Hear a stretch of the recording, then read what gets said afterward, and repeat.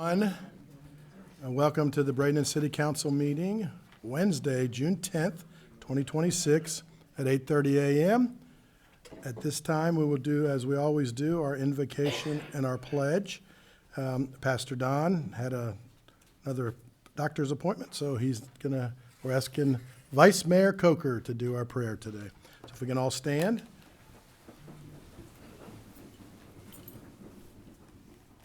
Heavenly Father, as we gather today, we ask for wisdom, patience, and humility. In a season marked by strong opinions and spirited debate, help us to listen with respect, speak with kindness, and seek truth above division. Guide our decisions for the good of those we serve.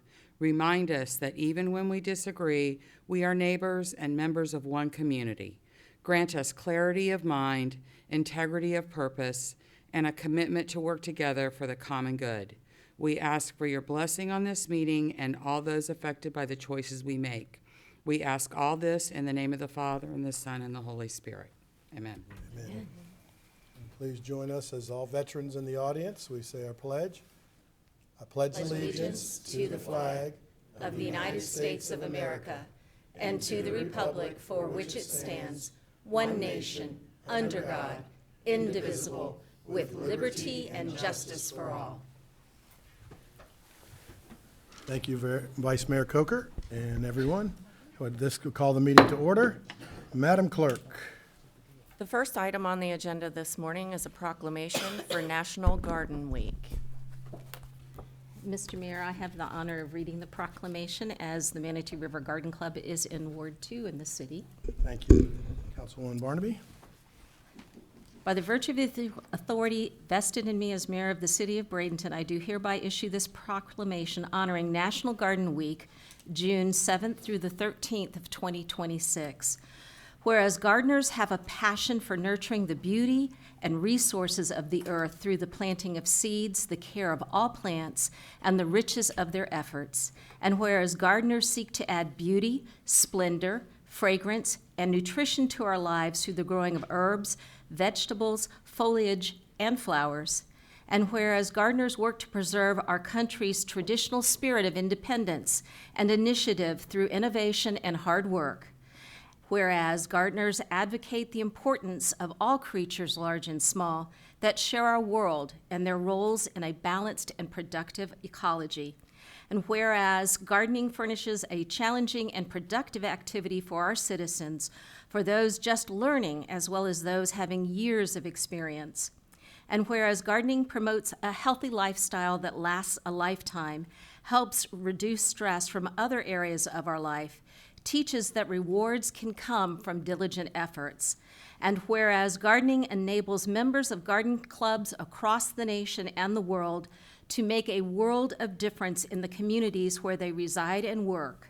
Now, therefore, be it resolved that I, Jean Brown, as the mayor of the city of Bradenton, Florida, do hereby proclaim June 7th through the 13th, 2026, as National Garden Week in Bradenton, and acknowledge the importance of all gardening and the numerous contributions of gardeners and national garden clubs. And it's signed by our mayor.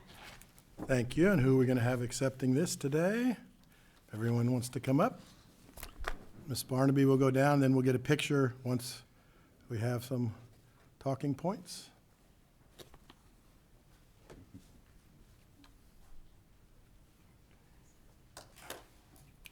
You want to stay down there with Ms. Barnaby? I think I waited long enough to get almost there, but I think that'll be a good picture with you. We'll stand up behind and get the picture.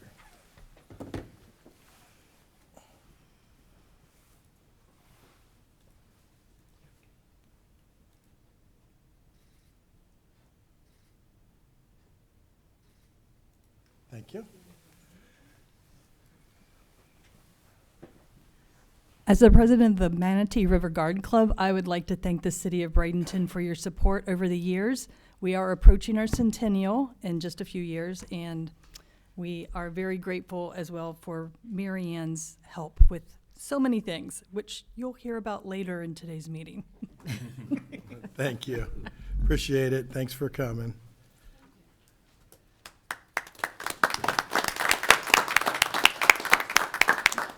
Madam Clerk.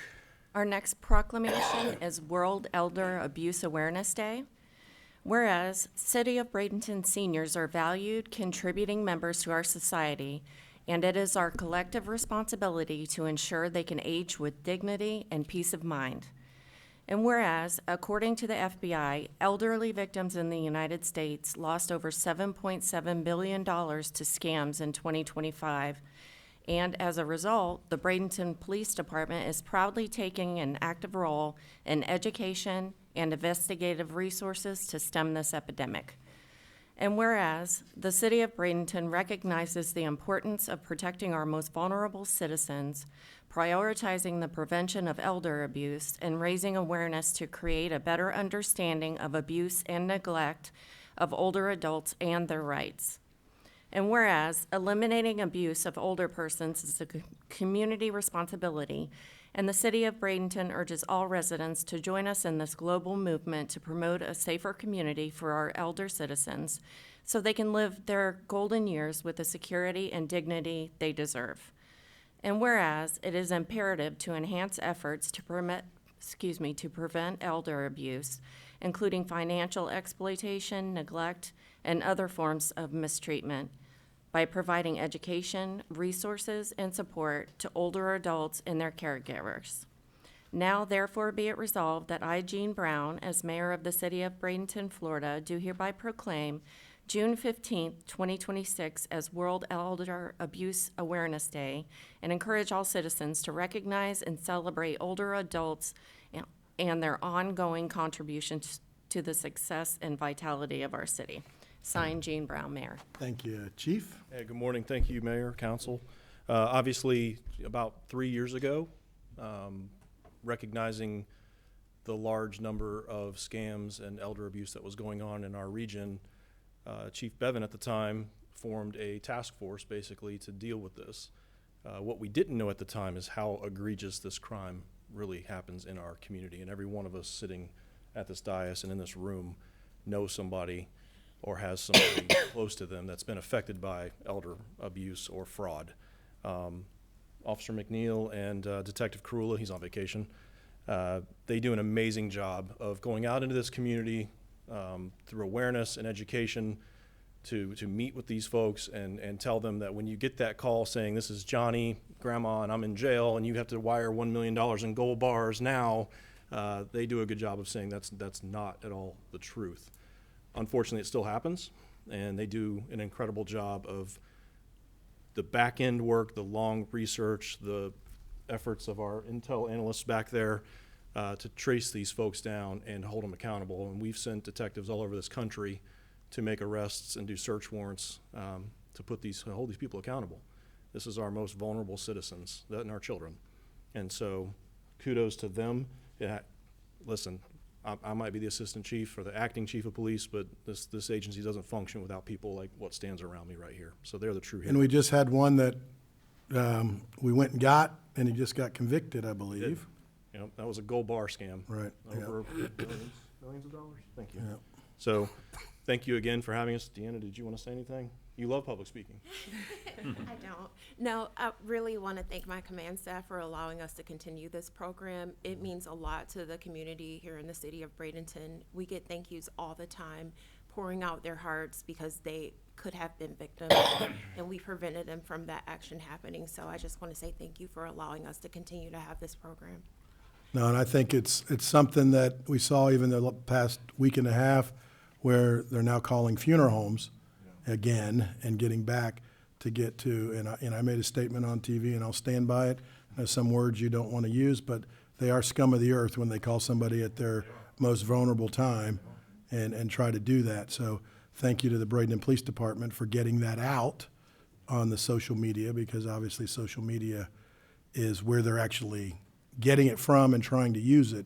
But when you're trying to go after, especially our older population, right, Tony? Our older population, so I figured that's why they brought you today. No. Hey, and you got it, we're not making light of that, but you got to get people, you want people to listen, because they do feel down at a time, or they're elderly and their kids aren't around, or and their kids could be 70 because they're 90, and they take advantage of that. And that's the sad part about what this scum of the earth does. So let's really keep that, and if people hear this, watch this meeting and say, hey, nobody's ever going to call you and make you make a rushed payment. And hang up and call whoever you're dealing with, or call the police, or call your family and have them help. I'm not gonna call you until you have a Right, warrant. right. Well, they use names, and the biggest thing I've got lately is this is Sergeant so-and-so from the Manatee County Sheriff's Office, and you've got, you missed jury duty.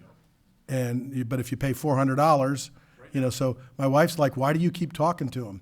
I said, because the longer I talk to them, the less chance they're gonna call somebody else, or it takes longer, plus it's fun to mess with them knowing it's that part, Deanna has so. traversed this city and some of the county, we'll be honest, north, south, east, and west, and his every bank, every nursing home, every elder place, everywhere. And just to get that message out there, and we have resources available. You guys have all seen the book.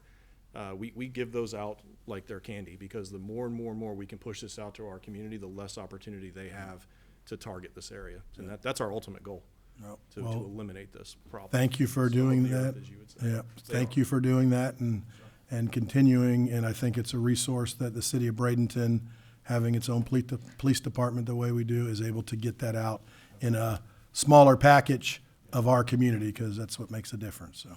Thank you very much. Thank you. Let's get a picture.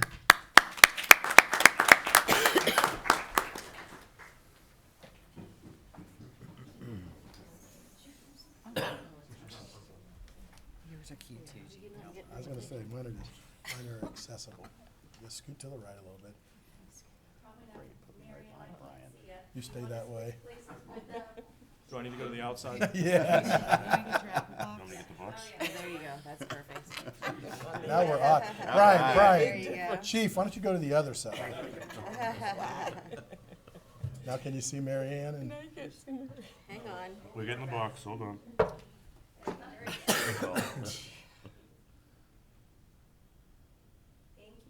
thank you. They put the two guys that are like 6'3", but Madam Clerk. Item 4A is the Bradenton area EDC update.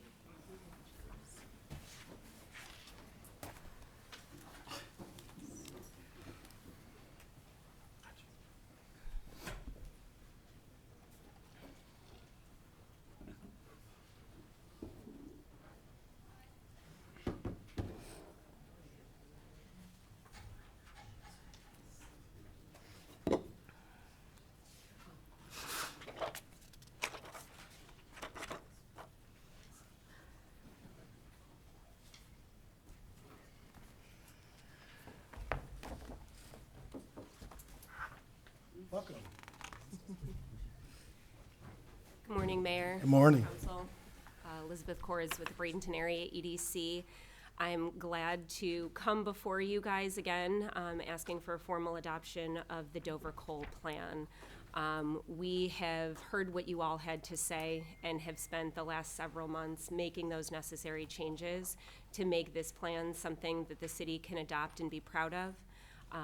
Just want to remind everyone to keep in mind that the Dover Coal Plan, while originally called an Economic Development Action Plan, is truly a visioning plan for the city and a tool in the tool belt for the EDC to put together a fully fleshed economic development strategy that we can help move the city forward.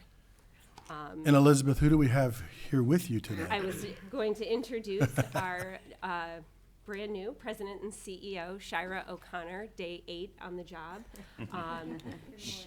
We can answer any questions that you all have about the Dover Coal Plan. I know that you all received a copy over a week ago, and we have had individual conversations about the document itself. So we're, Kurt and myself, are happy to answer any questions that you have about those changes, about things that you want to see. And then also Shira has some updates to share with you about our strategy moving forward. And one of the things I'll say as we're going, the reason we did it here, presentations obviously so we can get it taken care of. When the presentation's over, we're gonna ask for a motion to accept the Dover Coal part. We're not saying we agree or disagree with anything, we're just accepting it, so that process can end. Then we'll have more meetings, we may have a workshop with the EDC to really start to drill down on things, but we just wanted to finish the formal process while meeting Shira in day 8 for all of the part of that. We will recess for about 10 minutes after this presentation, just to go out and say hi to her and shake her hand and get a few minutes with her individually if you want. But that's kind of where we're at and why we did it this way. So, good morning. Good morning, thank you. We're going to come up to the microphone as Yeah, close. Yep. I know, and excuse me, my voice is a little hoarse. But I've also just circulated an outline of, just some thoughts. We're going to be putting together a strategy that will deliver to you the first week of September. And this is just an outline, some thoughts for you to peruse and to use as a starting point for our discussion as far as deliverables and actions to support the visioning plan. Good, thank you. So any questions right out of the box anybody would have? Or I know, again, it's a lot, but it's not really the part to go through the whole plan. I mean, I have a few little questions, Yeah. but nothing real substantive, very little stuff that doesn't need to be done from here. Okay, all right. All right, and then again, they're open at any time to meet with you individually to get some ideas and areas and things of that nature. Text, phone call, Yeah, email, yeah. signals, whatever yours Yeah. All right, so that was kind of the plan. We would need a motion just to, is there, Accept it? to just accept the plan, so it's kind of adopt the plan. Again, it's not adopting everything gonna happen, it's just adopting that the process is over with Dover Coal. Is that correct, Mr. Rudisell? You look like you got a question, or, No, I think that's fine, Mayor. all right? So Chair will entertain a motion. So moved. All right. I don't know how Ms. to word it. Yep, Second. all right. Any further discussion? Hearing none, we'll start the vote in Ward 1, Yes. 2, Yes. 3, Yes. 4, Yes. 5, Yes. carries 5-0. So thank you very much, and we'll take a 10-minute recess. Yeah, you guys want to go out and shake her hand and say hi?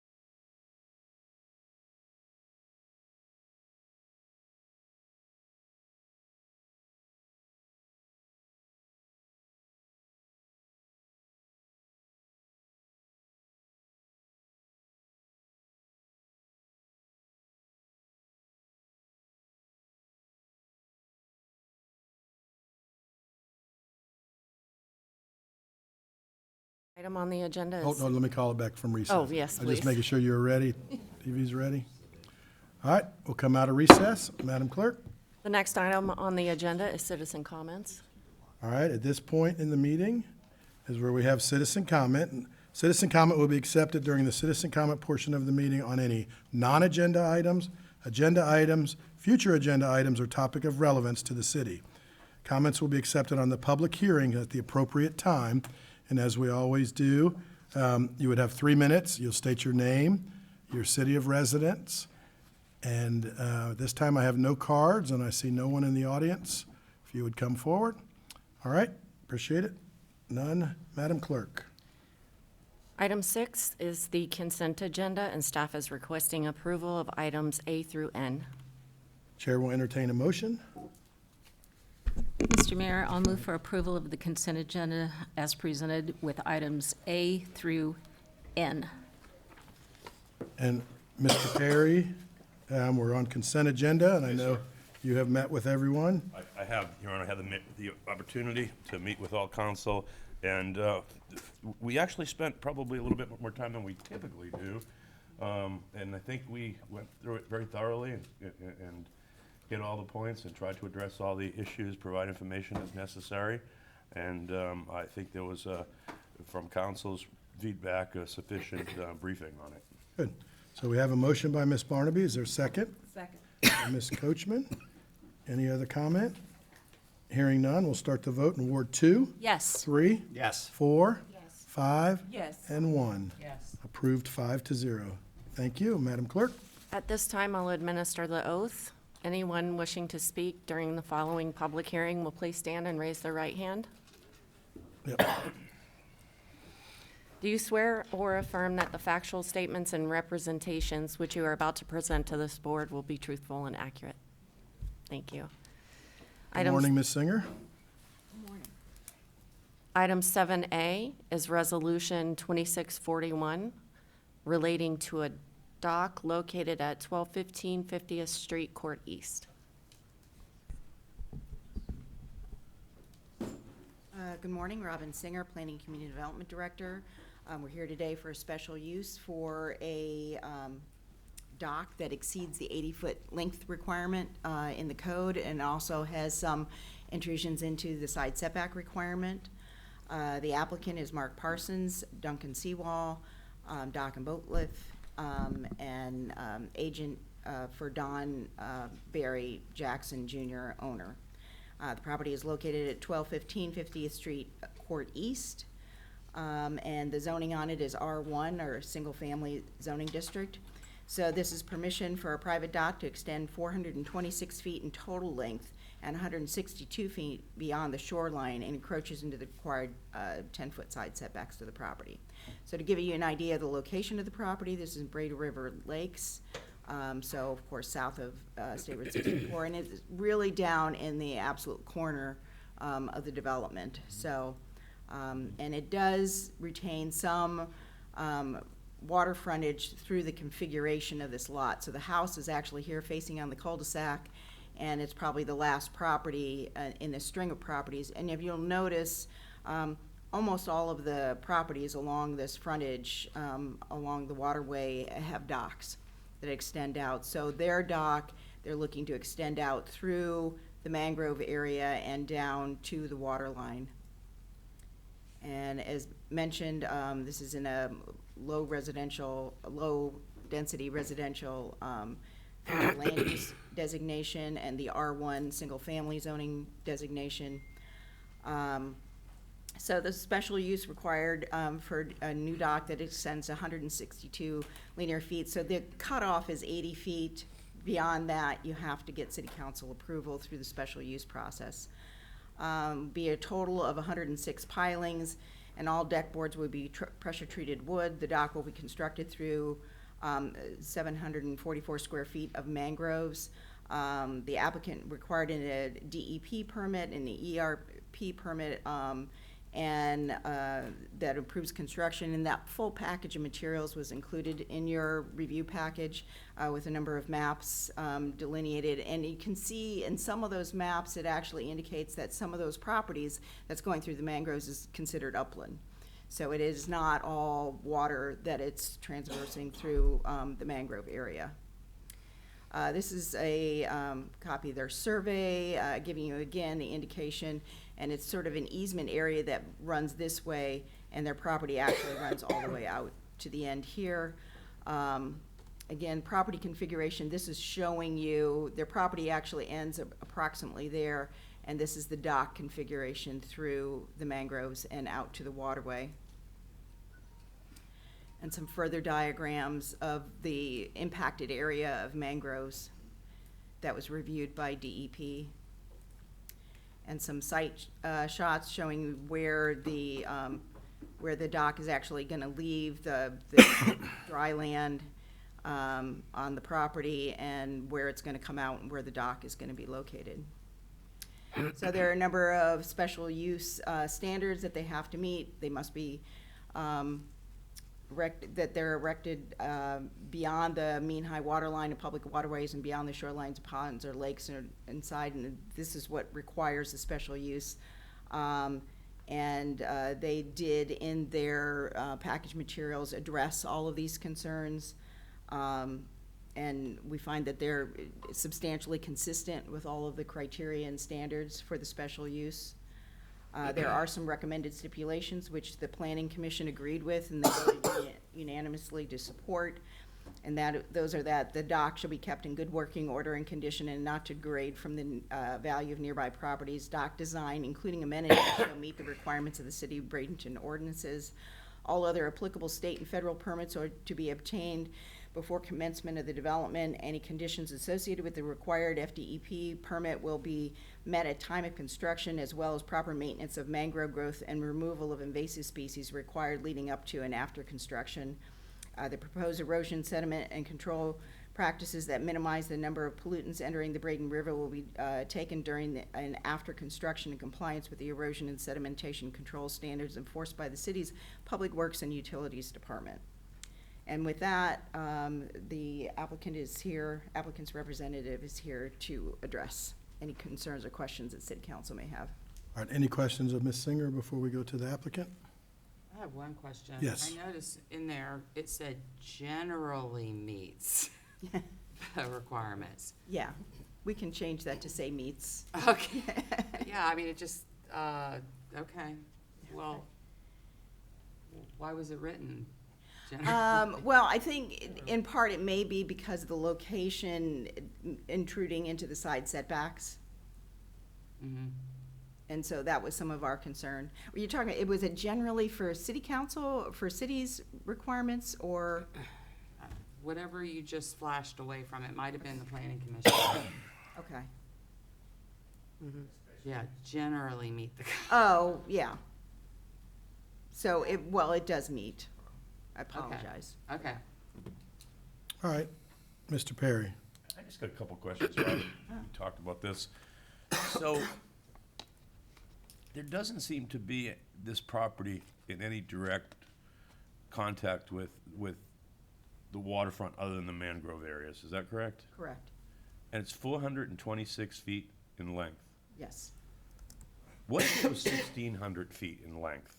If it was 1,600 feet or 2,000 feet? Yeah. At which point, how much can you traverse a mangrove Yeah. to access water? That is really a question for DEP. I mean, we don't, if DEP is willing to approve it, we don't really have any special standards in our zoning regulations regarding how much mangroves can be impacted. We generally turn that over to the state for review. Do you know what the state uses for criteria? I'm not an expert in that. Does it strike you as strange that you can traverse mangroves that you don't own? I've seen other, I've seen them too. I don't know if were I've seen impacted. 400 feet. I mean, I have Yeah. seen some long ones, so. yeah. They have had, they do have standards that you have to meet in terms of how you're impacting. In other words, you can cut them back and maintain them, but you still have to maintain them. So, they're not able to clear cut this entire area. They're just clearing the area that the dock, I think it's a 4-foot wide dock. yeah, And obviously with a dock, you're gonna have to have footings and posts. yeah. Yes. And it talks about in there, the square footage of the dock and the number of posts that are implied. We were surprised as well. I will tell you that when we first saw this, but they went through the appropriate process. Greg's here because he was part of a conversation with DEP, just confirming that all their standards were being met and they were in agreement with this. So, yeah, they did support it. They do have the documentation in the package materials. It's funny, because DEP won't allow us sometimes to move a tie pole 4 feet. Yeah. But they'll allow 416 feet in linear length and 4 feet wide, and all the substructure that has to go to support that through a mangrove. So Vice Mayor Coker and then Councilman Moore. Okay, yeah, I have two other questions. One, Ms. Singer, my understanding with riparian rights, and I mean, obviously this is an odd-shaped lot, is that you take your boundaries and then the lines just go out. Yeah. I mean, how do you even figure the riparian rights on this? Right, and it's a good question because it's also, according to their survey, their property is not just that dry land portion. And some of this, according to some of the documentation I saw in the DEP permit, actually is considered upland. Some of this peninsula that was required. So, I mean, it could be argued that this is your riparian lines extending from the end of the property. Or, you know, I don't know how else you would do that. Generally, we say the extension of the side property lines, but in this case, the side property lines would be all the way down here. So it is an oddly configured one that I'm glad that it does come before City Council, because it's not one that administratively we'd be able to make that call. And then my other question might be for the attorney is, Microphone. Use your microphone. how much discretion do we have on this? Well, we have criteria that we use in evaluating the special use permit. So, you know, I would encourage you to look at the criteria. At the same time, we do have to balance that with the riparian rights of the property owner, which is why the state does permit these types of encroachments into the mangroves, because their property touches the mean high water line, they do have riparian rights, which includes the right to wharf out to navigable waters. So, subject to reasonable criteria, I would say, is something that the city can apply. So we should look at the criteria that we have. That was helpful. Yeah, I wish I had yeah, it's not a great answer, but to be honest, I hate the fact that we do public hearings on these docks. We shouldn't be in this situation. We've talked about it internally a lot. We really ought to pull these out of the public hearing realm. But Okay, if I could just, sorry. Can you go back to the picture? I mean, where exactly does it touch the mean high water line? And can you explain to me what the difference is with uplands? What does that mean? I'd like to have the applicant's representative. Let me get, Okay. we'll get that, but let's get Mrs. Moore first, and then we'll go to the applicant, because he can explain some of this maybe about, you know, it's odd-shaped, but that doesn't mean that it's not right or wrong. It's, you know, I don't know. I mean, but I think that there's an opportunity. You know, if I had this, I would be asking for the same thing, you know, because it touches it. So, Mrs. Moore?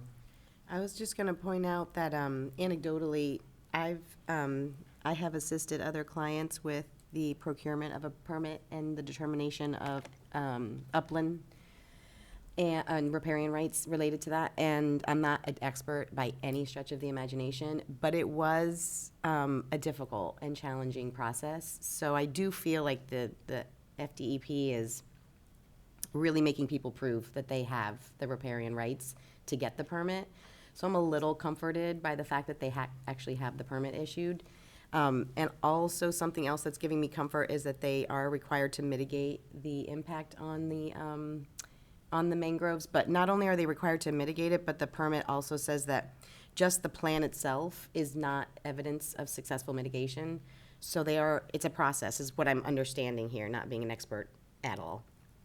And so they're gonna have to remove the invasive species and make sure that the mitigation is actually mitigating. That's my understanding. All right, let's get the applicant and then can probably answer some questions. Please state your name and, Mark Parsons, Duncan Seawall. thank you. So do you have anything you want to say, what you've heard so far, and then we can? Yeah, I mean, I think we all agree it's a very unique property.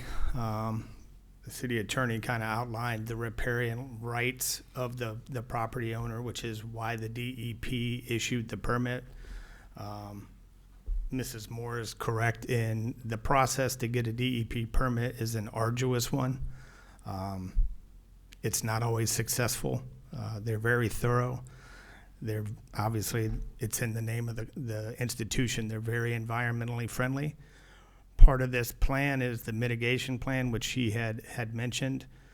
Before construction starts, they will make a site visit, kind of survey invasive species and the percentages that make up that nearly third of an acre piece of mangroves. Following construction, within 3 months, they'll come out and do another inspection. And then I believe it's bi-monthly for the first year, and then once a year for 3 years following that, and it has to maintain the success rate that's outlined in the permit. So it's a very stringent mitigation and success plan for the natural resources that will be affected. Mangroves typically, if they're manicured properly, which it will be a certified mangrove specialist who will be doing the trimming. Only in the path of the dock will they be trimmed. So let me see if I can't back that up a little bit. That kind of gives you a good shot that the dock kind of comes through the middle of it. So either side of that mangrove island will be unimpacted. The dock will be raised at 5 foot above a mean high water level. Decking will be 1/2-inch spacing. This is a DEP requirement that allows enough light to get underneath the structure to allow the mangroves that are trimmed to regrow. So part of this permit, again, is maintenance on the owner's behalf, which if he doesn't maintain the mangrove trimming, it will envelop that dock. So it is incumbent upon him and beneficial to him to maintain the mangrove trimming semi-annually to keep it at bay, essentially. So any other questions, I'm happy to answer, but I know that's generally the biggest concern in these scenarios. Councilwoman Barnaby? Thank you, Mr. Mayor.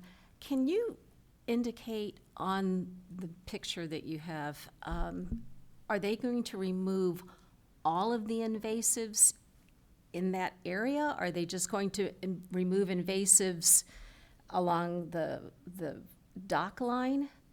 Because they're talking about Brazilian pepper and carrotwood trees. And what I know about those two species is that Brazilian pepper reseed crazily, and that's why there's such a problem. And carrotwood can grow just about anywhere. If it's growing in a mangrove, it can grow anywhere. So if you're only going to remove certain parts of that, I think it's like almost like a losing battle, because it's going to keep reseeding and regrowing, I guess is how I would say it.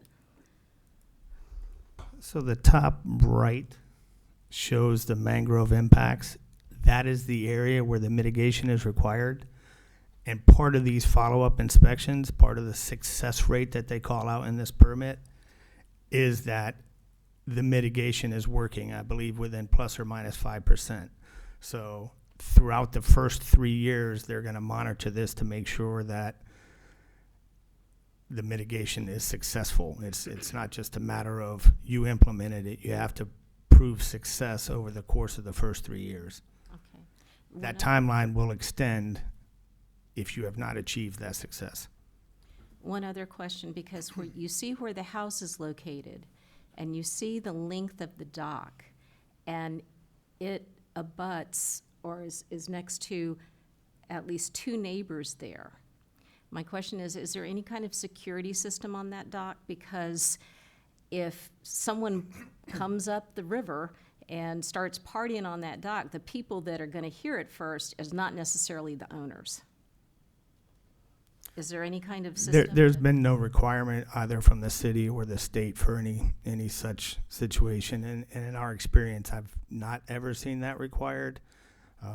Obviously, Well, we I'm work. saying I don't know that it's ever been required, but I don't have- disagree with you. I have a lot of problems in Ward 2 along the river with people coming and climbing on people's structures and docks and stuff, and I've had clients come home to people in their pool hanging out.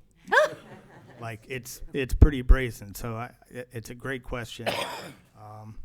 But it's not anything that's ever been really required of us in any regulatory agency. are they gonna have water and lighting? I mean, are they gonna have electric out there? They will have electric and water out there, yes, ma'am.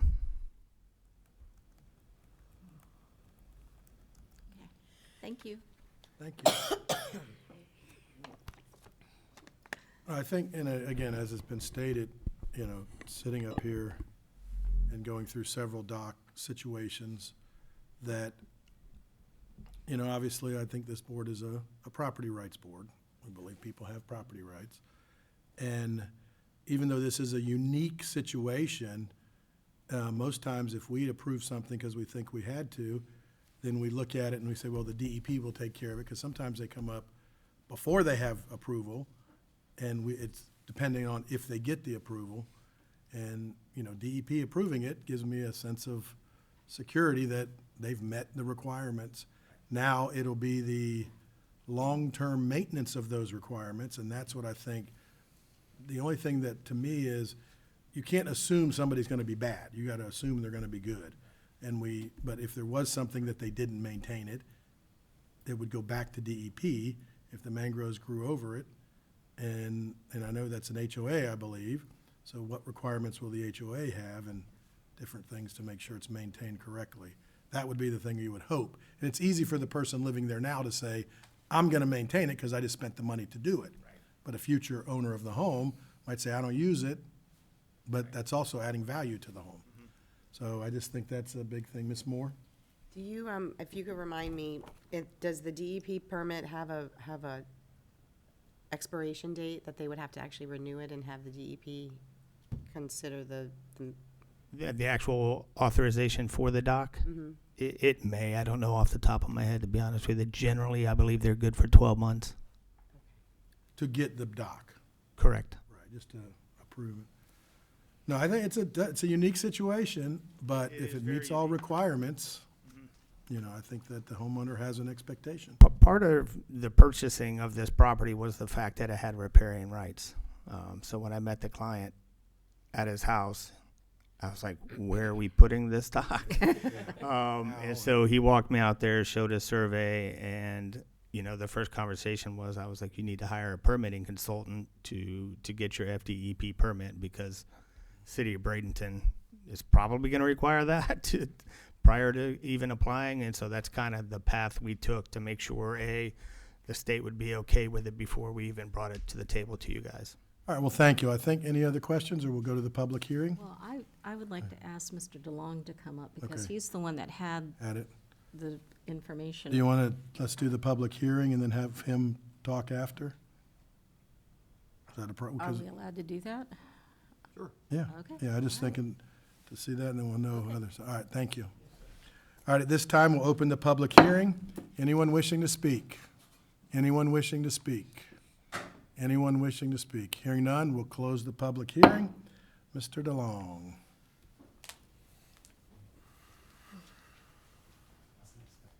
Sorry. Okay. Can you just share with us your conversation with DEP? Sure. Hannah Gordon, our city planner, was actually assigned this case, but she's at a FEMA training this week, so we're covering for her. When we got the application, when it was received, we were shocked ourselves. Like, wow, there's a DEP approval letter in here, and this is 400 feet of dock going through mangroves. So myself, Hannah, Kim Clayback from Public Works, Don Johnny from Public Works, all had a Zoom call or Teams call with DEP to just confirm that they were good with everything. and they were fine with everything that was applied for through the applicant. It was a complete application. They were comfortable with it. They kind of went through the same regulations Mr. Gordon, or Mr. Parsons went through, so we were fine with it and just proceeded forward, took it to Planning Commission, and here we are today. So it was just kind of a general conversation, trying to get us to a little comfort level with DEP to make sure we understood really where they were coming from, because we were a little taken back ourselves. And they're going this distance to be able to get to navigable waters? Yes. Because you can see there's a little bit of water, There's a little but bit. It's not deep enough. It's not deep enough. Not deep enough. Okay. Yeah. So that was our conversation. We just wanted a comfort level on our end too, to make sure that we were good and they were good too. So, you know, it is a unique lot. It is So the indeed. city approved it that way at some point. I don't know why, but they did. But we have to work with what we've got in front of us, and that's what we're doing our best. All right, I'm going to go to Mrs. Moore, Sure. and then. I Vice Mayor found Coker. it is, it does have to be, there's monitoring annually for 3 years after the first year. So the DEP will remain involved with them for at least that period of time. All right, Vice Mayor Coker. Can you explain uplands and what that distinction is? It's basically the area it's on their property. It's a different elevation. So it's not really within the mean water line area. So mangroves grow pretty much everywhere. I think it means the property goes like this. And it goes up a little bit. Up a little bit. So the chair will entertain a motion. I move to approve special use permit application. All right, we have a motion by Mrs. Moore, a second by Mrs. Coachman. And that's subject to the stipulations. With the Yes, stipulations, yes, agreed, I agreed, said- okay, both agree on that. We've had discussion, is there any further discussion? Hearing none, we'll start the vote in Ward 3, Yes. 4, Yes. 5, Yes. 1, Yes. 2, File this away under things I really don't understand. Yes. carries 5-0. Thank you very much. Moving on, Madam Clerk. Item 7B is the second reading and public hearing for ordinance 4077, an ordinance of the City of Bradenton, Florida, proposing an amendment to the Bradenton City Charter, proposing a charter amendment to Section 8 of the city charter to remove the designation of the mayor as ex officio president of the council, to remove the mayor's right to cast a vote in the event of a tie, and to provide that the mayor is not a member of the city council, calling for a referendum on the proposed amendment to the charter to be held at the general election on November 3rd, 2026, providing the ballot title and ballot summary for the referendum, providing for direction to the city clerk in coordination with the Manatee County Supervisor of Elections, providing for severability, conflicts, and an effective date. Mr. Rudisell, the question of the way it's worded is what you thought was the best legal way to meet the requirements, if there's any challenges, I believe, and it still leaves everything else in order in the charter from the mayor's standpoint, authority in that. It's just so to take away the tiebreaker vote and meet the requirements. That's correct. I mean, understanding what the intent was and why this was being pursued, I mean, if the language stays in there about, you know, being an ex officio president of the council and things like that, it suggests that the mayor is still a member of the council, which even non-voting members can be subject to the Sunshine Law, so we just wanted to clarify that. Any questions before we go to the public hearing? All right, hearing none, we'll open the public hearing. Anyone wishing to speak? Anyone wishing to speak? Anyone wishing to speak? Hearing none, we'll close the public hearing. Chair will entertain a motion.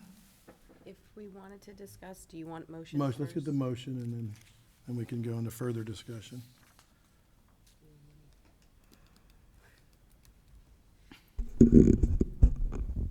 Ms. Barnaby, did you have? I was just Oh, adjusting adjusting, my okay, you always say the microphone. microphone. All right. Vice Mayor Coker. Okay. Where is it? It's to approve ordinance 4077. Okay, I'll make a motion to approve ordinance 4077. Is there a second by Mr. Schuessler? All right, discussion, Ms. Moore? I just, generally speaking, for both of these, I think it's a very appropriate, obviously, for voters to vote, for us to put questions about the charter and amendments to the charter, out to the voters. My comment for both of them to all of you guys is, I recently attended Minnesota League of Cities meeting, and I found out that we are one of very few cities in Sarasota and Manatee counties that are not actually required by our charter to appoint a commission to review the charter on regular intervals, 5 or 10 years. And while I think that these both are issues that I know we've heard from people throughout the community, I wonder if there's any appetite for going in that order, for us considering either amending the charter to require, and that be the charter amendment that we start with, or whether this process of putting these two things on the ballot, and I know it would take time, and I know we might miss this window of opportunity with the election coming up in November, but that was my question to you all, is I have no problem with voters deciding these matters, but do we want to, when presenting them to voters, go through a maybe, what I would maybe consider to be a more lengthy but thorough process of having a commission review the charter in its totality before we bring them to the voters? So it's really more of a question. All right, I'm not opposed to doing it, but I just wanted to get a pulse check for you all. Vice Mayor Coker and then Councilman Schuessler. Prior to your being on council, there was a lot of discussion about the charter review, and quite honestly, it became very political, and I really hate to see us go down that road, especially in the climate that we're in. Councilman Schuessler? I was going to say, in terms of a charter review, when was the last charter review? A few years back, we did, right, well, with that part of it, but we did some, that we had some charter review when we changed, we actually updated the charter. And we, basically, it said that police chief will be, and a lot of the terminology in it. And so there was 3 things that were on the ballot that were corrected. That one was voted down by the citizens as taking away the mayor's authority over the police department, because again, that made it more political, in my opinion. Because if all of a sudden, you have to have 5 people making a decision in an emergency situation, would have been very difficult. We've seen other councils that have that, and it's very difficult. So, and like you said, I don't disagree with having some things, but I think you take out the politics, that's a great idea, but you can never take out the politics.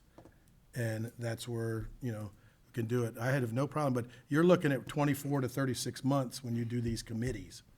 And we know how we have, Mr. Perry said something to me one time that I reminded him that we're in election mode every year because we have 2 years of something. So it's not about taking it away from the citizens, but it's about giving, you let them decide if this fails or passes. I'm fine both ways, but I think it's something that we keep talking about things. But when you then go to a committee, who gets to pick the committee? Who gets to do that? And right now in the climate we're in Manatee County, it becomes a lot more interesting. So, Ms. Coachman? That's not usual for me. Yeah. Question, real quickly. Mr. Russo, at the tail end of when you were speaking about this, you said not being a voting member doesn't necessarily release from the Sunshine Law? That's correct. So our purpose for doing this is? Well, so if the mayor is removed, not only removed from the tie-break vote, but it's also clarified that the mayor is not a member of the city council. Gotcha. Then he doesn't have any voting power at all in that. And that's what it says in there. That's why I said there's Yeah. 3 parts to it, other than just taking away the one. It Yeah. was because when Mr. Rudisell wrote it and did his research, that's what I Mm-hmm. called and asked him out privately. Well, what does that do? I'm still the chair of the meeting, but I just don't have a voting power and I'm not considered, even though, you know, most people don't think of me as a member of the council now. I Because get it's that not part of the because 5. You don't often I think it's get to- public, yeah. You don't often even exercise that. Right. I just wanted to say this too. I mean, in fact, our system of government is a hybrid. You know, I just kind of, I guess I'm trying to wrap my head around what would this do to that? Are we moving closer to being a weak mayor? I'm a weak mayor. It's a weak- Or- considered a or- weak mayor now. No. It's always been a weak mayor. Yeah, So one of the things that, and Mrs. Moore brought it up probably more than Sure. anything, I guess. and that's why, you know, I think that talking about it and going through things is, you know, there's times that we're working through a process with the administration, with others, and you know nothing about it. Right, yeah. And, you know, again, politically, there can be good and bad things in life when you're up here. But one of the biggest things is, if there's opportunity for me to be able to tell you where we're at, tell you, because obviously the citizens, when they vote the mayor, you know, I'm 1 of 1. When you vote the council, you're 1 of 5. So you need 3 votes to get anything through, where if I'm able to say, here's what we're doing, and the vote, the tie-breaking vote is very ever used in my lifetime up here as councilman and that. But I always wanted to know more information. So again, if it's a 2-2 tie for some reason, and the mayor's breaking that tie, then there's 50% of the board at that moment is upset. So I'm trying to think how it can make it better.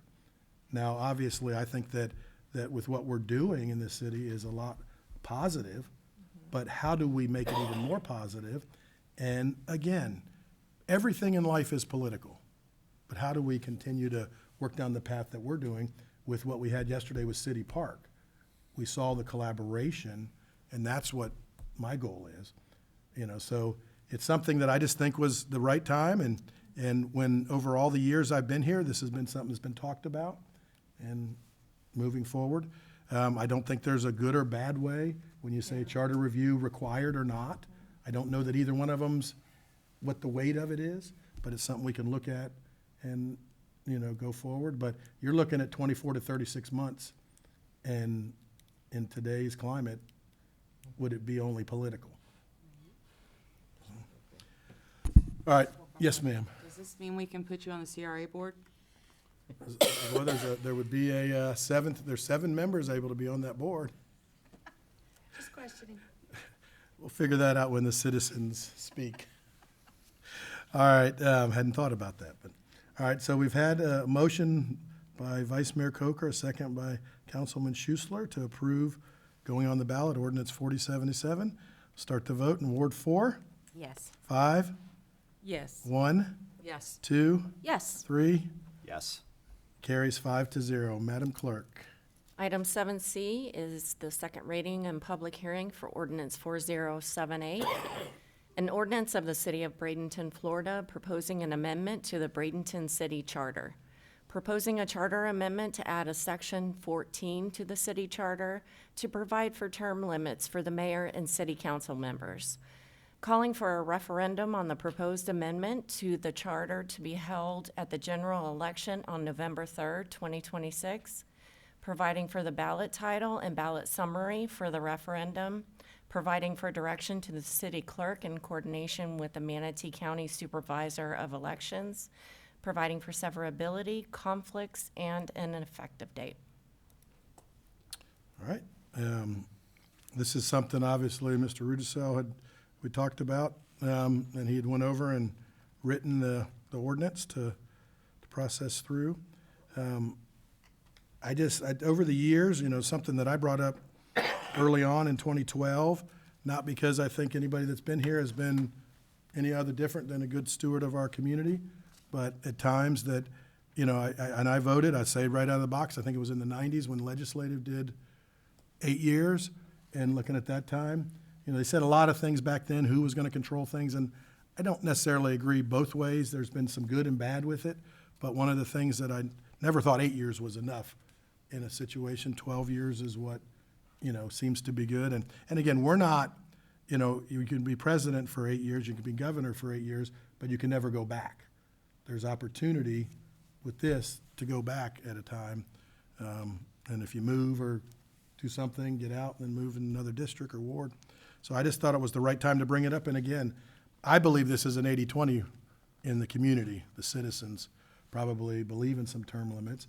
And, you know, we're in good times right now, I believe, with our council and our community in the city of Bradenton. So when's the best time to bring something up?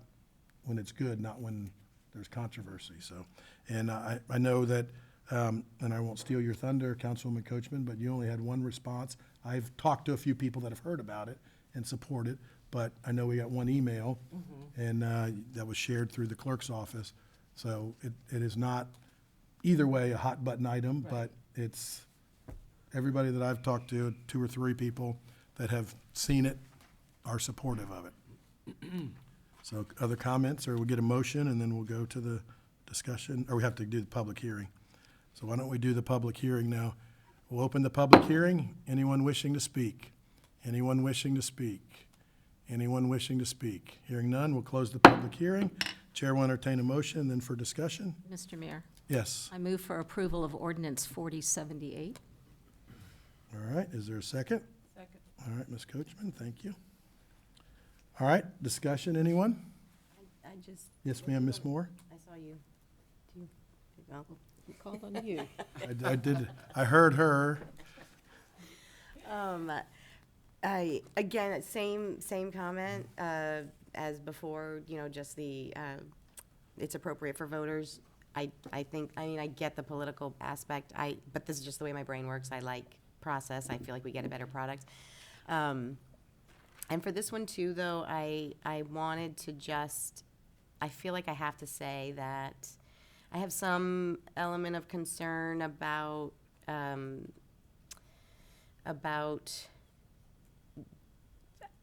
narrowing a pool of candidates, because it's a difficult thing to be able to, you know, financially and time, be able to perform this role.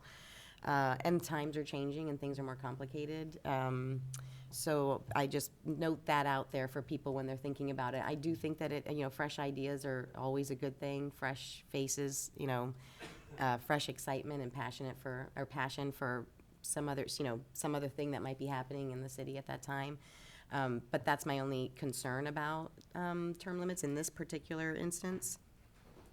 But the other thing I was going to mention is just the ballot itself has, you know, now we're adding to a ballot that has some heavy weighted considerations, and I want to make sure that we're giving voters the absolute best, you know, information and clearly written things so that they can make good educated choices about what's on the ballot. We were talking about ours first, though. Right, yes, we were. And we're being very thorough. Yeah. So that I just raised those things as, you know, maybe more for just generally speaking, for people to consider as they move forward with this. Overall, obviously, all the charter amendments are appropriate for voters to decide. I'm going to play a little devil's advocate with you on the part about thinking it will disenfranchise people to a point, because when you are in a town and you see long-term council members or mayors, sometimes that disenfranchises people more than if there might be an open seat coming up.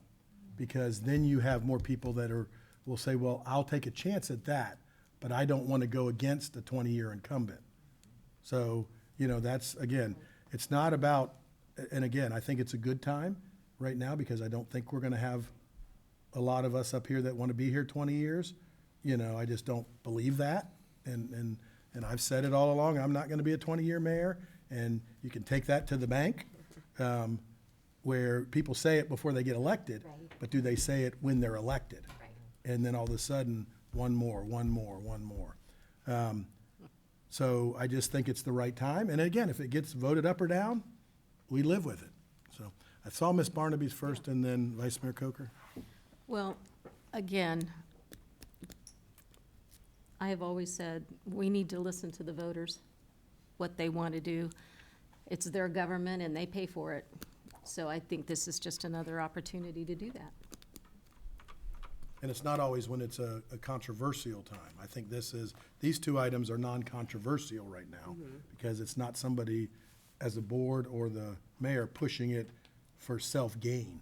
It's gonna help the community generationally going forward, and I believe we use that term a lot in our community's collaboration, so. All right, Vice Mayor Coker and then Councilwoman Coachman. Yeah. My only concern, while I would love to think that I've gone unopposed twice now, is because of everybody so happy with me, but what in the, I mean, sometimes there aren't people that want to step up and be leaders. It's not easy sometimes. What happens in that event? If nobody applies for the job and the person's term limit out, No, there's not an exception for that. right. I don't know, somebody would jump in at the Okay. last minute. Well, I I'm just sure. feel like we're putting in a hoop that, you know, I hope we don't trip on at some point, but. Unintended consequence. I Okay. don't think it'll happen, but because somebody will jump in. It always has happened, somebody's jumped Well, in. Okay. Well, yeah. That is, I think that actually is a good point. You're a good example of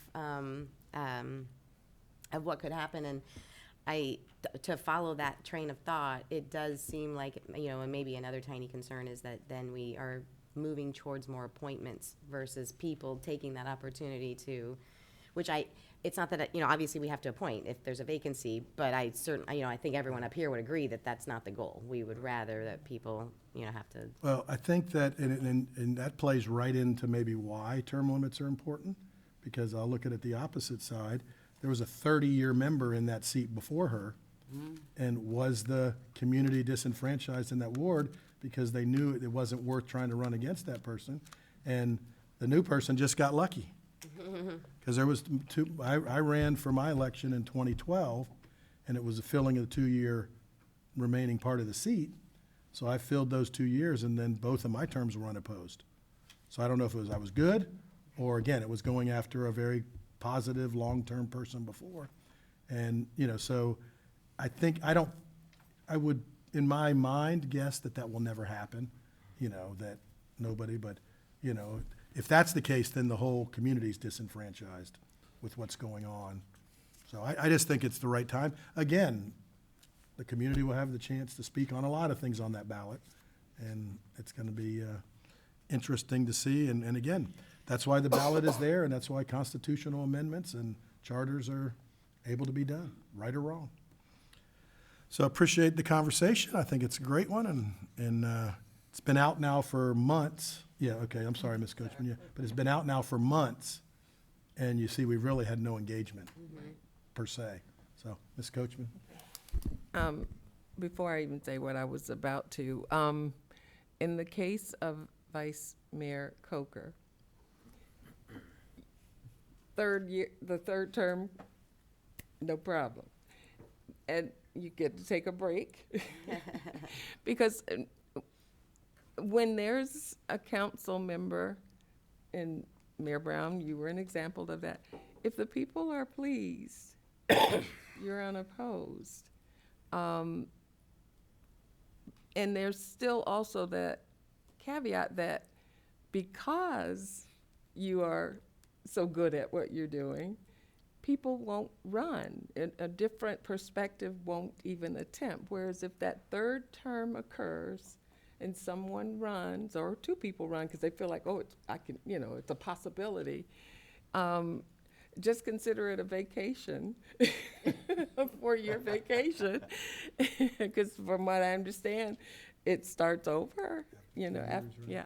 So anyway, for that, but my question, I guess I'm questioning myself, is finding that sweet spot. 12 it does sound like the most logical as opposed to 16, and that being 4 terms. But just looking at my personal situation, I'm in my second term, and some of the things I had hoped to see in my first term, you know, it wasn't gelled yet. So 8 is definitely not enough, I'll tell you that, even though I'll just be here for 8. But I think 12 is, I guess, the sweet spot, but I'm also thinking about some things that are in place, and a third term would be great. And I don't know, depending on some of the projects we have going on in CRA, might need 5 to see it through. But I'm just, but I'm definitely for this going forward to the public and hear what they have to say. Thank you. Ms. Moore. I was just going to follow up on your comments. It just made me think that I definitely agree with you. 4 is way, you know, you're just literally learning something so new, and just as we're considering people, you know, wanting to stay on for 20 years or whatnot. While I can appreciate that might seem like a, you know, breeding ground for complacency. A lot of people asked me the first time around, what do you want to do next? And the answer was always nothing. I'm doing what I want to be doing.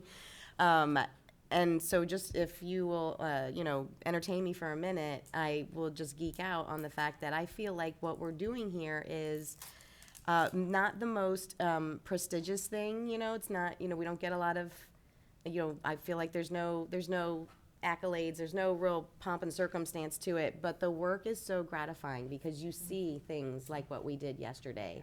You see the labor, or the fruit of your labor so tangibly, that I don't know, I between what you were saying and thinking about the groundbreaking, I just feel like to alleviate some people's concerns, sometimes people just want to stay here because it feels good to know that the work that you're doing is something that you walk the dog every day and you see it and you can touch it. So anyways. Yep, no, and that's, again, I love the again, work. I think when you look at the history of Bradenton, especially in the mayor's office, we've 123 years on May 19th. There's been 20 mayors. I'm the 20th mayor. If you look at most cities that are as old as us, they've had 40 mayors or more.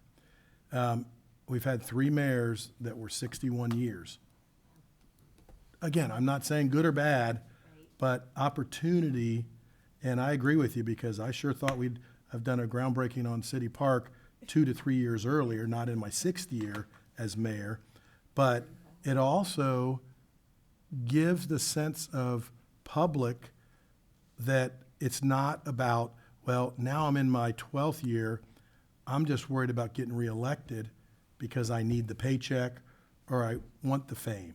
I think this is a board right now that we are not in that situation. You know, even if all of us, this passes, and all of us next terms can go for 12 more years. You know, so it's not that, you know, again, we can't go back. Right. You know, you go forward. But I just think there's the opportunity, and I think it'll engage the citizens more. I mean, every time I've said public hearing today and open for public comment, I see relatively maybe one person in here. And when we have our budget meetings at 5:01, we have 0 people in here. I want to get people that might be thinking, well, there's a chance that I might have an open seat. You know, and again, it's not, I want engagement. We see all the people that come up that want engagement, but then they feel like, well, I can't win it all, so why waste the time? When open seats come up, it's going to give an opportunity. And again, I don't know, you know, I think it's an 80-20 right now that people want to see that. And we're doing it without the controversy. That's my opinion. All right, so we have a motion to approve ordinance 4078 by Ms. Barnaby, seconded by Ms. Coachman. Start the vote in Ward 5 to Yes. approve. 1, Yes. 2, Yes. 3, Yes. 4. Yes. Carries 5-0. Thank you, and great discussion. And I think one of the things that when you look out, if people are watching or listening, you know, this is real discussion. This isn't just, it's going to benefit one side or the other, whoever you're agreeing or disagreeing with. It's about doing the right thing, putting it out there, and give an opportunity for people to feel like they're engaged and get engaged in the future. So at this time, we'll take a 5-minute recess, and we'll be back in 5 minutes. Thank you. Why is my stuff not downloading again?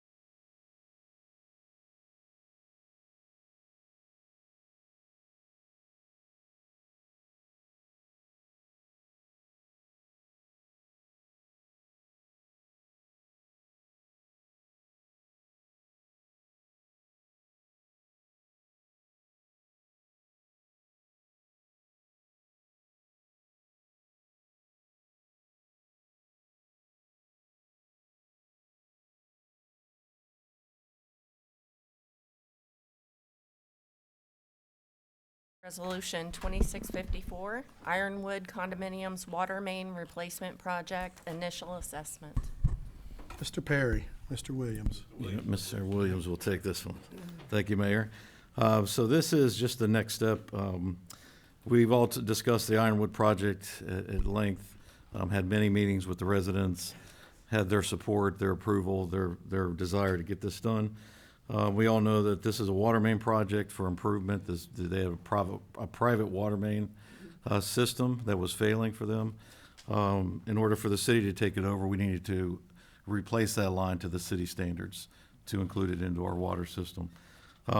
What this resolution is the next step in the assessment that'll go along with this project. So this resolution provides estimates for the cost of the project, directs the preparation of the preliminary assessment role, establishes a public hearing to consider the impositions of the proposed assessments, describes the assessment area, and provides the imposition of the assessments and the assignment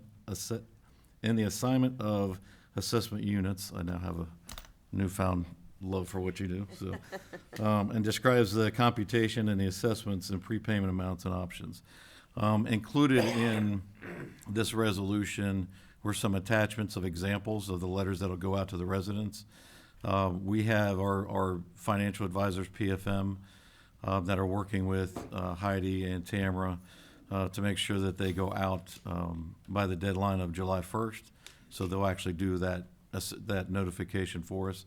In that notification, you'll see, as an example shows, what the person would be paying, the information, very detailed information. We've been very forthcoming with all of the residents out there. They've participated. They've asked the questions. So this is just the next formal step in that process. We are required to have a formal public hearing at City Hall, and of which we will do that on our next council meeting on July 22nd. It'll be a public hearing. They'll be able to speak. But again, we've seen a lot of support in the Ironwood community for this project getting done. Everybody sees the benefit for it. So with that being said, the only request is a motion to approve the resolution 2654. Councilwoman Barnaby. Mr. Mayor, I'd like to make the motion to approve Resolution 2654 as presented to us today. Second. Okay. Motion by Ms. Barnaby to approve, seconded by Vice Mayor Coker. Comments, and I'll say something out of the box. That's all right, Ms. Barnaby. In all of the meetings that have started many years ago, there was always my concern that, you know, when these things are done and the people that are in the box from the public understand it. But as soon as that transitions out, the new people want to know why government's making them pay for their own water, when in reality, this was their water, not ours, or their system. We supplied the water. So it really went through a process, and I want to commend our staff especially, as well as the administrative staff for the associations that were together, plus the people. And I know we've had several meetings, and Ms. Barnaby, you know, you've been in most of them, and it really is an attribute how government can work with the citizens in a business manner to help them get something done that otherwise, if their water system crashed, it's not our problem, but it is our problem. And so that's been a great thing to see how we can make it business-like and work together to get it done for a lot of people, hundreds, if not 1,000+ people that need it. The next thing that I'm going to commend is, again, our Public Works group and as administration group that has worked with the contractor. Because the contractor, what are most of the complaints we get when construction's going on? How something's not happening, or how it's taken longer, how the road's not paved, how the contractors don't care. They leave it a mess, they do this, they do that. I've only so far, knock on wood, and we hope it continues, heard what the good part is. And oh, by the way, I drive through there about once every other 3 days, and I stopped and talked to the supervisor, which he's the one we're actually getting compliments on, because when they're cutting down a roadway and you're making dust and dirt but they're sweeping it, they're keeping it clean. That was one of our regulations or requirements, but it's happening. And also, the golf course over there, Ironwood Pine Brook Golf Course, is the microcosm of that community, because most of the people that play there actually go in there and talk. And a few times that I've been there just visiting, or they had an event on a Saturday, I went and talked to them, is they were all like saying, wow, you guys are really doing a good job. So it's almost like we are business-like, making it better. And that's what the goal of this council has been. And so, you know, ward-wise, I mean, we saw it with Lift Station 13, and then Lift Station 3 now. Can't get to Lift Station 3, it's too hard. I'm not gonna drive my car back there. I didn't get out of the car and walk yet. But when you look at it, you can see it from afar. It is coming, and so we hope the neighbors are, and on all of them are having it. So that's just a statement that I said, kudos to our staff, kudos to this council, and that was the expectation. What's the saying? You get what the expectation is, whatever, when you get what you expect, and if you expect something good or bad, you get the good or bad. So, Ms. Barnaby, did you have anything else? I know I talked a lot. This project was something that, I mean, it was a big, I don't know what word I would use with it, because you're dealing with, there's 15 homeowners associations over there. There's all the residents that are over there. There were people that when we started talking about this initially, they're not with us anymore, and their condos their families have sold them, and they have got new people coming in. So one of the reasons that it was really important, I think, to all of us was to make sure that the individuals that are there now and the individuals that will come in the future, that there is a body of work that we can point to and say, you had a failing water system. It was a private system. It was put in by the developer back in 1969, 1970, 71. And they had gone and tried to find private funding for this. And no bank wanted to touch them, and no contractor wanted to take it on. So we were kind of the court of last resort with this. However, I think that we have handled it very well. And like you, the only comments that I have gotten from residents is, it's really happening, and they're doing such a good job, and they're so polite to us, and they, you know, because there's a lot of people that physically walk that circle. And I honestly think if they weren't happy, we would all be hearing about it. Be here. Absolutely. Yep. No, and I think that really shows the public-private partnership to help someone, because you said they had gone out to the private world and nobody would deal with 15 HOAs. Right. So we figured a way to do it, and that's good on our part through our staff and all of that. I would like to thank the mayor and council for supporting this project. I want to give one kudos to Don Demoni as well. He's our construction manager, and he has a great relationship wherever he goes in the communities, and he's the one that really holds our contractors accountable and does a phenomenal job at it. So. Important, so. All right, so we have a motion and a second to approve Resolution 2654. Start the vote in Ward 1. Yes. 2. Yes. 3. Yes. 4. Yes. 5. Yes. Carries 5-0. City Administration. Mayor, item B, City Administration, Public Works Master Plan Professional Design Services Agreement for Phase 1. And I believe Ms. Melton's going to be able to pull that up. It's up.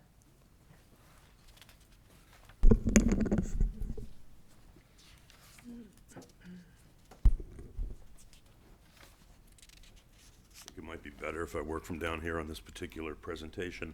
The council is aware that we basically purchased the Tropicana property for the site for redevelopment of a public works annex. We use the term annex as a number of different programs that Public Works operates and needs space for. Of course, we were previously in the Crowley area at the administration building for Crowley. on 9th Street and the Public Works Annex on 13th Street. And with the advent of City Park, we basically have had to relocate. It's a longer-term plan. We're in an interim phase of doing certain things right now as we build out City Park. At the same time we build out City Park, we have to basically build our new Public Works facility out there at Tropicana. And obviously I think we got a pretty good deal on the land itself. The land, as it relates to its adaptability and suitability for this type of industrial program, is pretty complementary. We've had our planning department work on the annexation and get that approved, obviously. But where we're at now is basically trying to draft master planning and move forward with design and permitting and construction of that new facility. The short version with that facility is that it involved a multitude of different program areas that I spoke about. In this drawing, you'll see what was initially proposed as building number 1, which was a 22-bay fleet maintenance facility. Fleet maintenance basically is something that you would see at probably a large dealership where there's several bays that do maintenance on motor vehicles. We do maintenance on our fleet, both from the perspective of light duty maintenance, so things like oil changes and brake jobs and tune-ups, whatever it might be, preventative maintenance, things of that nature. But we also do a lot of heavy duty maintenance. We have a fleet of about 53 pieces of equipment over at the sanitation department, solid waste, the crushers themselves, the roll-off trucks, and everything else. When you talk about heavy duty, you're generally speaking about diesel and hydraulic equipment. A lot of our excavation equipment for dirt work and doing different types of heavy construction is serviced by the manufacturers of those particular pieces of equipment, whether it's Caterpillar, Cat, whoever it might be, because that type of equipment now is so digitally controlled with proprietary information that you typically can't do it internally. So we send that stuff out, but we do have a pretty robust program in that regard. The cost for the overall facility was estimated to be between $60 and $80 million. Because of the robust and significant, sizable nature of it, and frankly, we just don't have that kind of funding within our enterprises that make up probably about 75% of public works activities. And right now, as it stands with the current rate, we don't have funding that would provide for debt service suitability to meet coverage ratios and funding ratio requirements. So what I did was I went back to our architects on the project, Sweet Sparkman, and kind of came up with some novel things, myself and Mr. Williams and a few other folks, and we said we need to phase it and we need to value engineer it. And so what we looked at is a proposed phasing plan for a 2-phase build out of this facility. If we could go to the next slide, please. Thank you, Ms. Melton. Here you'll see basically that building number 1, instead of being 22 bays, is broken down to about 6 bays, and then support services on the far, I think it's the eastern orientation of the building for parts rooms and things like that. And again, that would do light duty maintenance. We're considering the possibility of outsourcing that heavy duty maintenance to a heavy diesel hydraulic service provider that would service our equipment on a contract basis. That way we don't have to capitalize that building. If we have to build that building, that in and of itself, with the size and magnitude of it, would probably be on the order of somewhere around $20 million of the total purchase price. And that's a guess, give or take, probably give or take $2 or $3 million off that number. But it's a big part of that total cost for the project. Also, you'll see building number 4, which is an operations center. I believe it's about 31,000 square feet in its proposed size on the key to the drawing on the right. And really, we are currently over at the Tropicana Corporate Center where we lease the land. And we lease about 16,000 square feet. It's a very good facility. It works really well. There's really good parking there, so our equipment can come in as it relates to mostly light duty vehicles that our field teams have to work out of. And then we have technical services in there, administration, and a whole host of different types of superintendents from the 19 different programs and divisions that the Public Works Department works. We rent that space for about $12,000 and some change a month. So when you multiply that on a 12-month basis, it cost us about 140 to 150 million. $150,000 to rent that on an annualized basis. And again, the condition is really good over there. It's very lighted in there. The office space and the cubicles and the technical areas are really well laid out. For some reason, when we went in there, it was very suitable for what we were trying to do. And then we made some minor tenant improvements to add some different spaces over there. And it just works really well. Lance and I are obviously, and other folks are over there pretty regularly. And you see the operation, and it's a great physical plant for what we're trying to do over there for administration technical services support. The point is that at $144,000 a year, if we were to build an operations center as depicted in this drawing under building number 4, you're probably talking at 31,000 square feet, you're probably talking about another $20 million. That's $600 a square foot, thereabouts.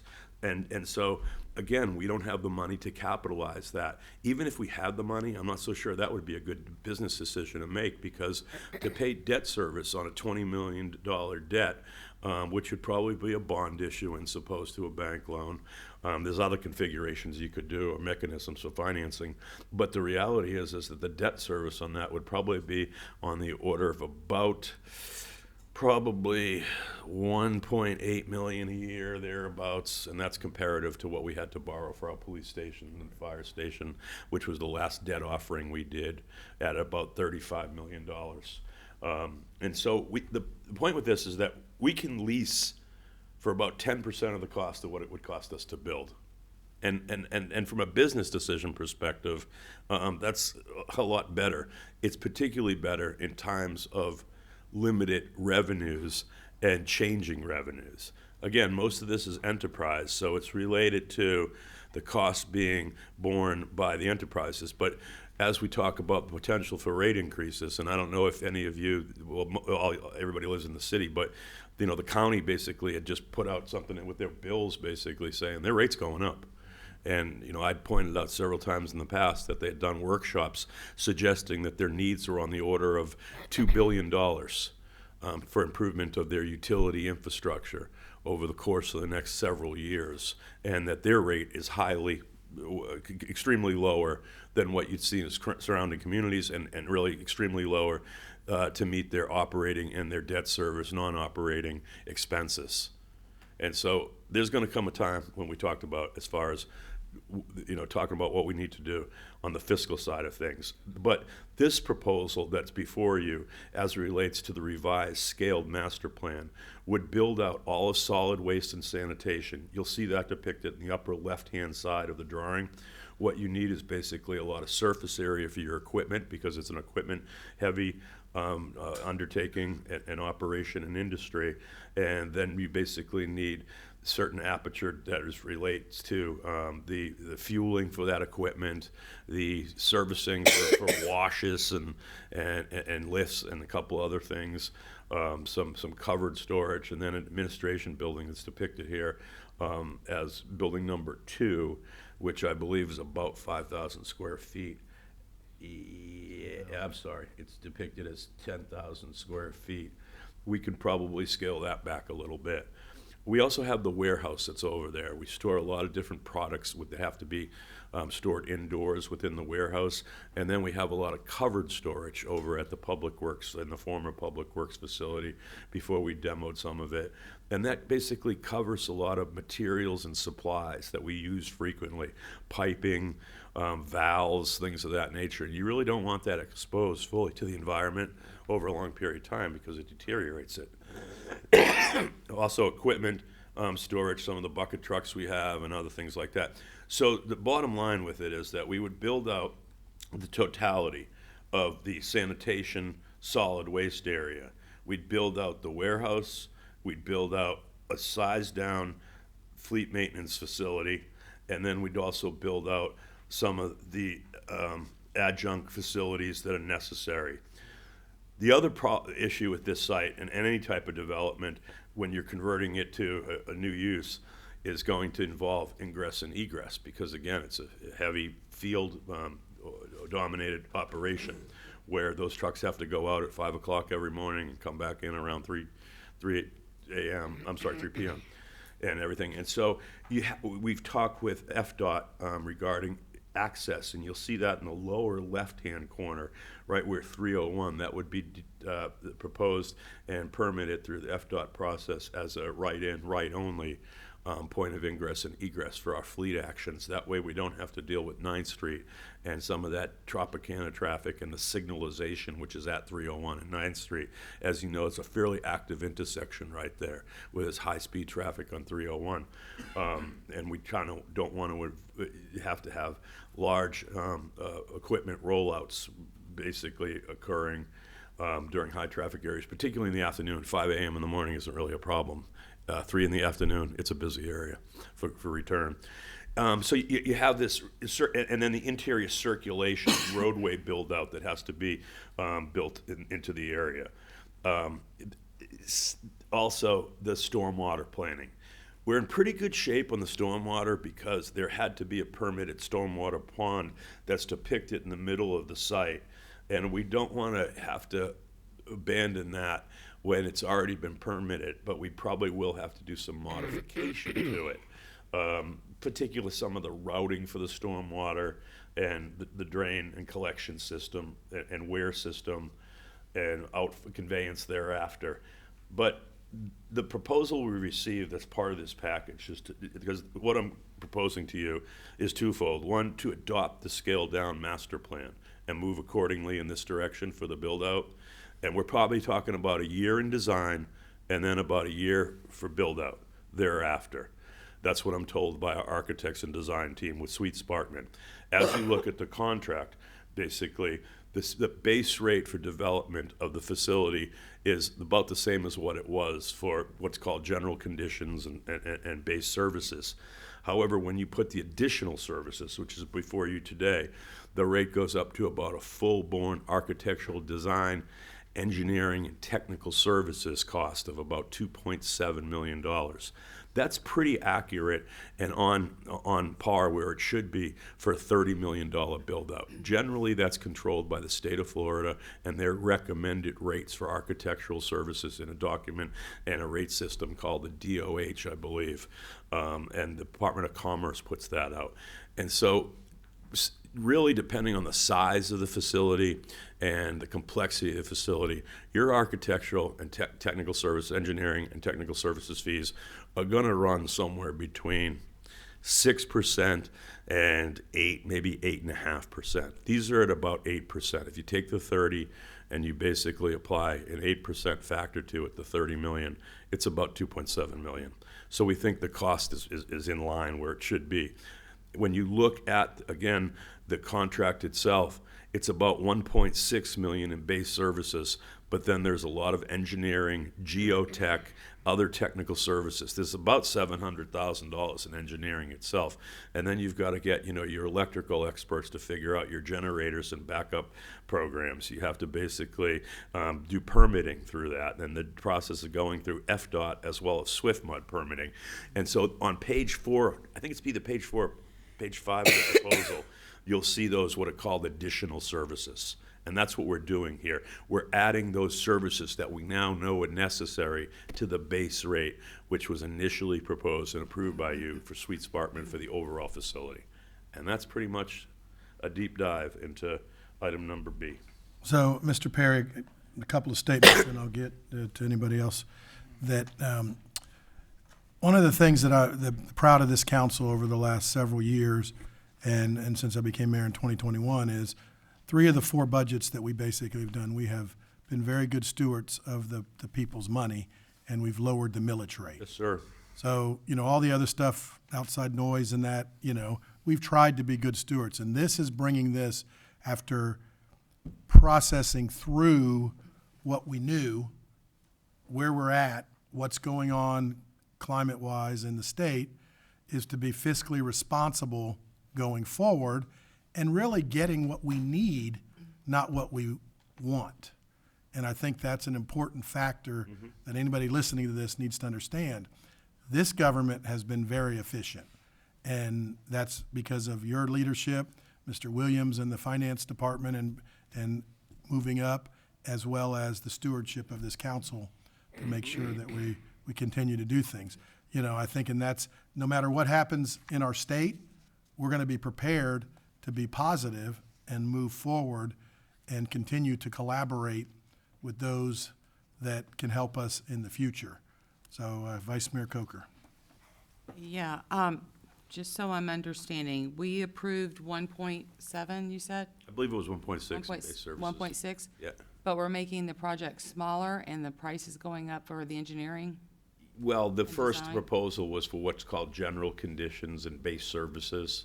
And as we look at now what we have before us and we estimate those associated costs for engineering, we know more what we need specifically for engineering, for permitting, for geotech, for environmentals, because we've done phase 1, phase 2, PFAS, groundwater, and I think there was another environmental test.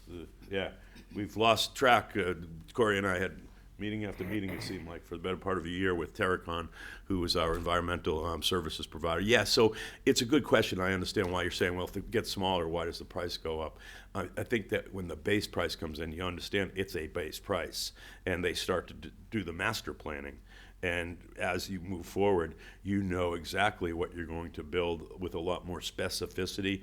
And you're moving towards what's called a DD, or design development phase, where the buildings are going to go, how much roadway is going to be needed, things of that nature.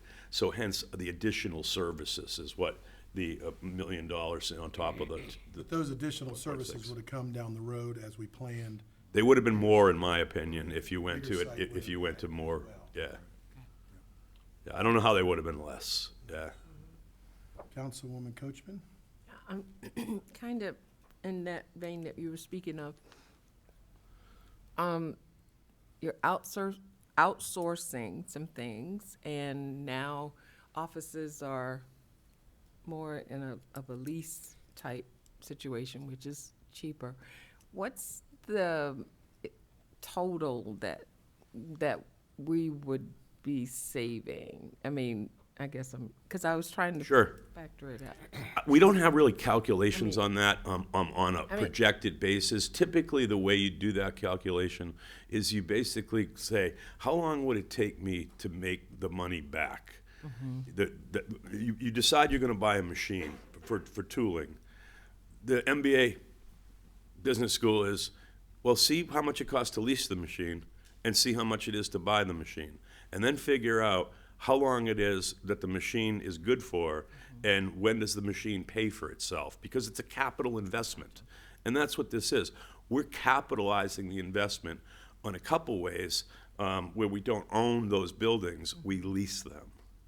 And it comes out quite, It comes out considerably better for us. I mean- I could do the math, and actually, I might play with, I like doing like formulas and things like that from a business perspective. It kind of gets complicated in modeling, but I could do it. I just But I wonder- imagine it's going to take, I think to reach that kind of capitalization, you're probably looking at somewhere on the order of, real property and building structure, specialty stuff like that, whether it's a crime lab or a fleet maintenance facility.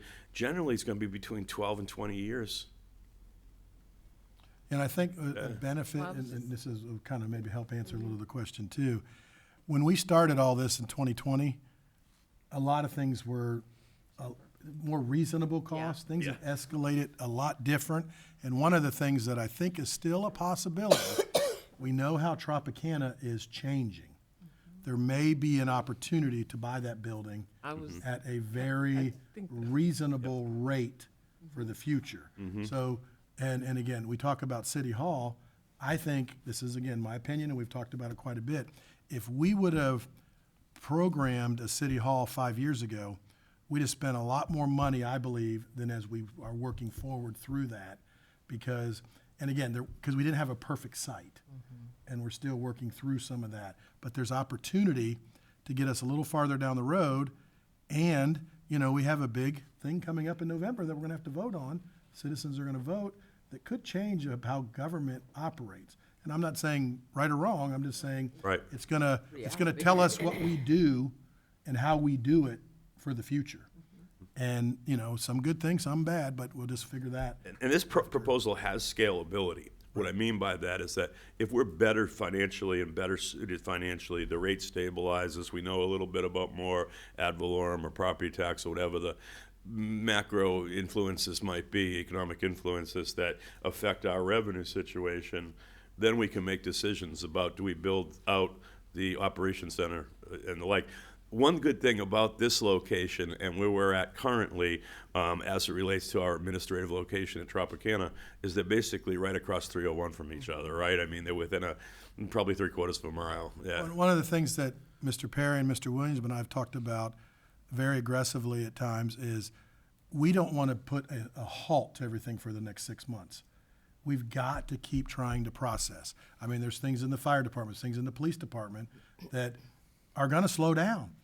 But we don't want to stop things, you know, and just say, okay, let's wait and see and hope one way or the other. We've got to continue to run a city. We've got to continue to be progressive while being very conservative with the finances, which they've been doing all along. But we've also got to be frugal in what we do, but not stop. And I think that's our downtown, because you stop one thing, you stop another.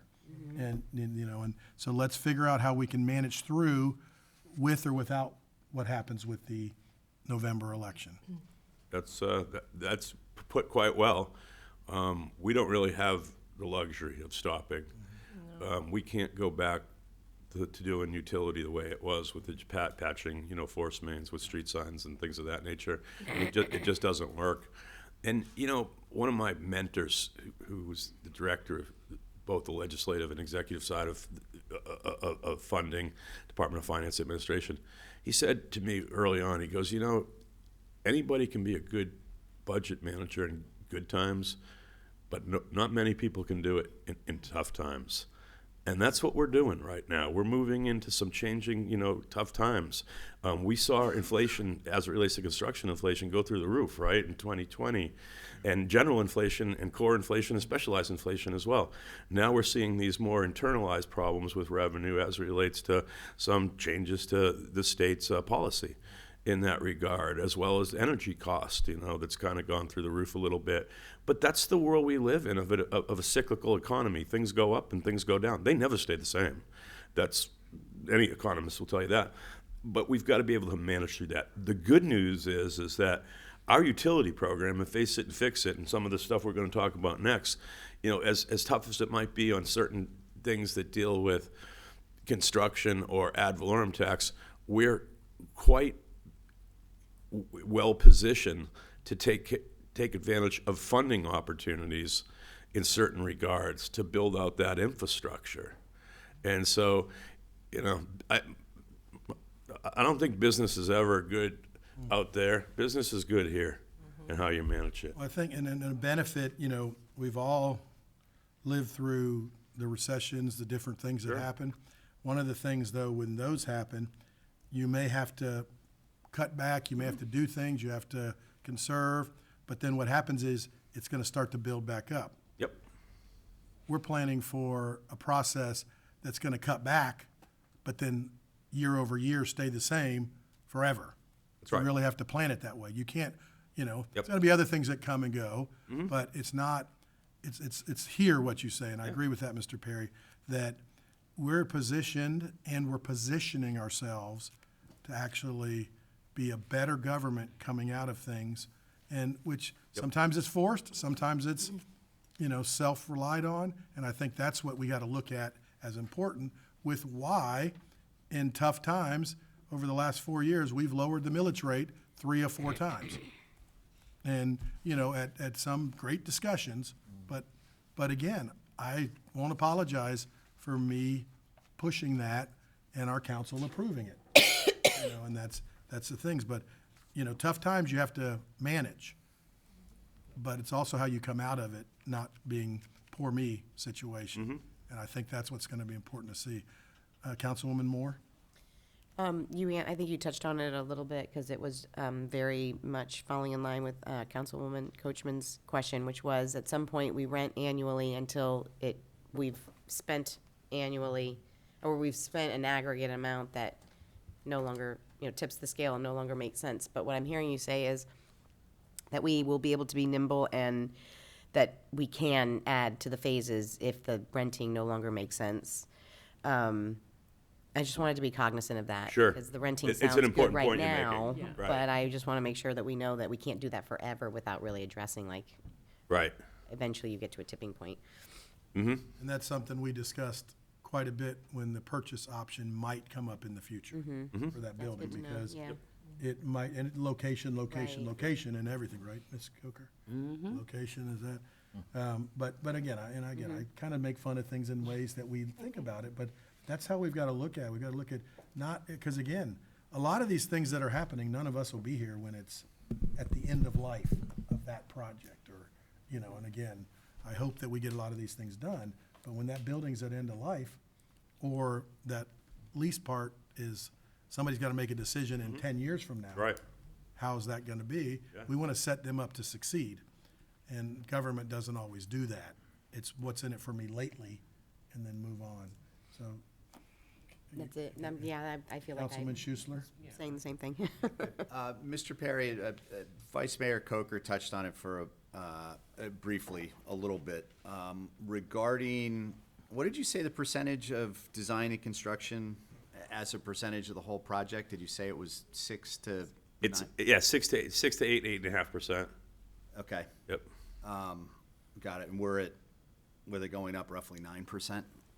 30 million? Well, yeah, 30 million, and so 8% of 30 million would be basically 2.4 million. And this is 2.6, I believe. Got it. This is a lot of specialty stuff. It is. Especially with when I was sitting through a meeting a while ago, looking at some of the structures that they have to do for the build outs, it's not just put a load-bearing wall up and do that. It's safety. That was the biggest thing, and they have to really, if they don't build it right at the beginning, you can't go back and refix it. Yep. You can't add something, and so we got to make sure that we got the right people on the job. I think we've seen some good things, and I think we've seen some bad things at our police department that we've had to deal with, and those are the things that we don't want to have to go back and deal with. And that's not criticizing anybody or anything. It's, how many of us have ever built a home and it goes perfect the whole way? Never. First one I built, I thought I was going to get divorced. Yeah. It's the closest I've ever been in 35 years of marriage. And I probably shouldn't say that publicly, but I can't tell you how bad that was. That's with my wife and I. That's my wife and I when we got a boat. Right. Bought a boat off the side of the road, try to back it in and get it in the boat ramp. And, when you don't know how to do that, that's a funny thing with Gina and stories. Whew. I just redid a kitchen one time and thought, you are not the man I married. Why are you doing this? All right, so do we need a vote on this? I believe we do. We need approval for the additional services and the amendment. It's an to the contract. amendment. And that has been submitted to Mr. Rudisell. Mr. Rudisell, would you like to please comment on anything? Yeah, it was just, the action before the council is the amendment to the agreement with Sweet Sparkman to add the full design package, yeah. Okay, Chair will entertain a motion. Mr. Mayor? Yes, ma'am. Motion to approve the contract with Sweet Sparkman Architects for Phase 1 of the design as amended. Okay, I didn't see that. As amended, the design and construction administration of the new public works complex. Second. Second by Ms. Barnaby. We've had a discussion. Start the vote in Ward 2. Yes. 3. Yes. 4. Yes. 5. Yes. 1. Yes. Carries 5-0. Mr. Perry. Thank you, Mayor, Council, on that matter. Up next is are going to be items numbers C and D. And if Mr. Scott Shannon could come up to the podium. Mr. Shannon is Senior Vice President with Woodard & Curran, and he's a professional engineer, and he's been a point man for some of the work that's been done on the proposal to have Woodard & Curran do our facility plan. I'm going to have him talk about that a little bit and his role in that. But I want to kind of just open a little bit about what's before you in the facility plan. As you know, we've been approved basically under supplemental appropriation Helene Milton, which is affectionately referred to as SAHM, Supplemental Appropriation Helene Milton, which is federal EPA money that comes down to the state's DEP and then is administered through the SRF, the State Revolving Fund. And there are a lot of specific requirements with that funding, both for the 53 plus million that we've received already as far as a preliminary award, and ultimately what we will have to do to get it fully awarded to us. There's also waitlisted funding within the categories of infrastructure for both drinking water and clean water, which is wastewater, of I believe it's $252 million, where the city of Bradenton was waitlisted as the largest recipient of waitlisted funding. I believe the next closest one to the $252 million was $145 million. And so we want to try to qualify for that as well, and we're fairly optimistic. You know what's interesting is about this type of utility work when you talk about drinking water and wastewater is that I'm not an engineer. I don't have an engineering degree, but I've learned more and appreciated more about what engineers have to do as it relates to the operation management and capital planning and construction for utilities. Because what they have to do is a lot of business and compliance and permitting and just a whole litany of things that are in these facility plans that's required to qualify for the initial funding as well as the supplemental funding. And the engineers don't go to law school or get MBAs either, last time I checked, in most cases. But it seems like that's what a lot of the folks that do what Scott does has to do in addition to engineering. It's just, when you look at these things, really what it is, it's a path to fully fund the design, permitting, bidding, procurement, construction, and reporting of capital improvements for a 20-year period. That has never been done in my review and experience with the city of Bradenton. And aside from the fact that we qualify for all of this high magnitude funding to redo our drinking water system, and when you talk about drinking water, there's 3 different adjacencies that we run. We run a source, which is surface water, and the reservoir off the Braden River. And then we run a plant that treats the water and puts it into basins and heavy equipment and electronics and chemical treatment and it treats the water to drinking water standards. Then it distributes the water through large piping systems that come from Natalie Way, 7 miles from the city of Bradenton. It goes into a series of tanks to create hydraulic pressure, valves, and things like that. I mean, it's in the hundreds of millions of dollars what you own in assets for those assets, and they need to be kept up. I won't go into the same detail for the wastewater system, but it's similar. Okay. You know, it's a series of different components, and folks have to do that. So this puts together a 20-year projection that has to consider population growth, different changes in the community. It has to look at order of magnitudes as far as what's more critical, where the best bang is for the buck. You have to make a compelling case for that money. That's what a facilities plan is. You have to look at things like the no action alternative. What if we do nothing because we don't have the money? Pretty interesting. And then ultimately what you're doing is putting together a business plan. That's what's necessary. The 2 plans before us, one is about $600,000, which is the drinking water, and the other one is $1.6 million. It was competitively put out because it had to be. We couldn't go off library services for engineering support for this. And so we did a solicitation on the drinking water. I believe there was 3 applicants, and we put together a selection committee that allowed those engineering firms to come in. We wanted to make sure that the engineering firms offered and understood the requirements of this federal funding, which was critical. It's not just go take some volume and pressure measurements, but to basically understand the totality of the business plan, the strategic planning, the host of the different components that are necessary. And if you read the scope of this contract, it's probably the most thorough utility review capital plan that I've seen as far as the job that we'll be undertaking.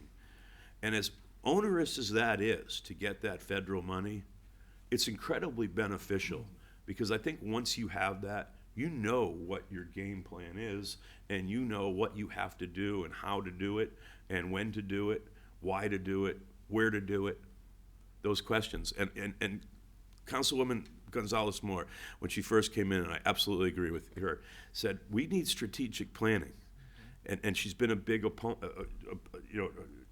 supporter of that, and I am too. And we just don't have the bandwidth. Most people don't have the bandwidth to do that internally.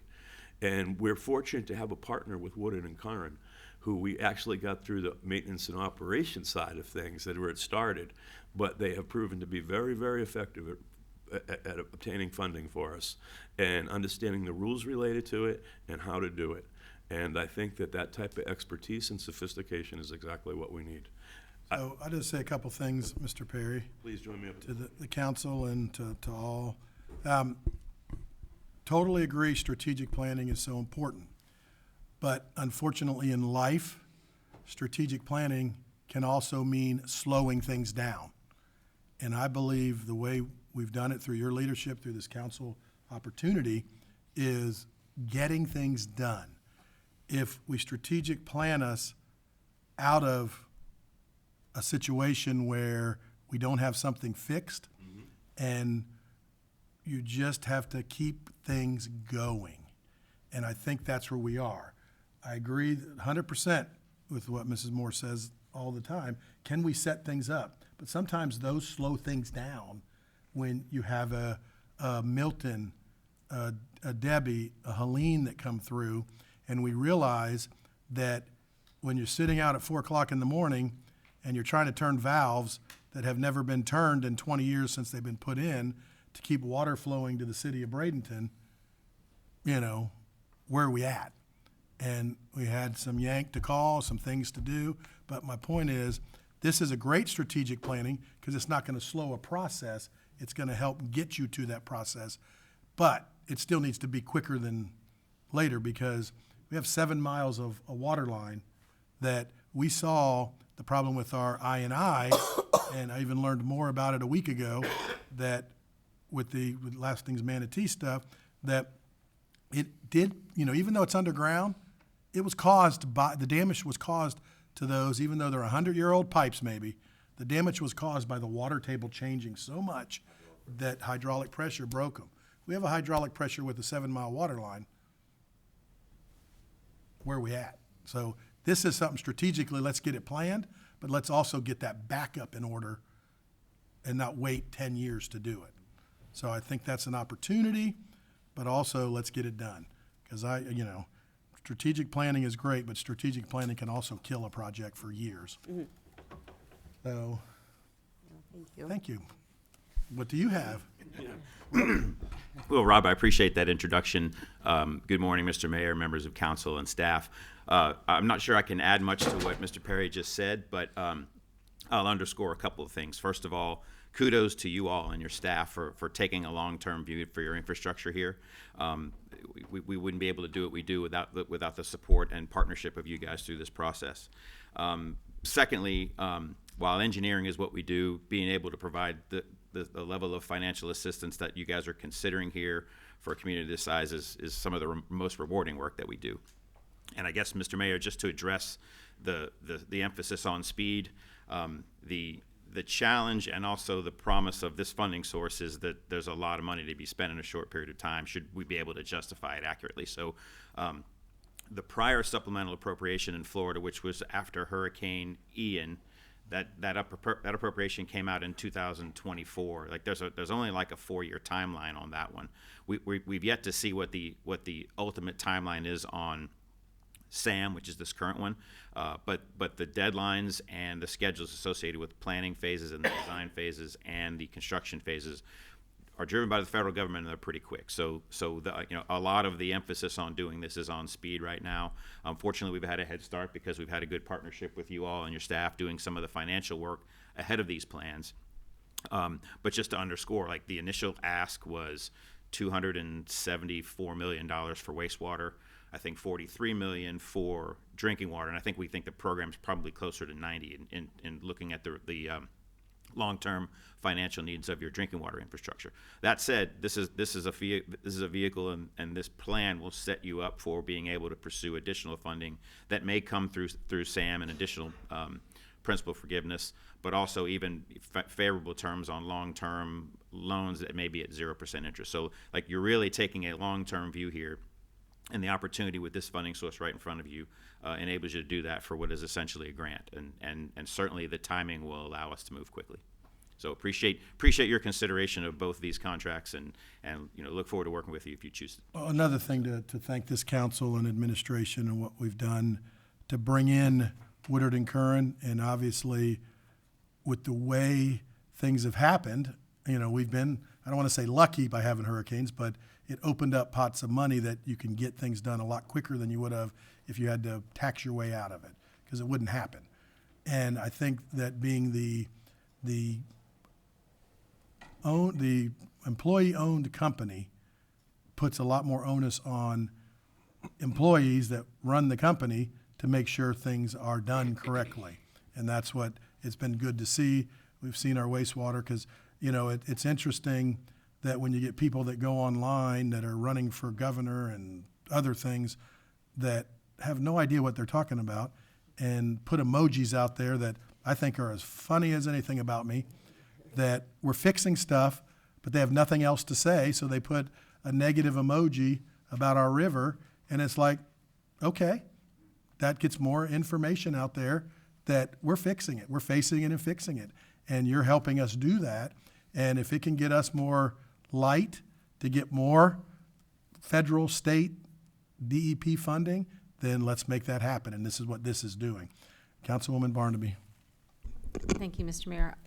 I just wanted to bring in one more thing, which is people think that we're just now starting to do all these things. We're just now starting to look at them.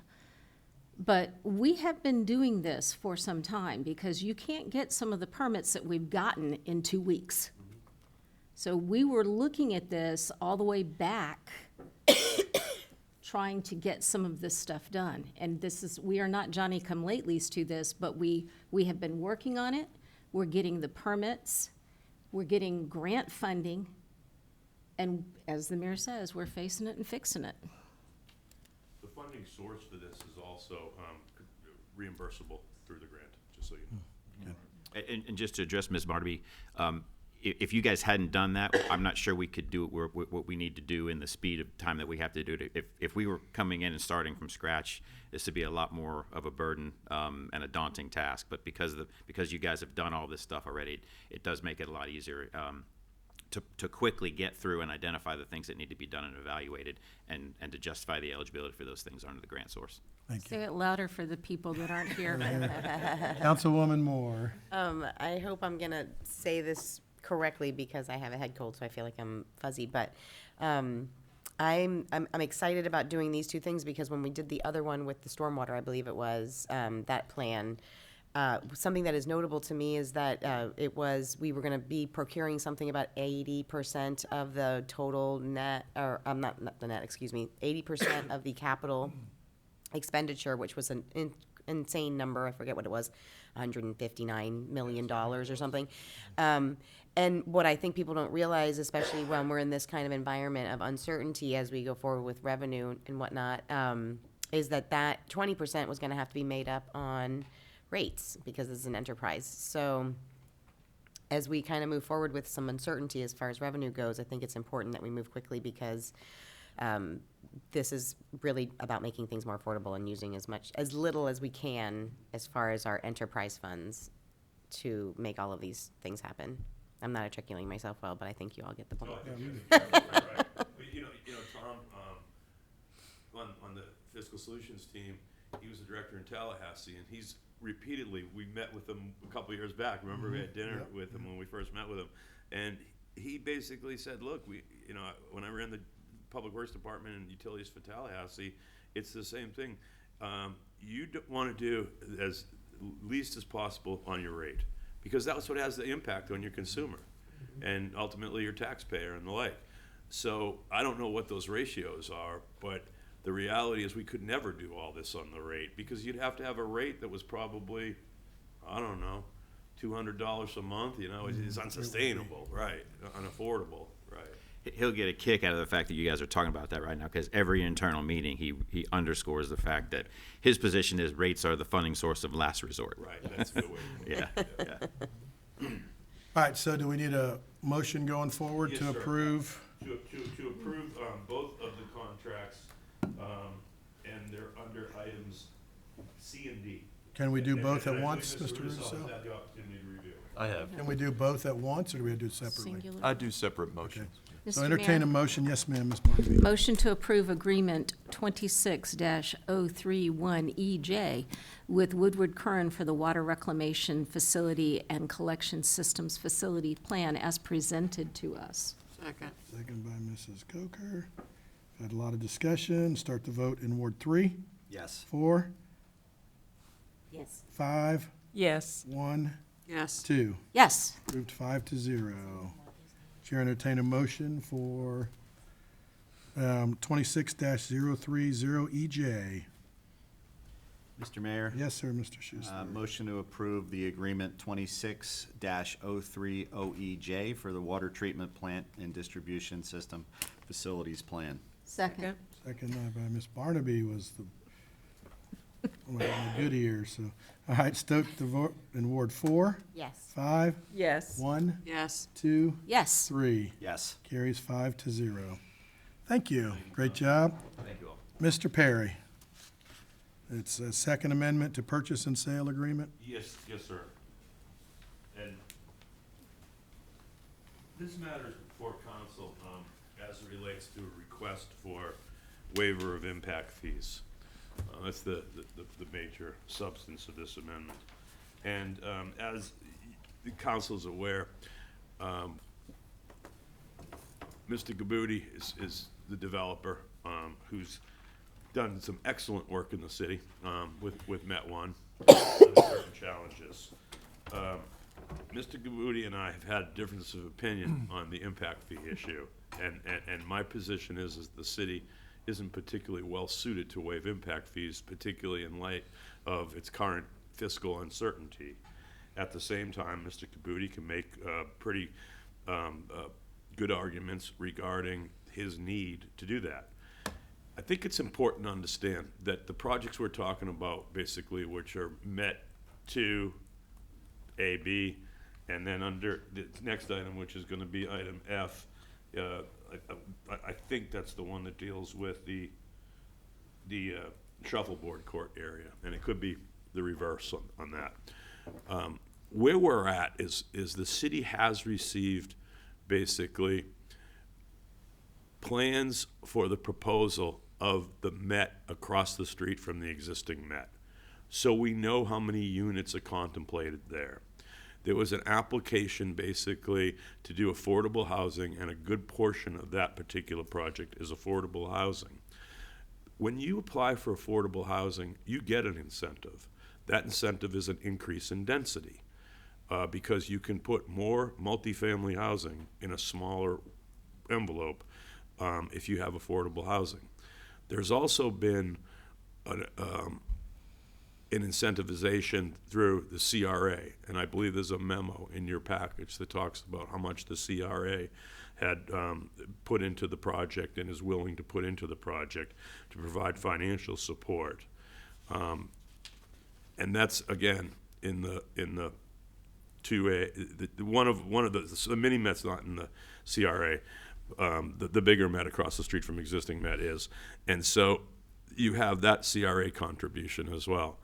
And when we look at it, basically, there's a significant issue with increasing the stress on, in my opinion, the stress on the existing infrastructure by increasing density. And I've heard arguments, and I think there is merit to the arguments about, well, I don't think a developer should be responsible because we have deficient infrastructure. And we have aged infrastructure, there's no doubt, and 14th Street is one of the places where it's greatly aged. The things, because it's a major thoroughfare, and a lot of both east-west and north-south infrastructure is within 14th Street.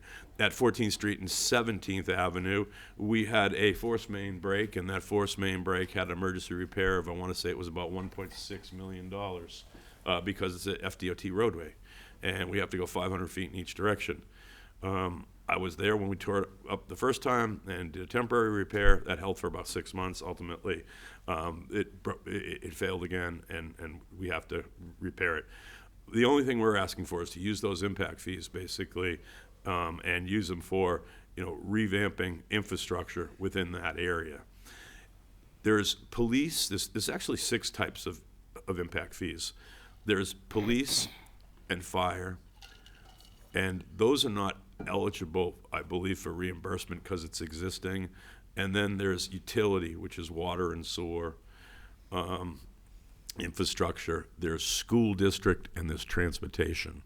We can't waive the school district. The school district has to waive it themselves. The school district doesn't waive impact fees that I'm aware of. And so I think the council's choice on this is going to be to not waive the impact fees, understanding that there's uncertain financial conditions, that there are infrastructure needs, and the total amount on the Met 2, I think it was estimated at $365,000 by the developer.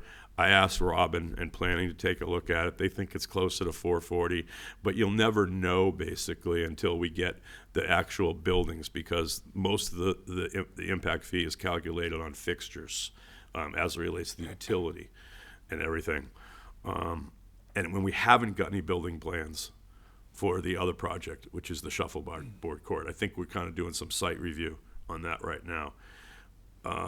So really, the options for council is to waive the impact fees, not waive the impact fees, or waive a portion of the impact fees. All possibilities. Mr. Kabuti's here. I'm sure he wants to address you.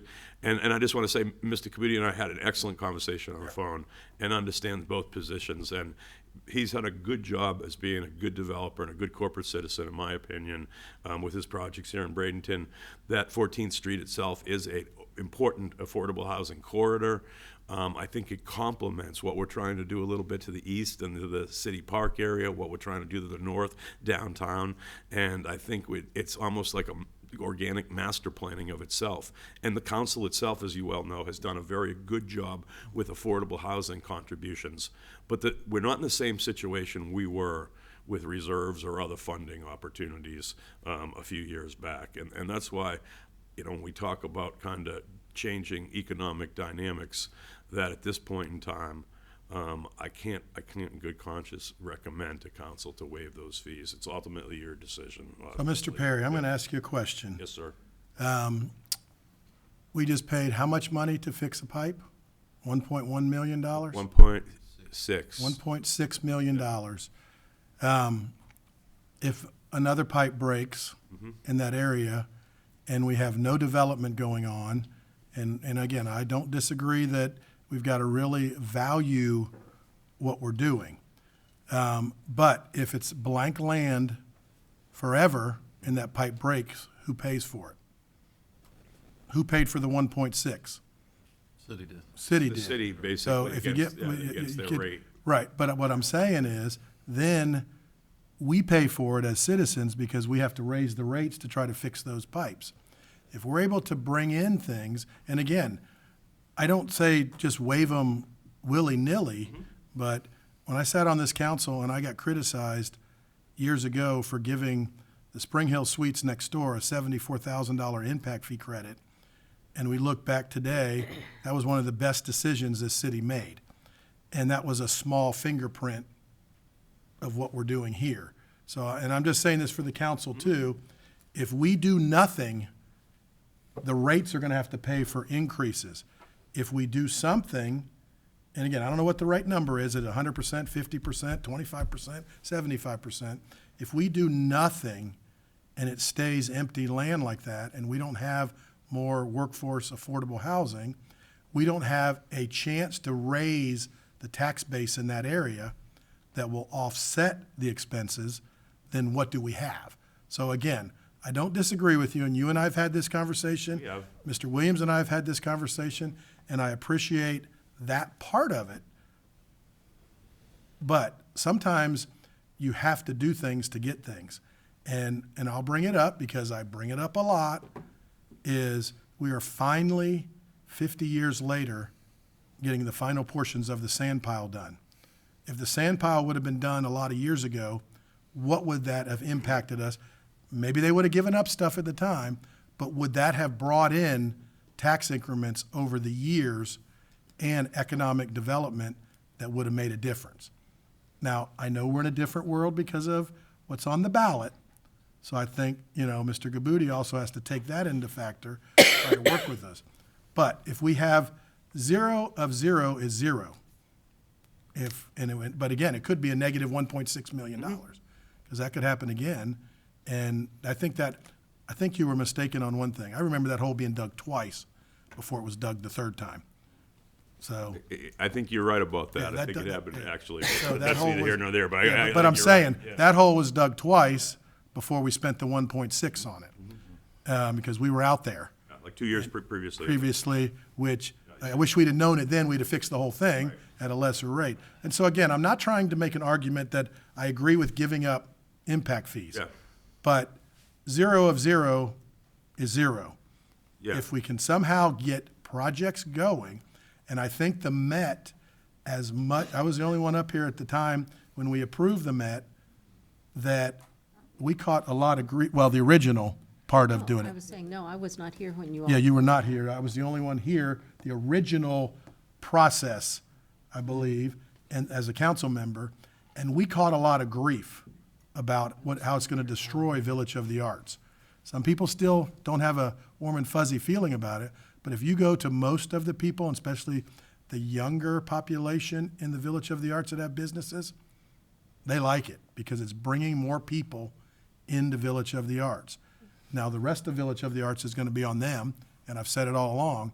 If we don't get along, everybody, then we don't have a Village of the Arts. So I'm just saying, that's an offshoot of it. That's an offshoot of City Park that's going to need more housing. So just for the council to think about that.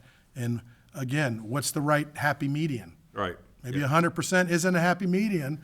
And even from our friend Marshall, that has taken a lot of stuff here, but where is that happy median that everybody can walk out with a smile? Right. That's my. I think you're right. I mean, where is the happy median? And it's interesting because I agree with you that vacant property and just sits there in urban redevelopment basically is not a good thing.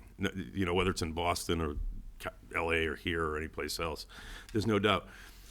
I just point out though that I think that both macro and micro conditions contribute to that. Like when you talk about the sand pile and why it had in development, and it's waterfront, beautiful property. We all know that, right? But at some point, the economics make sense to do things, and that's what basically engages people to put their money on the line and do things. And they want a little help, and I get that. You use the hotel example, and that was a good decision for sure. And I want to see 14th Street develop, and there is probably a happy median. It's just I am concerned about our infrastructure funding and the impact on waivers of impact fees. I think Mr. Rudisell would tell you, with other people, that I think maybe not Mr. Rudisell, but Robin, that we should have policies on impact fees. That's the conversations I've had with her, opposed to having developers come up and say, geez, on this one, I can make a compelling case, because they always can make a compelling case. And really the compelling case is that, geez, I want to do a project, I want it to be nice for the area, but if I don't get the impact fees approved, I can't put as many windows in, or I can't have as much lighting, or the sidewalks aren't going to be nice. It's no different than value engineering the home you all decide to buy or build, or a police station that we decide to do. There is a cost associated with doing it. And the one thing at City Park or fire stations or the police stations, we do good quality projects. They're not cheap, but we do good quality projects, and we want to keep doing that. We want our developers to keep doing that. So you all make the policy decision. I'm fine either way, but I got to watch the bank. But And then- but yep. if you make no decision or you don't work with people, and, in this world, a developer is not a bad person if they're doing good things for Completely agree. average citizens that need us the most. Yes, sir. And that's where, again, I'm not gonna give things away. I don't wanna give things away. But if you don't work together, nothing happens, and something of nothing is still nothing. So I go to Mr. Schuessler first and then Vice Mayor Coker. May I So- sit down, or would you like me to stay up? No, stay up. Mr. Gaboudy's one. You can sit down next to Mr. Landefelt, and then let's see what they want to talk. Thank you, Mr. Mayor.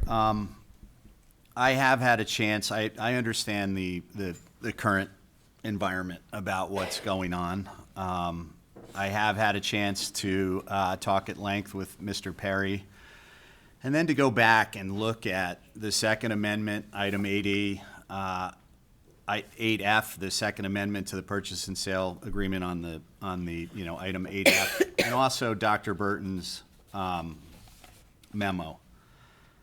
And really what struck out to me in looking at all of this is I think that we really need to make a decision about what the contract says when it was first, made, and what the memo from Dr. Burton, that's a policy argument. So just briefly looking at the purchase and sale agreements on both, page 3, the owner has requested as part of the project a waiver of certain impact fees from the city in order to construct the project with workforce housing. And the city has agreed to provide the waiver for that purpose.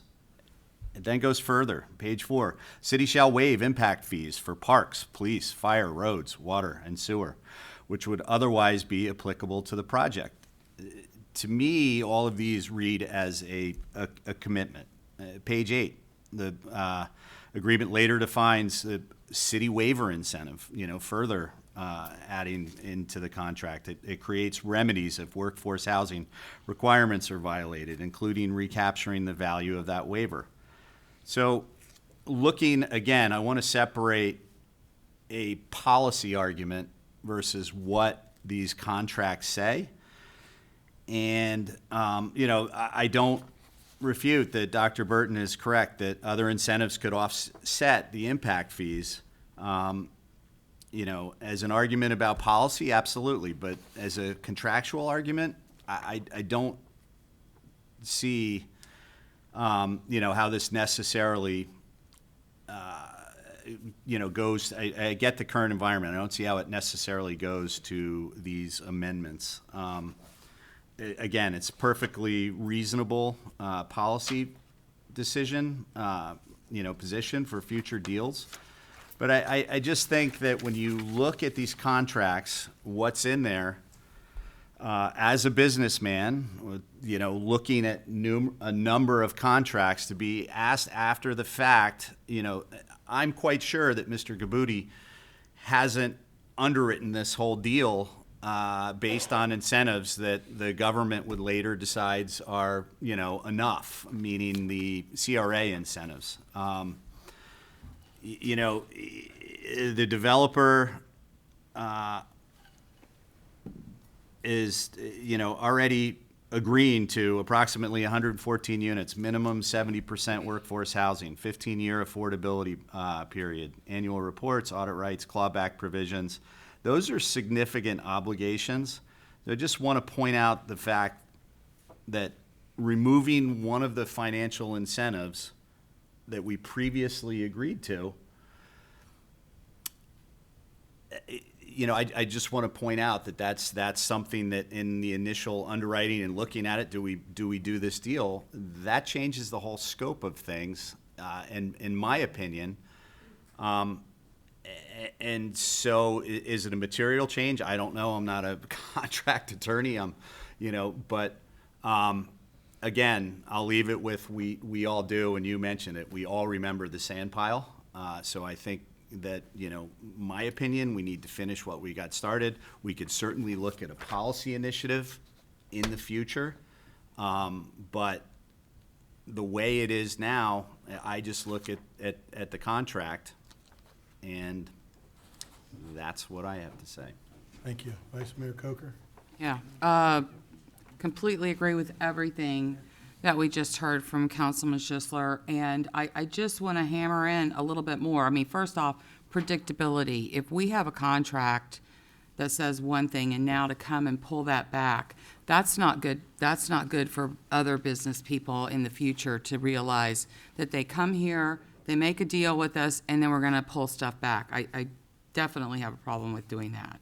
And I want to hammer in, we've got a known entity and a known product that is so desirable, and we want to keep that going. I don't know how many were around and knew how many years and failed attempts to get the Manatee Inns site developed, and then we finally get it done, and look at what a great product we got. So let's keep it going. Otherwise, we might as well just do the methadone clinics. I mean, we've got a design and a vision for that 14th Street, and we need to go forward with it. And I just want to go a little bit farther. This is not about providing subsidies to a builder. This is a strategic investment by the city and the CRA, and it'll help make the project financially feasible while delivering tangible benefits to our residents.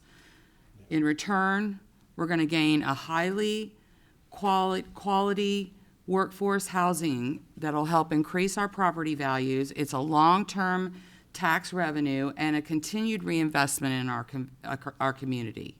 One of our greatest challenges today in Bradenton, we all know, is housing affordability. And our teachers and our first responders and our healthcare workers and service employees and young professionals, they need a nice place to live and convenient to downtown and modern and at reasonable prices. So projects like the Met help address that need by providing the quality housing at rates below the prevailing market. Equally important, these developments transform underutilized properties, which is what we've talked about. It was the Manatee Inns, and now the Shuffleboard Court, and that 7-Eleven property. All of that is prime for what we want to get done. And our taxpayers will benefit not only from the immediate investment in the community, but also from the long-term economic activity and future revenue that these projects are going to generate. And this is not about choosing between economic development and community benefit. It's about achieving both. So by partnering with the private sector, we are leveraging our public resources to create badly needed housing opportunities, strengthen the neighborhood, and build a stronger tax base that supports the city services in the future. And I believe this is a responsible investment that aligns with our goals of redevelopment, housing affordability for working families, and long-term financial sustainability for the city of Bradenton. And I strongly recommend that we go forward as the contract stated. Mayor, I just want to kind of correct the record that I think what was being read was the proposal for the contract amendment. Right. There was never an agreement to provide any sort of waiver of impact fees. I just think that was kind of incorrectly read, and I'd be remiss if I didn't point that out, because the argument had come up, irrespective of what Councilwoman Coker's points are, and I completely understand I want to let Ms. Barnaby talk. But I think I definitely have to make that clear. Okay. As a matter of fact, these were put in as unsolicited proposals by the developer that explicitly said, from my understanding, that there was not going to be sought impact fees. Let's get to Mrs. Barnaby, and then we can debate more. Yeah. We'll have a chance just to come up. Dr. Burton, could you please come forward?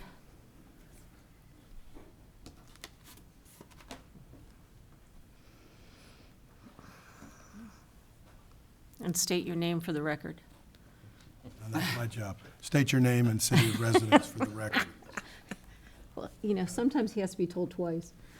Jeff Burton, I'm the CRA Director for the City of Bradenton, and I live on Sneed Island. Okay. Exactly when did the CRA board put the incentive package that we have now in place? Do you remember approximately when we did that? How we did that? When? Oh, when we did that? It's been probably at least 60 days ago. This, No, I'm talking, because we, as a policy, sat down and we approved the incentive 3 years ago. opportunities. on the incentive package was approved by the board, the policy about 3 years ago, and the first property that the CRA dealt with, which was meant to be at least 6 to 9 months ago, and then the shuffleboard court, which came later, has been at least about 3 months. Yeah. Is this something that the CRA board could choose to do? If the CRA board wanted to, would we be able to pay a portion of the impact fees back to the city to try to get this project going? The answer to that simply is yes, and to back that up, the fact that this is workforce housing, 120 AMI, area median income, helps support that through the statutes, because that's one of the arguments for having a CRA is to generate 80 to 120 AMI housing. Also, it's the removal of blight in the area, that both pieces of property. I won't speak to Met 2A, it's outside the CRA, but the one property the CRA owns was a vacant building that had sat vacant for almost a decade. Bought in 2017. It was used a little bit by the police department as a substation, but for the most part had been a derelict building till we demolished it. It was also a brownfield site, which has been remediated, which is also supportive of what we're doing. The city's property, which is the shuffleboard courts, there are 3 properties, which one of them is the shuffleboard court. One of them is a vacant, fenced parking lot that is in disrepair and has sat like that, unused. So all of these properties meet the criteria for blight. All of these properties can be used, especially when we're talking about affordable housing, workforce housing. The CRA can stand behind that.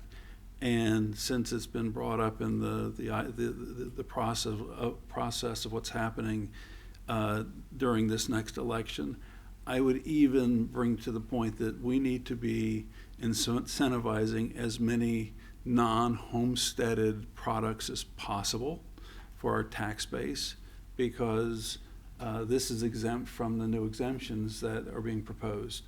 So this would actually help the city and the CRA and the county and local government in general. So the answer is yes. So if you've read my memo, this isn't something that's just from the city of Bradenton. I believe this for the 20 years I've been doing this, that CRAs are here to help the city work with the private sector and bring in investment. The city should never take a position of incentivizing if they have a CRA in place that's within a CRA district. The CRA needs to do that heavy lifting for the city, and the city needs to collect as many fees as possible, because as the memo says, the city's responsible for providing the infrastructure to help make this development happen. If we didn't have the capacity, if the fire department said to us, you don't have the pressure there to put the lines in for all of the sprinkler systems, then we can't develop, we can't redevelop. So the answer is yes, unequivocally yes, that we can do that. And if the city decided to not waive impact fees, and the CRA board decided that it wanted to step in, then it could. And we would provide for you a cost-benefit analysis, because we're talking about all these dollars as if they exist. But one of the beautiful parts about redevelopment is it's self-funding, which means none of those dollars that we talked about today, the incentives, the increment revenue to the CRA, they don't exist until the developer invests in the property and creates it. They create the revenue that we spend. So we need to be very respectful of that and encourage that. So that would be something that we could have a discussion about, in case the city said that they did not want to waive the impact fees. Is there a limit to what we could do? Is there only a certain percentage, or could we? I would recommend that, since the statute states that we are supportive of affordable housing in the CRA district, if it was 70-30, which I'm supportive of that also, 70% affordable, 30% market, because we should not be denying our downtown that added income, that disposable income that market rate people might rent from the Met. So I would say we should look at forgiving or paying the city 70% as whatever the percentages that are going to be affordable. Well, I guess my question was not to the division of how the apartments go, but should the CRA pay 70% of the impact fees and the city collect 30% from the developer? Or what can we pay up to 100%? They could. I mean, that argument could be made. Have to think about it. I would 100% say 70%, because that's the affordability percentage. Okay. The 30% would be something that the CRA board would have to take in consideration if it made that big of a difference in the project. If this doesn't happen, then we can't build it kind of argument. Then you should consider that also. But right off the bat, the 70% automatically, yes. Okay. I am very interested in hearing what Mr. Gabaudy has to say, but don't go away. Yeah. I mean, had a he has a question Mr. Vice of Mayor you, Coker if you has don't a mind. question. On the Met one, if I'm remembering, there were no impact fees on that. Was that paid for, was it just forgiven by the city, or was it? Forgiven by, that was something that was done prior to the policies we have in place. And I agree with the city administrator. This type of thing, we need to have a policy put in place so we don't run into this type of situation. If the city and the CRA board can agree that, hey, it's affordability, we want to support affordability, then we will also, because we do have a factor for affordability built into our incentives, then we would make those adjustments and bring it back to both parties. That way, the next time our attorney needs to do a contract, it's automatic and it happens very fast. I like very fast. Thank you. Mr. Schuessler, then Ms. Moore. Yeah, just very quickly, I just wanted to go back to what Mr. Perry said about it. It seems to me that I just wanted some clarity on it. The waiver, is built into the contract. In terms of the Second Amendment on page, 3, it says waiver of certain impact fees, and 4, I don't have the original one and it's blank, so it's, maybe my novice read at it, but then again on page 8. So I was just wondering, to me, it seems like it was built into the contract. You're reading the proposed amendment. Yeah, Okay. well, Maybe Mr. Rudis. Yeah, let me clarify. What you're looking at in the agenda packet is supposed to be redlined, Okay. but it's not showing up that way, but that is the way it's supposed to be. And if it were, you would see that section is new, the Understood. impact fee waiver section. All right, thank you. Ms. Moore? I agree that a lot of this angst that we're facing would be alleviated by a policy, and I'd like to see us move forward with that. Dr. Burton's memo addressed some things like the CRA incentives and how that's a tool in our toolbox, plus the EDC coming online to provide some kind of city-side incentives. But the problem I think we're facing right now is that none of that exists at this moment in time. I think that there was an intent to provide some relief originally, but obviously it was not in the original contract, and that's why we're here today. I just want to make sure I understand how all of this is working and what we're actually doing. So, and I'll just speak to the one, not the one that is outside of the CRA. So not the one inside the CRA. But do I understand correctly that we have an estimate of the impact fees to be approximately $440,000, that those amounts have to be paid? So those are dollars that, contrary to the CRA, that self-funding incentives are given out as they earn the income, or, as we earn the revenue, that's when they get the incentive. In this instance, we're waiving impact fees that will in fact have to be paid, and that some are gonna be enterprise-related things and some are gonna be general revenue things. So if the impact fee is for something like a road or landscaping, I'm just throwing out things that are general revenue, that comes out of general revenue. And if they are things like a pipe or something having to do with the sewer system, that's an enterprise and it comes out of the enterprise. Do I understand that correctly? Generally speaking, you're correct. I mean, police services, fire service, the vast majority of that funding is going to come from General revenue. general revenue, right? General fund revenue. And then if we have to pay that, to what fund are we paying that? So we have to pay, It comes back into the general fund. okay. Yep. And then, so if that's the case, if some of it is going back in, would you say that, is there some split? Like, do we have any idea, like, how much goes back into the general fund? And where I'm going with that is obviously this concern that we don't know what our income gap might be in years 2, 3, 4 in the near future. So that's the nature of the concern, is that we're gonna be paying out impact fees in 2 or 3 or 4 years, but we're not necessarily going to be having we're gonna have a revenue gap because of what potentially could happen in November. Do I understand that also correctly? To a certain extent, I mean, And I guess, where I'm going with all of that is, I just wanna know what we're actually having to pay, because if we can quantify that to some extent, and we can assess our level of risk based on what happens in November, I Right. think that we're better equipped to say. when you say we have to pay, what are you referring to that we have to pay? My understanding when we were in our one-on-one was that the impact fee waiver doesn't mean that it doesn't work just like, oh, okay, the builder, Mr. Gabuti, doesn't have to write a check.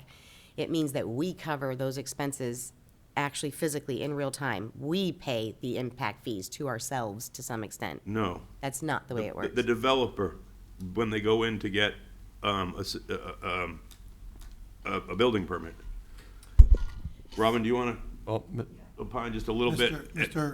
I'm sorry. Russo. Yeah, I think, maybe Mr. Russo. I think what she's saying is, if the city were to waive the impact fees, they don't just not get paid, the city would fund the shortfall of the impact fees. Yeah, basically what the impact fee is to basically calculate at some level the additional services that are needed for the new housing. If you have raw land that hadn't been developed before and you say, I'm gonna put a subdivision in, the fire department's gonna have to basically figure out, okay, now we got a larger service area.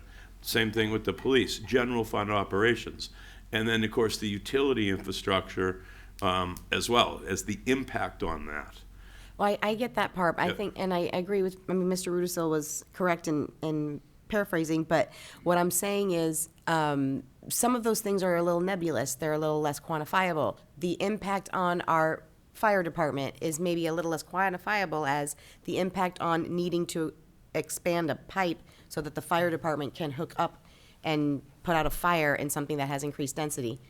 So I'm trying to figure out if we're writing a check or if we're just saying, okay, that's less income that we're willing to gamble and say we're not gonna collect that and hope that we're healthy enough to weather whatever kind of expenses we might have. Impact fees are somewhat nebulous because you're assuming that because of future development growth, there will be an impact. There'll be an impact on the roads, there'll be an impact on the sewer, there'll be an impact on the water, the fire, the police.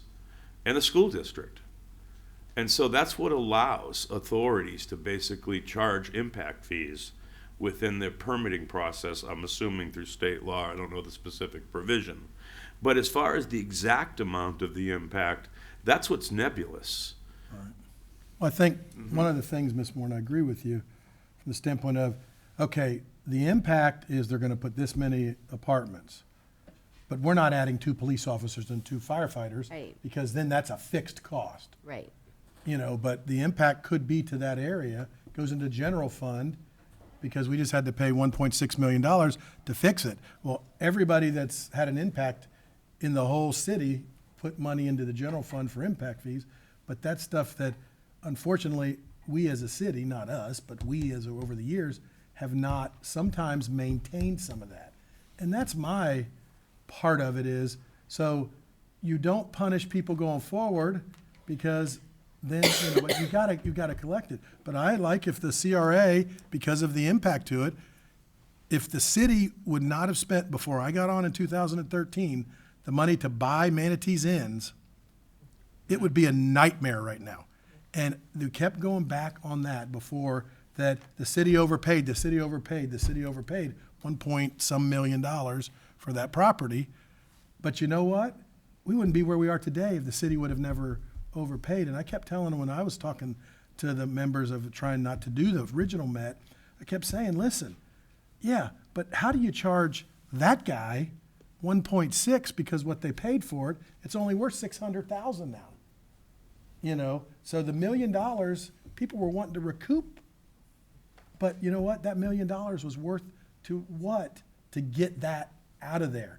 I mean, how much did it cost for the police department and the fire department to be there 3 and 4 times a night on a weekend or 7 times on a Saturday because there were drug deals going on and people were overdosing? So that was an impact at that moment where now we see what that did.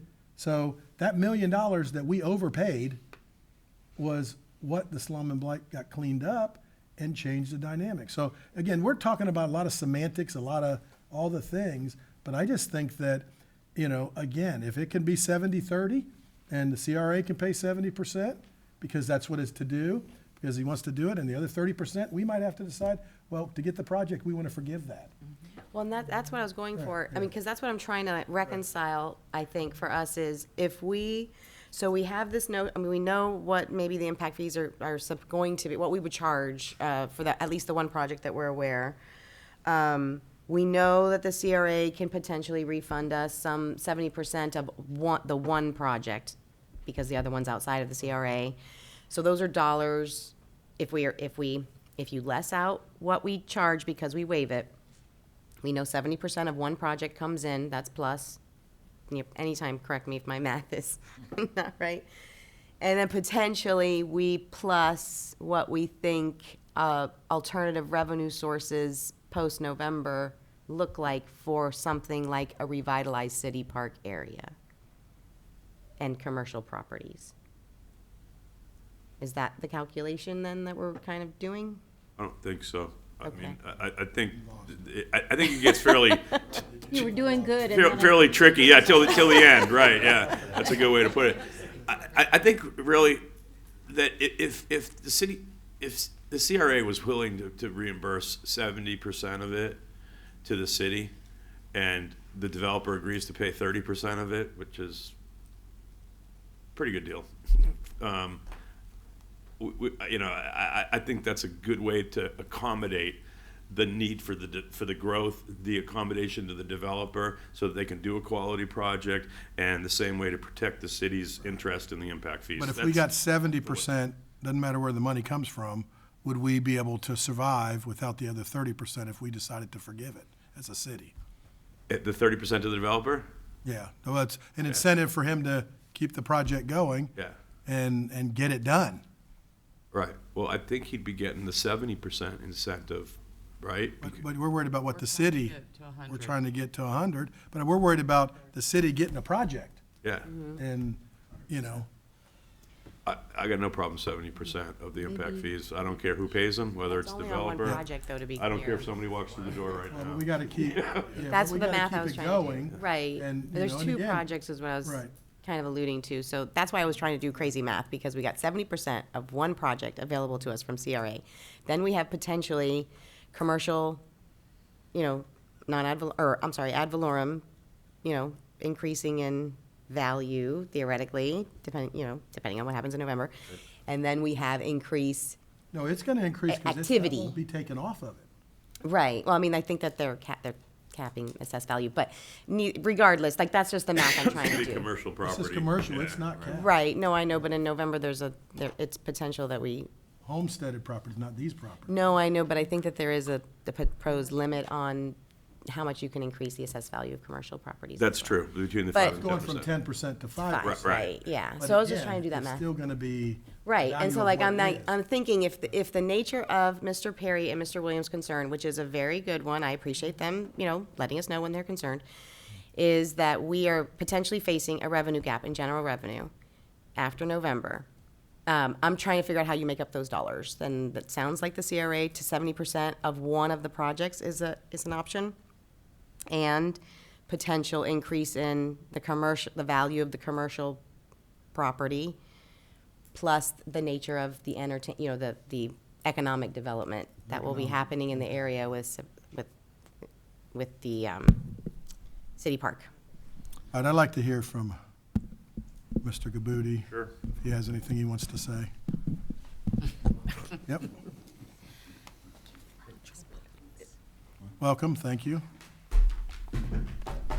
Did we get anything up on the computer, or it never came up? No, we have something. First of all, hello, thank you for seeing me. I appreciate it. It's great to see friends, and except for the last 15 minutes where I had everything perfectly planned out here. I said to Tamara, okay, I got to move this slide here. I got to do that. I think, like, don't let my Jerry Seinfeld voice scream up when I start to get excited.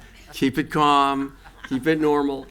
Thanks for letting Rob go first, by the way. I didn't see that on the agenda, okay?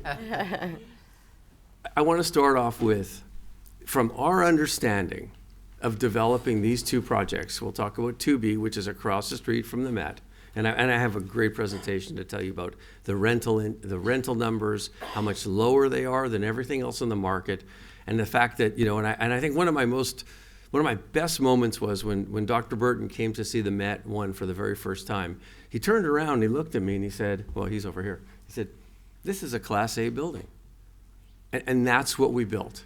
We didn't build a block with no windows, and then decided, oh boy, I better paint something on the exterior, like we have 100 yards down the road from us. So we essentially built a Class A building, and that's why we're at 95% occupancy. And the market around is 77%. We're at 95% because we're giving people a place to live that they should live in, and they shouldn't be skimped on anything. But I do want to, the most important message, because I don't want to let Rob get out of here without this, without a doubt, the city paying or waiving really, it's paying, Lisa's correct, Ms. Moore is correct, paying the impact fees were always part of this deal. They were never not part of the deal. It just was omitted out of a mistake between everybody.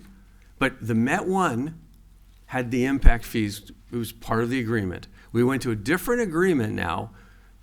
Dr. Burton came up with a great plan which makes us allow impact windows, and we just improved the product all the way through. And it was an oversight that wasn't included. But to say that it's 3 months, 6 months, it's years that has been in the understanding. And there's no way to do these buildings. And his example, which I still want to go through this presentation, and luckily that 3 minutes hasn't started yet, is that the Met 1 was a $32 million cost for 200 units. The Met 2 across the street with 100 units, 2B, is a $20 million cost. So things aren't going down, things are going up. There is no way we can underwrite this without the expectation, which we 100% felt, and underwrote this completely, use your words because that's how we do this, with the waiver or the payment of the impact fees. And should I have been all over it a year ago? Probably. but it was just an understanding that I thought we had. And of course, now we're in a situation where Tallahassee's saying things and getting everybody very concerned. And then my timing could not be worse. It is impossible for it to be worse. But we still want to build these Class A workforce housing communities that are successful. Because you were here, Gene, you remember, and I remember, thank you, police department. I used to call, before I'd have the lenders come, and I had 10 people come, I would call the police department, and 2 hours before, I'd have one of my staff go with them, and they'd get everybody off the site. And then the lender, oh, this is an interesting site. Had he seen the people there in the tents, there would never be a Met One. So it's really done amazing things for our community. And it's our community. And it's not a flip deal. It's an opportunity zone. So there's no profit for us until the end of the 10-year period and the LURA is expired. Like, this is an investment in the community. It's an investment on our side into the community, and it's an investment that, someone like Dr. Jeff, that actually, he's been around forever, and he knows what a Class A building is. And so that's what we do. And even in the Met 2B across the street, we've actually given up rental space to put an art gallery for the Village of the Arts, so they can, for the 5 people that aren't happy, try to get 2 of them happy. So there's only 3 people that aren't happy that there's more people shopping in their stores and eating in their restaurants. And then a gym, so that not only can it be a Class A building, but it would have all the benefits the Met 1 people can use, the Met 2 building for the gym. It's like, it's just creating this community. And I really, shame on me for not like screaming, why is this not included? But it was always included in our understanding. But again, this is the way the world works. I made a huge mistake, and it probably should have been, from day one. But working with the CRA and the way they work so efficiently with us, with me specifically, it was almost like, hey, dear Robin, dear Greg, by the way, how we're getting these waiver. It was an email, like, where's Rob? It was an email one day. How are we waiving these impact fees? And then that's when this became something. But it wasn't even I didn't go to Rob. I didn't go to Scott and say, hey, by the way, we have to, how are we doing this? It was a simple email saying, okay, so now that we're going to be paying for the permits, how do we waive the impact fees? So I'd love to get to my presentation. It's been a long day for you guys here. I don't want to keep you too long. I just think it's important that the incentives and the waivers, they're not a gift for a developer. They're not a gift for us in this position. It's a necessary investment into our city, and we get the payback. And if we went to, hypothetically, the other categories where we pay no taxes, it's less money cost-wise for us, but there's no benefit to the city. Like, the Live Local is a great thing, and we see everybody going in that direction right now. But for me, it goes against what I believe is best for the city, because I want that tax money. Right now, like as Dr. Jeff said, like the tax credits that are given back to us are generated by us. It's not like you're writing us a check. It's a matter of us generating and building these buildings and making sure, and like to keep it 95% occupancy, which is really, really key. We live on this every day. So when we see like the rents are, all of a sudden we're at 92, we drop the rents, get them back up to 95. Like, it's a very, very fluid operation to keep it fully occupied because we want happy people. Now, I'm going to try, I'll go through this because I've spent so much time on it. Tamara, I'm...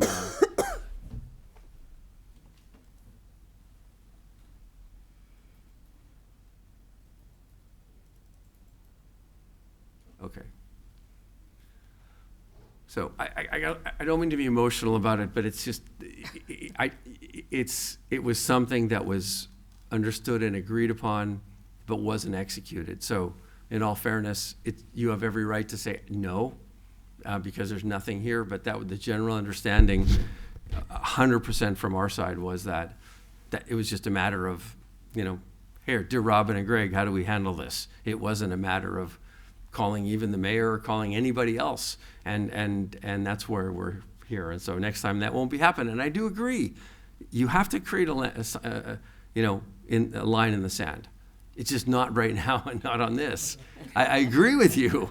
Like, I agree with you, because otherwise you're going to have, I mean, the last meeting, I had developers here that were here 20 years before me giving me an attaboy, and I'm going, no, don't do that to me. I'm not the guy for that. You got to find somebody that, this is workforce housing. This isn't an attaboy. This is, how do we take community areas of our city and make them better? And the Met one has proven that. So I'm going to stop with the off the cuff comments and go right to what I talked about. And the first slide is showing, this is going to be what the shuffleboard Met 3 would look like, and I'll show you some pictures, but it's all Class A. Like, as an example, Met 2B is $200,000 a door to build. So it's not anything cheap. There's nothing skimping, because that's what keeps the buildings occupied. That's what puts the right people in there. And even when we talked to the Village of the Arts people, their complaint was, for some of the people that actually develop in the Village of the Arts and live there, is that when they were developing their other projects, they couldn't rent at the Met because they didn't meet the qualification. So they'll find anything to argue about, but really it's giving them such a benefit. And you can see by the colors, we've completely engaged ourselves in the Village of the Arts. And so there was 2 things. I have 3 here as a mistake, but there's 2 things to talk about. Scott, Mr. Councilman Schuessler has the amendment. Scott's got the amendment.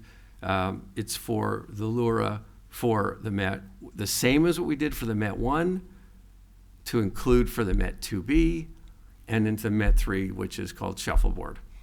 The A and B, we got to talk to Kim about how it became A and B. It's very confusing, but I'm not going to argue about it. So I think we've got a grasp on it, and that's what we really need to do. And I'm going to jump from here to page 18, which I didn't have in the correct order. But these are the buildings that this city council has approved the waivers for. So yes, the Met's at the top, I highlighted it. But then you see these 1, 2, 3, 4 buildings, they all had waivers. I'm not coming out of the blue with something brand new. This is existing, and this is what, so I agree with you in the drawing the line in the sand, okay? Absolutely, you have to manage your fiscal responsibility, Rob, and get better, but not today.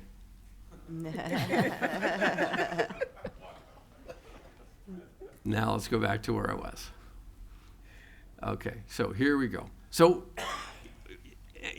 so much of, with the CRA, we talk about market rate. We want to build market rate. That's the future for the city of Bradenton, is to build market rate. And we talked to Councilman Moore over and over again about how we can get there. But the market's really tough right now.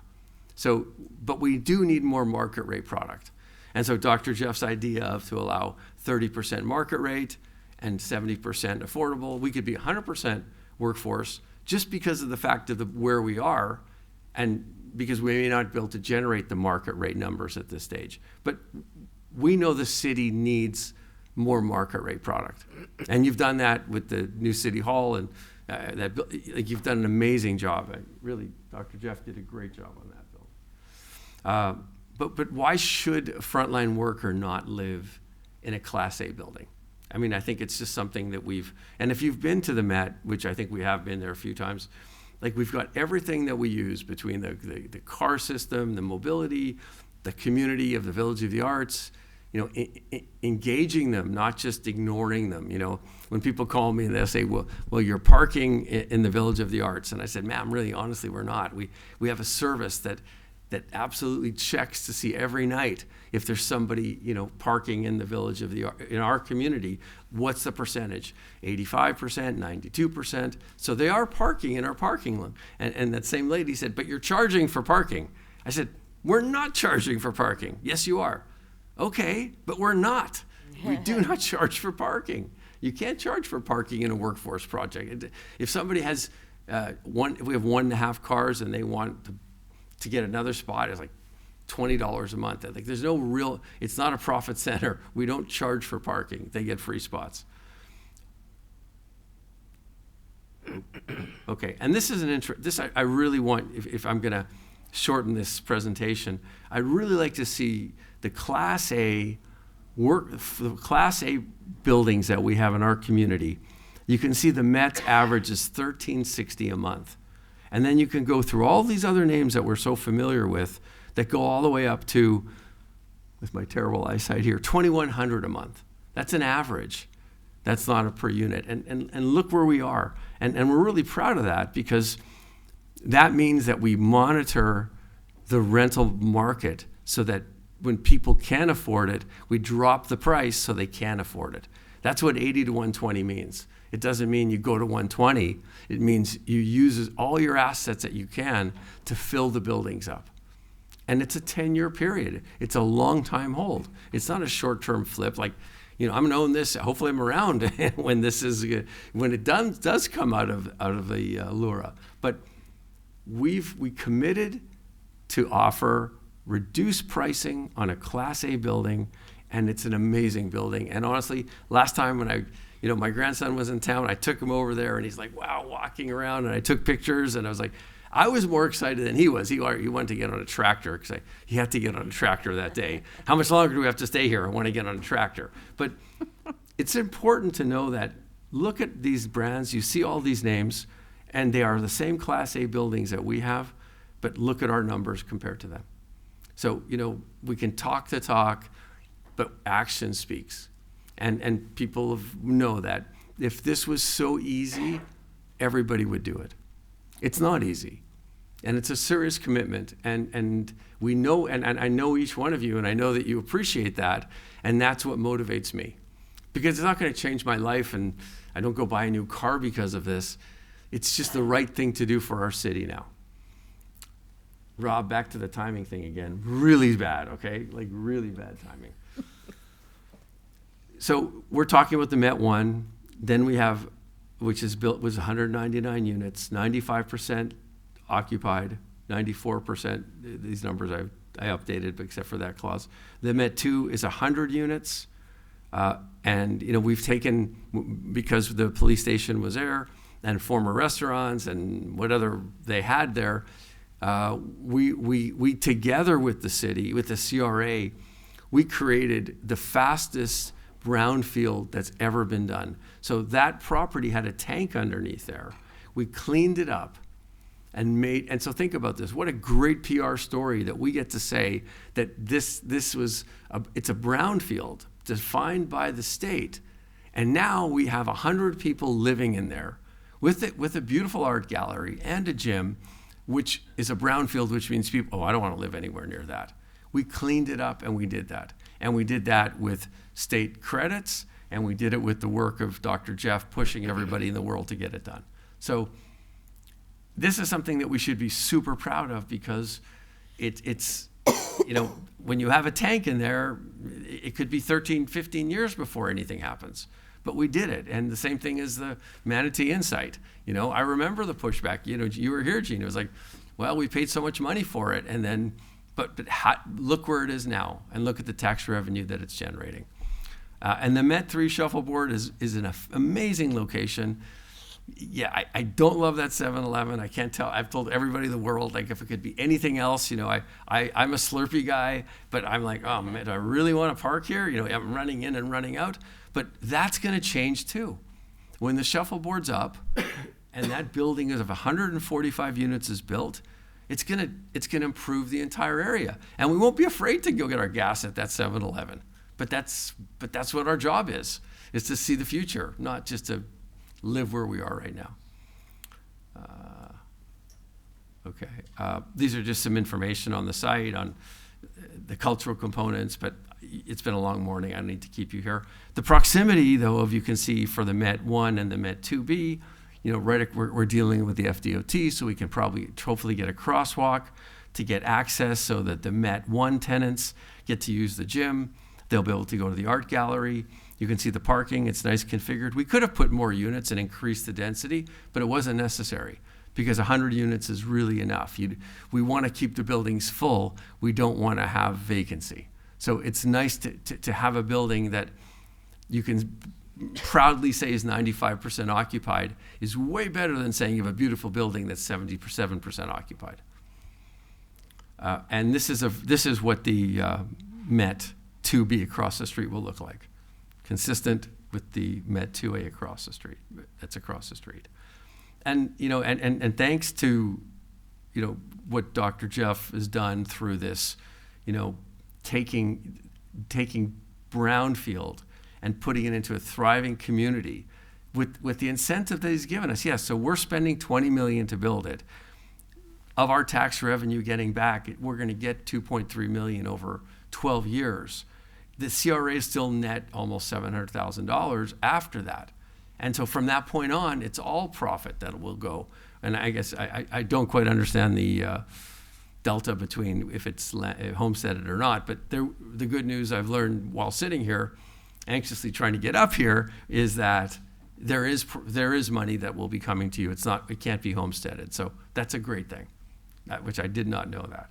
But you know, so the gross revenue will come back to the city, to the CRA, and they can do more creative things, which was impressive. You know, this CRA is something very special, what you have here. I mean, really, it's they think, they plan, they go out of their way to do things, they think out of the box. You know, we're trying something in one area, and like we're just trying new things all the time. And I actually stepped out of the way and said to the buyer of this project that we really want to have, that I think you all know about, because the seller was just impossible. I just said, you know what? Let me step away. I'm out of here. Here's the address. He's right here. Here's your phone number. And he said, great, thanks a lot, Marshall. But he's dealing direct with them. And all I asked the seller to do was one thing. I said, I want a donation to the Salvation Army, and I want a donation to the Boys and Girls Club. And he said, well, I'll pay. No, you don't pay me anything. I want nothing, because we need this. We need that parcel, and one day we'll get it. If it's not today, it's in a month. And I really believe that it's going to be great for the city and how that can expand. And it's just about the pureness and the integrity of our, which I didn't even know what it meant until when he said, you know, sometimes he thinks people are at his speed, and he's going PPP, and I'm going, oh man, what the hell is he talking about? Now I know what private-public partnerships are, you know, and we've really created that amongst ourselves, and I believe that will happen in that other area too. And you know, in the Met 3, you know, it's 145 units. It's very expensive. It's $35 million to build. We haven't, you know, this will hopefully be in the 40-year CRA. And, you know, after 18 years, you know, there's $24 million that's going to be generated back to the CRA.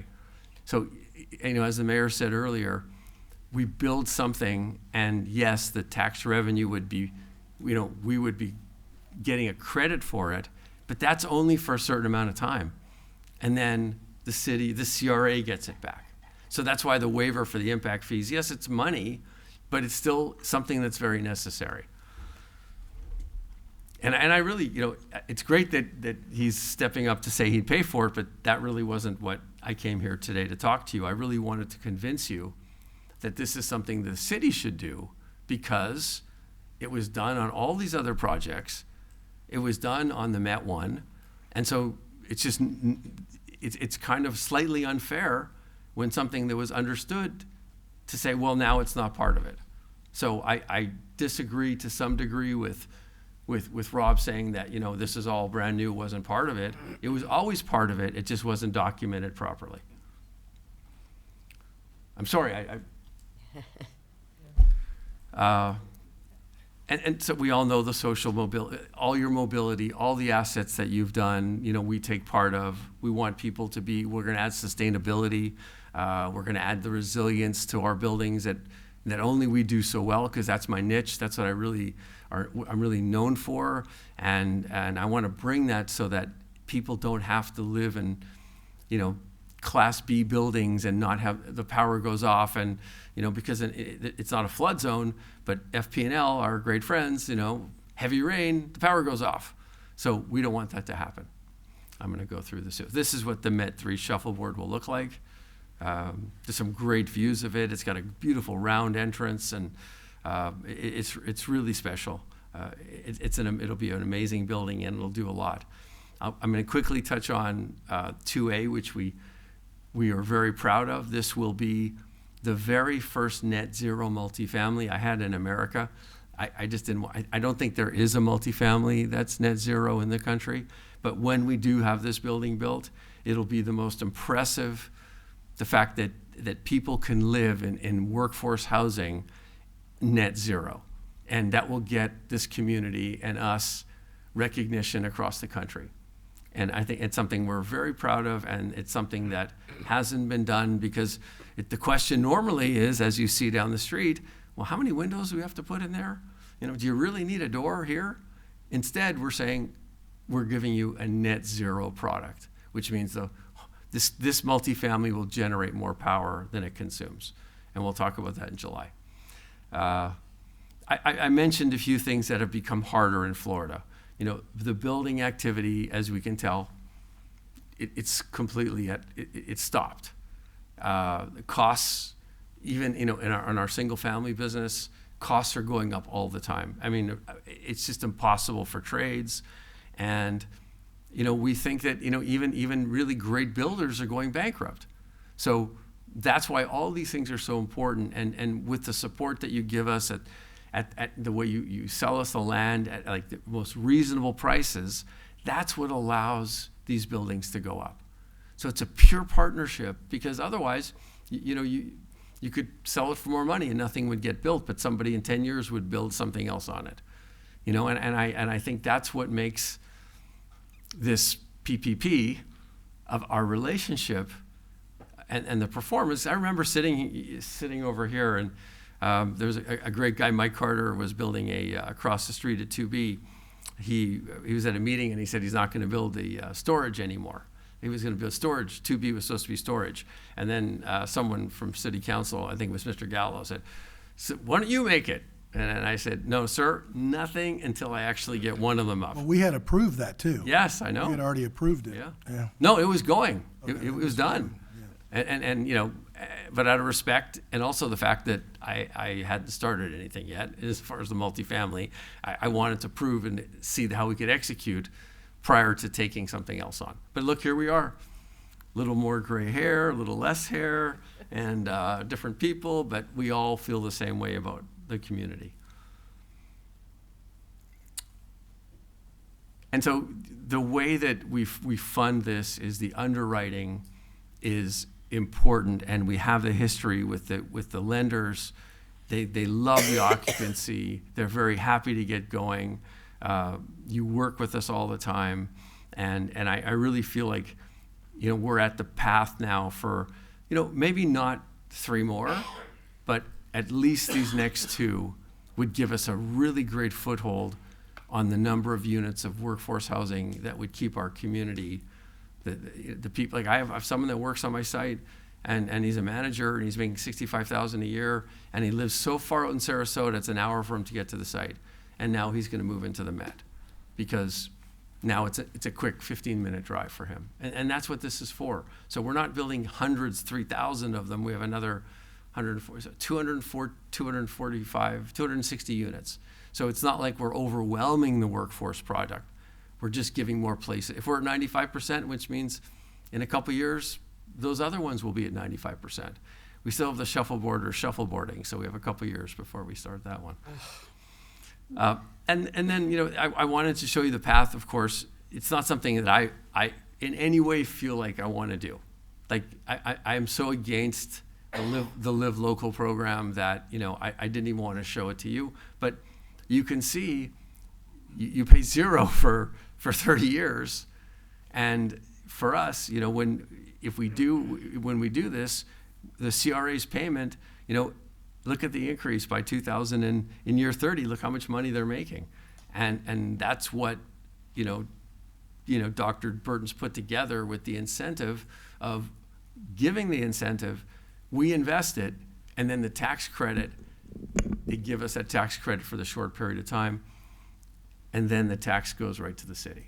So the live local, we know that's the new thing, but we still believe for the benefit of the city, it's the right way to go with the CRA incentives. Well, I've seen this page. I may come back to this page one more time. So every one of these has the waivers. Right, but the bottom two, right, the ones on the right are county, Yeah. Sandpaper and and the Boyer Savory is County. county. Oh, yes, they are. So 920, just so people don't try Thank to you. say we're trying to, No. two on the left are city.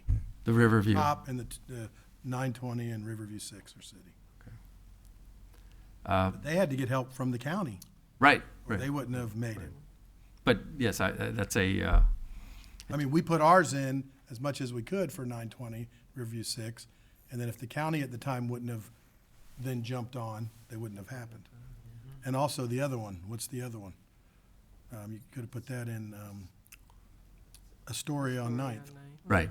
Yeah, so right. that could have been in there. Yes. And then we talk about the income and the dollar value and with the every incentive and what the redevelopment value comes to. Right now, this is for the shuffleboard.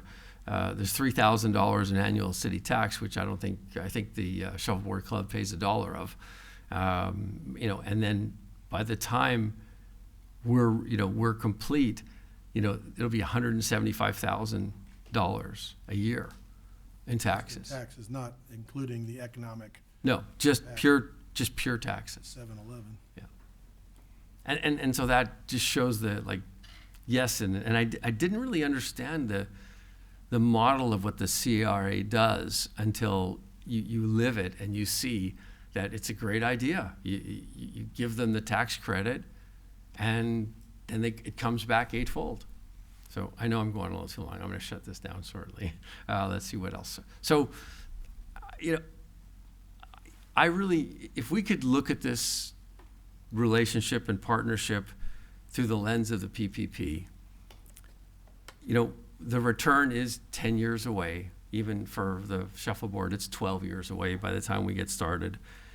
The importance and significance of Class A buildings are very important for frontline workers or anybody that moves in our community that can afford, whether it be the $900 studio or the $1,300 two-bedroom. That's important for us because that gives us the chance to hire more people. It's impossible to hire people here. It's just impossible. And I think that it's something that it's a pride factor, and I think it's a mutual pride factor between everybody here. And I know it's tough, and I recognize Rob's issue, and I recognize the fiscal, who knows where this is gonna come out in November and where it's all gonna lay down. But for these two projects, I would really ask you to stick to where we were and support us and let us deliver these great projects for you, that they're not Ritz-Carltons, they're not market rate things, nobody's getting rich on these things. It's a service that we're providing that we really love to do. And when you get to a certain age, you kind of like these things, and it means more than money sometimes. And that's how I feel about these. That's why I was trying to jump out of my chair. I was all perfectly set for nice, calm conversation. But thank you for your time. Thank you for your consideration. Thank you for your friendship. And thank you, most importantly, for your trust, because it means a lot to me. All right, what was the name of a jeans company that once was at JCPenney's? Arizona Jeans. Arizona Jeans. So, before I go out to the council members, I just want to say, one of the things that I think that, again, we got to try to work through the numbers, we got to do all of that, figure out what's the win-win for everyone, and, we all walk out with a smile, and for the citizens especially, and those, but you are a proven product in our town. Whether it started with Marabella, with Mr. Gallo and kind of that situation going, then the Met, and then another product in the county you're doing, which, again, it doesn't matter from where it started from, what it is, what the cost of it is, you're a proven product. And you could be sitting in your Arizona jeans in a nice place with grandchildren running around and doing a lot. You don't need to be doing what you're doing. So when I say that's the things that I support And again, I don't have a vote, and I'm even giving up a tie-breaking vote. I see that I see you're giving up your vote here. But from the standpoint of what our city is and what my life has been, where we're at, and again, I don't disagree with Mr. Perry and Mr. Williams really trying to give us all of the options, because that's important that we see that. And then it does, as Mr. Perry always says, it comes to a policy decision by 5 people. But I just want to thank you, and this has nothing to do with anything other than you're a proven product, commodity in our town. And when you're a proven product or commodity, you want to try to build off of that and know what's happening. And, you know, there's all in government, elected officials are always going to have stuff, but it's how we make it better, how we do a impact fee over next door, which again, nobody said would succeed.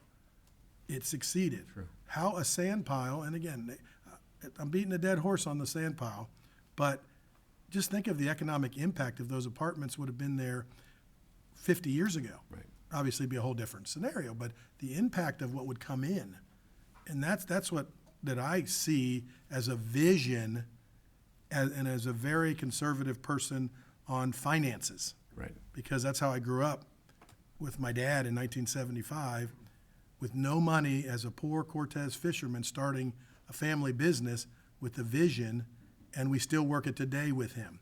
You know, if it's 5 cents, $5, or 500, or 5,000, still the same questions come in.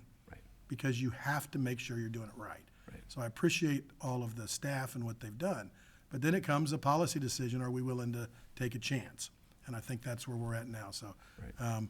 And I couldn't remember Arizona jeans. They just wouldn't Right, yeah, no, stick out of it, so, but My anyway. son-in-law called me. His mother said, "Get some stuff out of the house," and so he had to go pick it up. And he opened up a pair of board shorts, and he says, "She bought them for me in 1998." I said, "Yes, I made those with the tag on them." So, and when I talk to my wife when we're alone, and I say the relationship that I feel like I have here and with the CRA, and it's akin to my relationship with the penny company at the time when it was a real family. You know, it was like I had my own access card. You know, it was great. It was a time of life that, you know, you can never forget, and this is what this has turned out for me. It's not about the short-term money. It's a long-term project, and it helps. And then when you drive by the Met, I can tell you, I go down 14th Street, and I take more videos. I don't text and drive like I used to, but I video and drive now as I go by, and I look at it later, you know, and That's I on a think, standard thing. you know, and honestly, it's a great feeling, and I just want to continue it, and I just know my timing, and I get what you're up against. I get it. A month and a half ago would have been not a discussion, but I know where we are. And so, like, I think that I would be happy to help with the digging of the line in the sand after the next few days. I'm happy to bring the shovel to dig the line. But thank you for your time. Ms. Barnaby? Yes, I think what you see is that while it may have been kind of a understanding that to get affordable housing in the city that we would automatically do these things, I think you see now it's not such an automatic thing. And I'm not so sure it should be. I think we should be having these discussions Yes. when we go to approve these kind of projects. We've heard from the CRA director that should the CRA board choose to do so, they could pay up to 70% of the impact fees, which would leave another 30%. If the CRA board chooses to do that and pay the 70%, what would that mean to your project? Because if I'm doing it, the math correctly, $144,000, 30% of that is $132,000. What would that do to your project?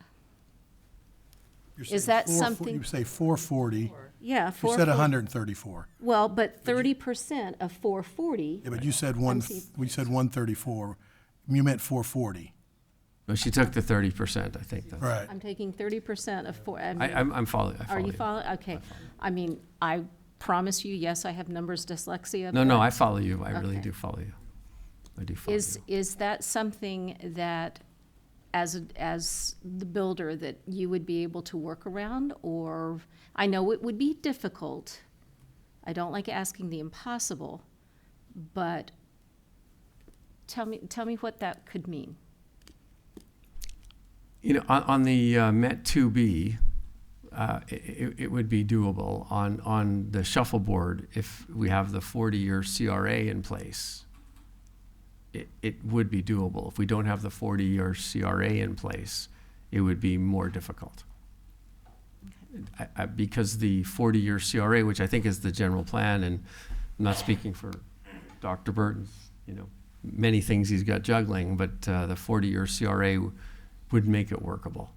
And we could be 100% affordable, so there wouldn't be a 70% factor. But I do see the merit in having people move there that aren't restricted by their income. It just depends on, would the shuffleboard itself be able to generate, shuffleboard, that's a great name for it, but would the shuffleboard itself in that area generate market rates? That's the question. Because we know the Met 1 can't generate market rate. The few people that would come, it would work for, but for the most part, it's successful because it's affordable.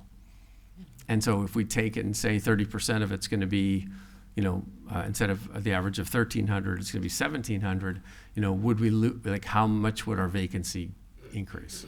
Which is a concern. And I would be remiss if I didn't say something about this. When we're talking about affordable in this community, it's a percentage of their gross income, correct? Yes. And those statistics and standards and things are set by the federal government. Yes. Because invariably, anytime we open an affordable project, a workforce project, we see the comments from people going, affordable to whom? And it's not that we're setting those standards. Right. It's a federal program, and it comes down from the feds. And we vet every single person. And because the city itself doesn't have a third-party vetting, but we vet every single person has to go through. We have a third-party company that does this. That's why there's been people that have been rejected, because they're trying to take advantage of a lower rent when they can afford more. And so that's when Dr. Jeff said, well, why don't we make it 70-30 so more people could afford the that couldn't move in there. But nobody lives there that is not in the 80 to 120 AMI. And we're very serious about that, because even though there's no third party from the city at this stage that vets the specifics, we have a third party that does that. Well, I think another thing to talk about with affordability is when Astoria on 9th opened up, because they were truly the lowest, right? They couldn't get occupants there. Right. So they had to change their methodology because they were only like 20% occupied. Right. So, I mean, again, when you got to try to come up with the happy median, right. And you're obviously at the Met right now, 95% is the right median, but we want to continue that.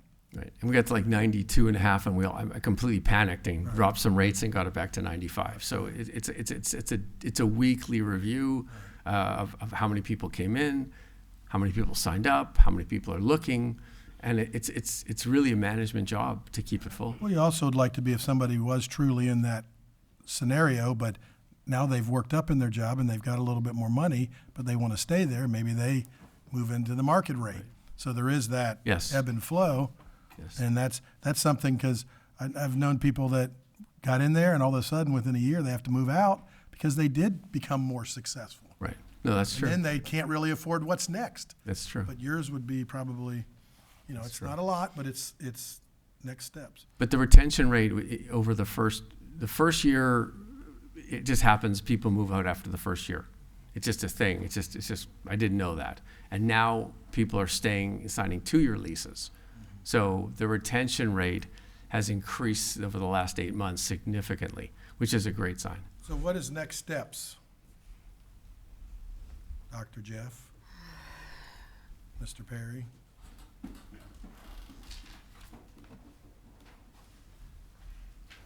Impact fees are a city function, so the city council needs to make a decision. You can do whatever the city council, that's your policy, your impact fees. So the CRA can step up, and again, we've made that pretty clear what we can do. I'll leave the rest up to city administrator, because it's his impact fees. Yeah. I mean, you know what's interesting is when you take 250 units and you basically figure out the consumption's about 6,000 gallons, and then you do the math on it, those units add probably slightly less than 1 million gallons a day, and just to the utility infrastructure. So when Councilwoman Lisa Gonzalez-Moore was asking about, well, how do you price things out? We said, oh, it's kind of nebulous. That's one way to do it. The point with it is, I think we want to incentivize this. I mean, I like the program, I always have. I think council does too. Mr. Perry, though, but wait a minute. Yep. You just said 250 units are going to consume 1 million gallons a day. Yeah. If we're doing 6 to 7 million gallons for the whole city Right. a day, how does 250 units add 1 million gallons? You just got to do the math, I guess. Yeah, but I mean, overall, the whole city only does 6 to 7 million. You're right, a day. ultimately, yeah. So I think that seems a little bit Yeah, it's got to be off a little bit. Well, excessive to make a point, which I think you need to stop making. You need to let this council decide on some things. Well, that's fine.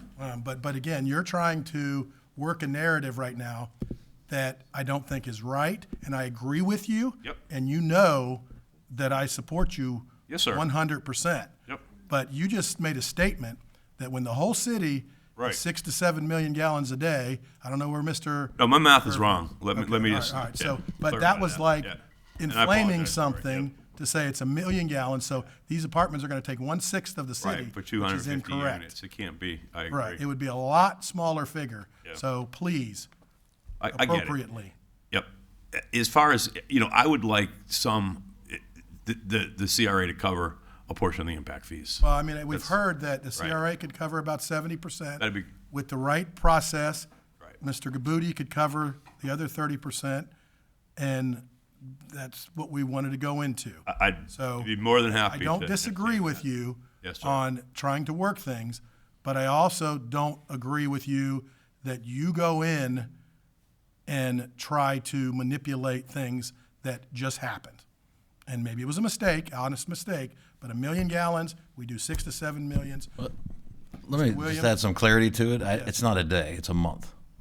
Okay, well, he So said a that's day. So the numbers are right, but it's not per day. So the misspeak was daily versus monthly. Okay, That's so all. then, okay, I'll accept that. But I just thought However that that proportionally comes out. And I everything we did apologize. with I didn't mean our- to mislead you, because I agree with you that It 250 didn't units. sound like too good, so, all right, so let's, moving on. So does the CRA have to meet and then come back with that recommendation to the city? And then the city would accept that from the CRA? I think that this is, it's an amendment to a contract, so if the city said that they would not waive the impact fees, the CRA would meet, and the board would determine whether it wanted to meet the 70%, which we could make the justification for that. And then we would move forward with that. Then the city would be paid in full. We would pay 70, the developer would pay 30, and we would just move forward with that. Is that acceptable, Mr. Gabuti? Could that be workable?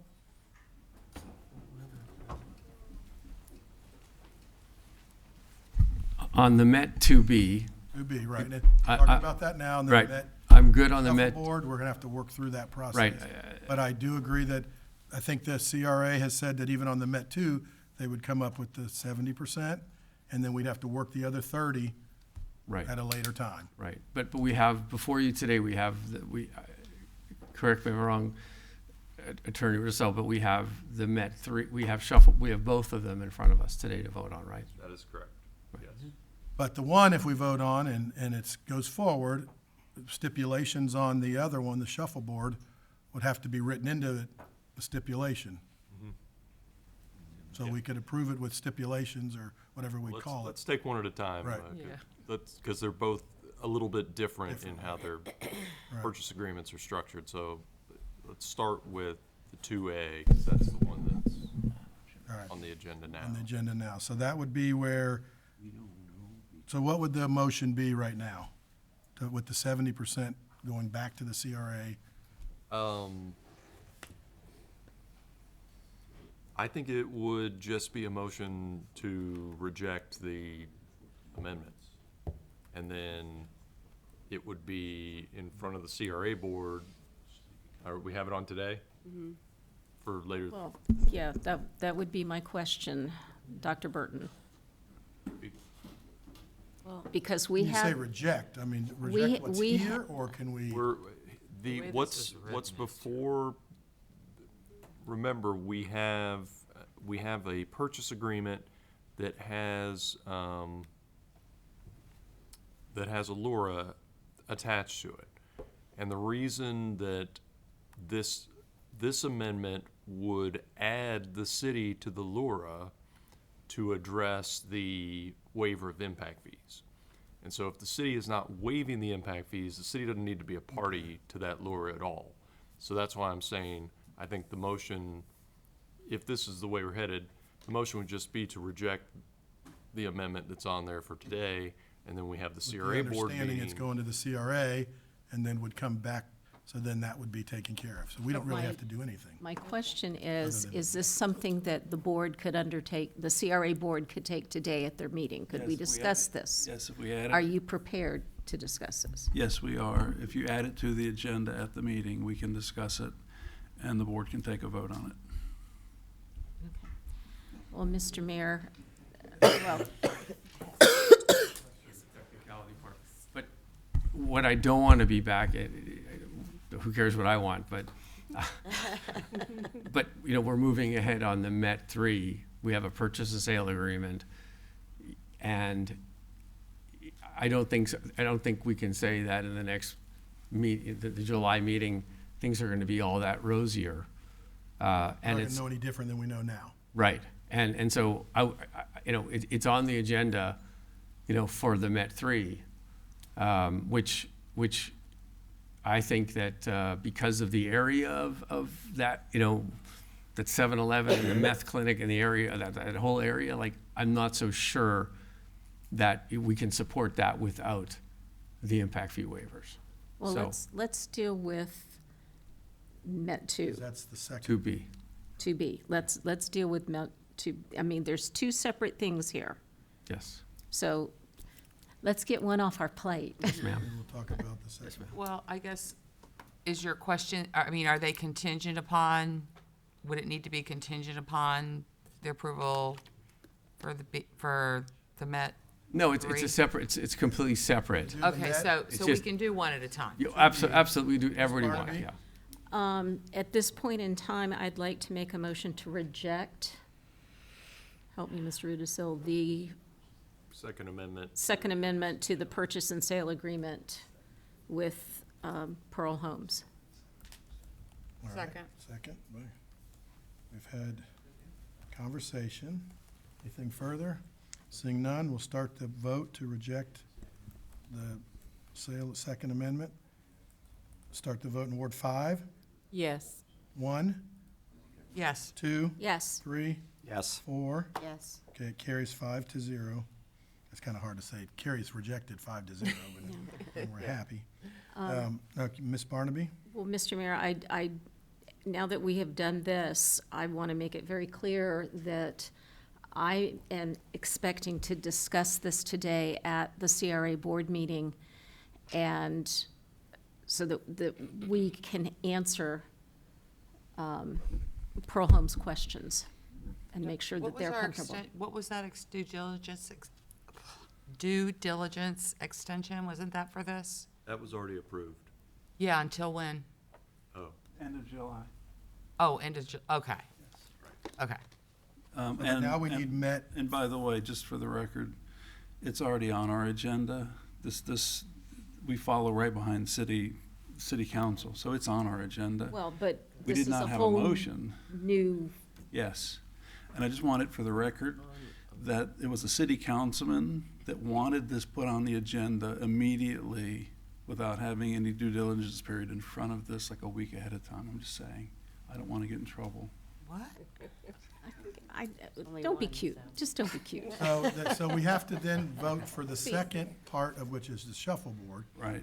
That we're still saying that 70%, if he's 70-30, but Mr. Gabouti's saying that it'll be a harder number to pay the additional 30 on that project going forward. And that being the case, the Met 3, which is the shuffleboard court, the developer is paying the city for the land up front. And in discussion with the city attorney, on this one, because there is that payment coming from the developer to the city is willing they will recommend waiving the 30% of the impact fees. The CRA will pick up the other 70 on that also. So we get 70% on the impact fee and the 30% And consumed at some somehow- level by the land purchase. So, but the impact to the city is great because of Right. what it's bringing to the Absolutely, city. sure. So that's, Getting rid of. so how does that How does that motion motion? sound? Wait, before we make that motion though, but Dr. Burton, Dr. Burton, real quick. Dr. Yeah. Burton, Talk to her. Dr. Burton. This is The shuffleboard, we can do that though, even though it's not located within the CRA? It's in the CRA. CRA, shuffleboard yeah. court, it's in the CRA. Oh, okay, I was confusing the talking about two. the other I was, little piece behind it. oh, okay, got you, okay, yes, thank So you. what's the motion, Mr. Rudisell? Wait, hold on, It would, Mr. Russo, it probably would be the same motion where the city now is not party to the LoRa because they're waiving oh, no, they are. I'm sorry, it would be. We're waiving 30% and the other This, 70. this one is different because this one is an agreement with the city instead of with the CRA.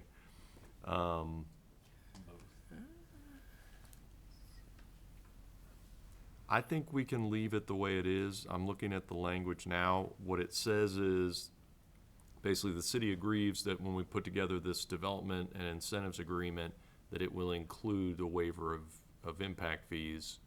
So if we want to change up the balance of what, you know. Where it city- comes from. Right, we have the flexibility to do that. Should it specifically say, though, that we agree to waive 30% of the impact fees, subject to 70% being paid by the CRA?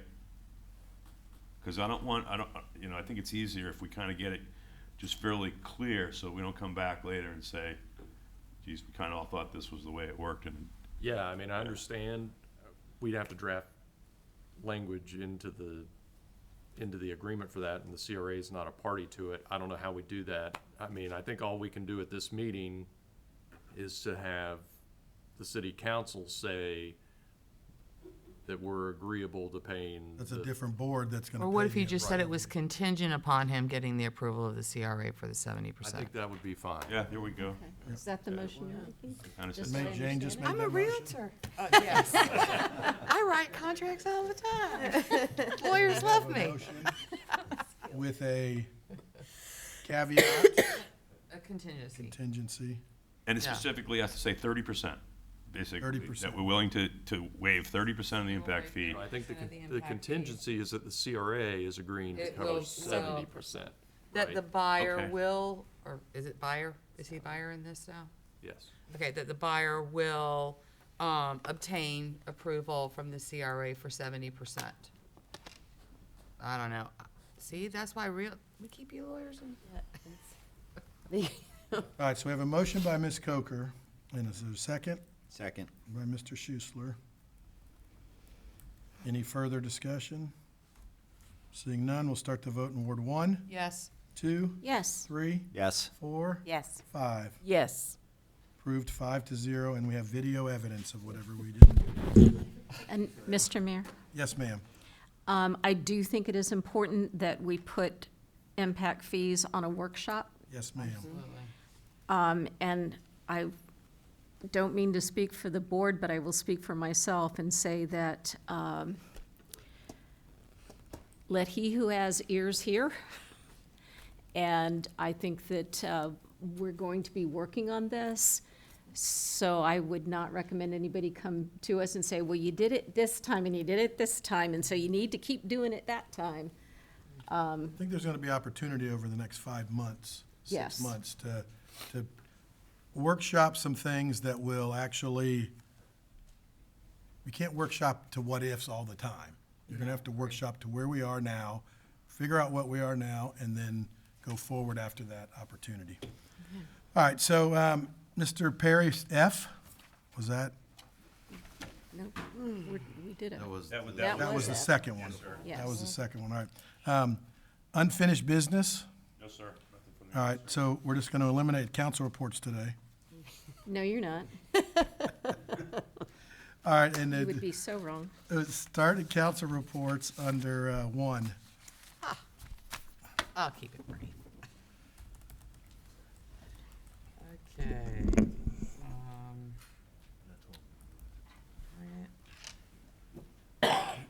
Start with me. Yeah, you're on the list.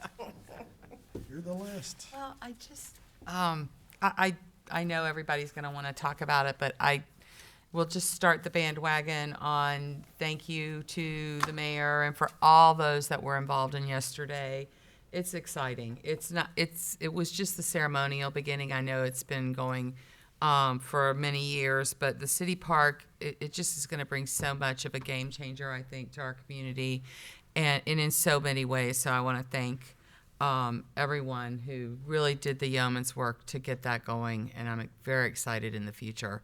That's really all I had. I just did my council corner. You can read it there. Thank you.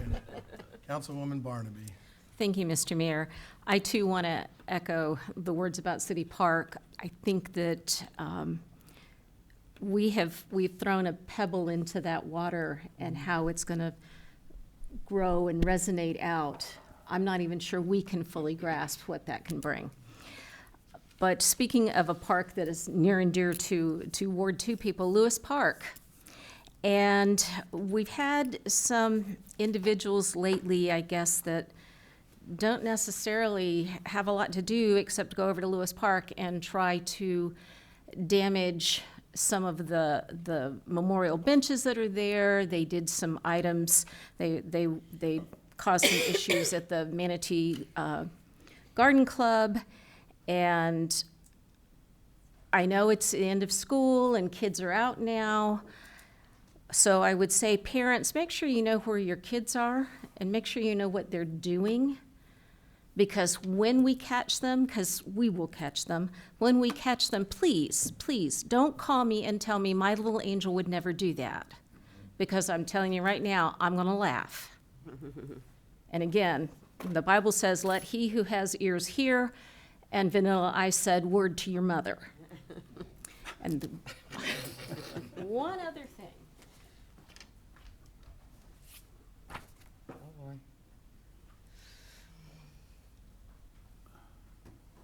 Is anybody else scared? I know. No, I'm not. I know. Should I be?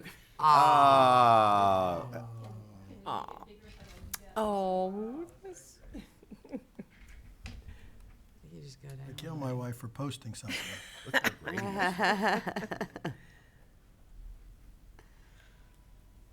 You look like you're about Oh, 12. they were I know. babies in the picture.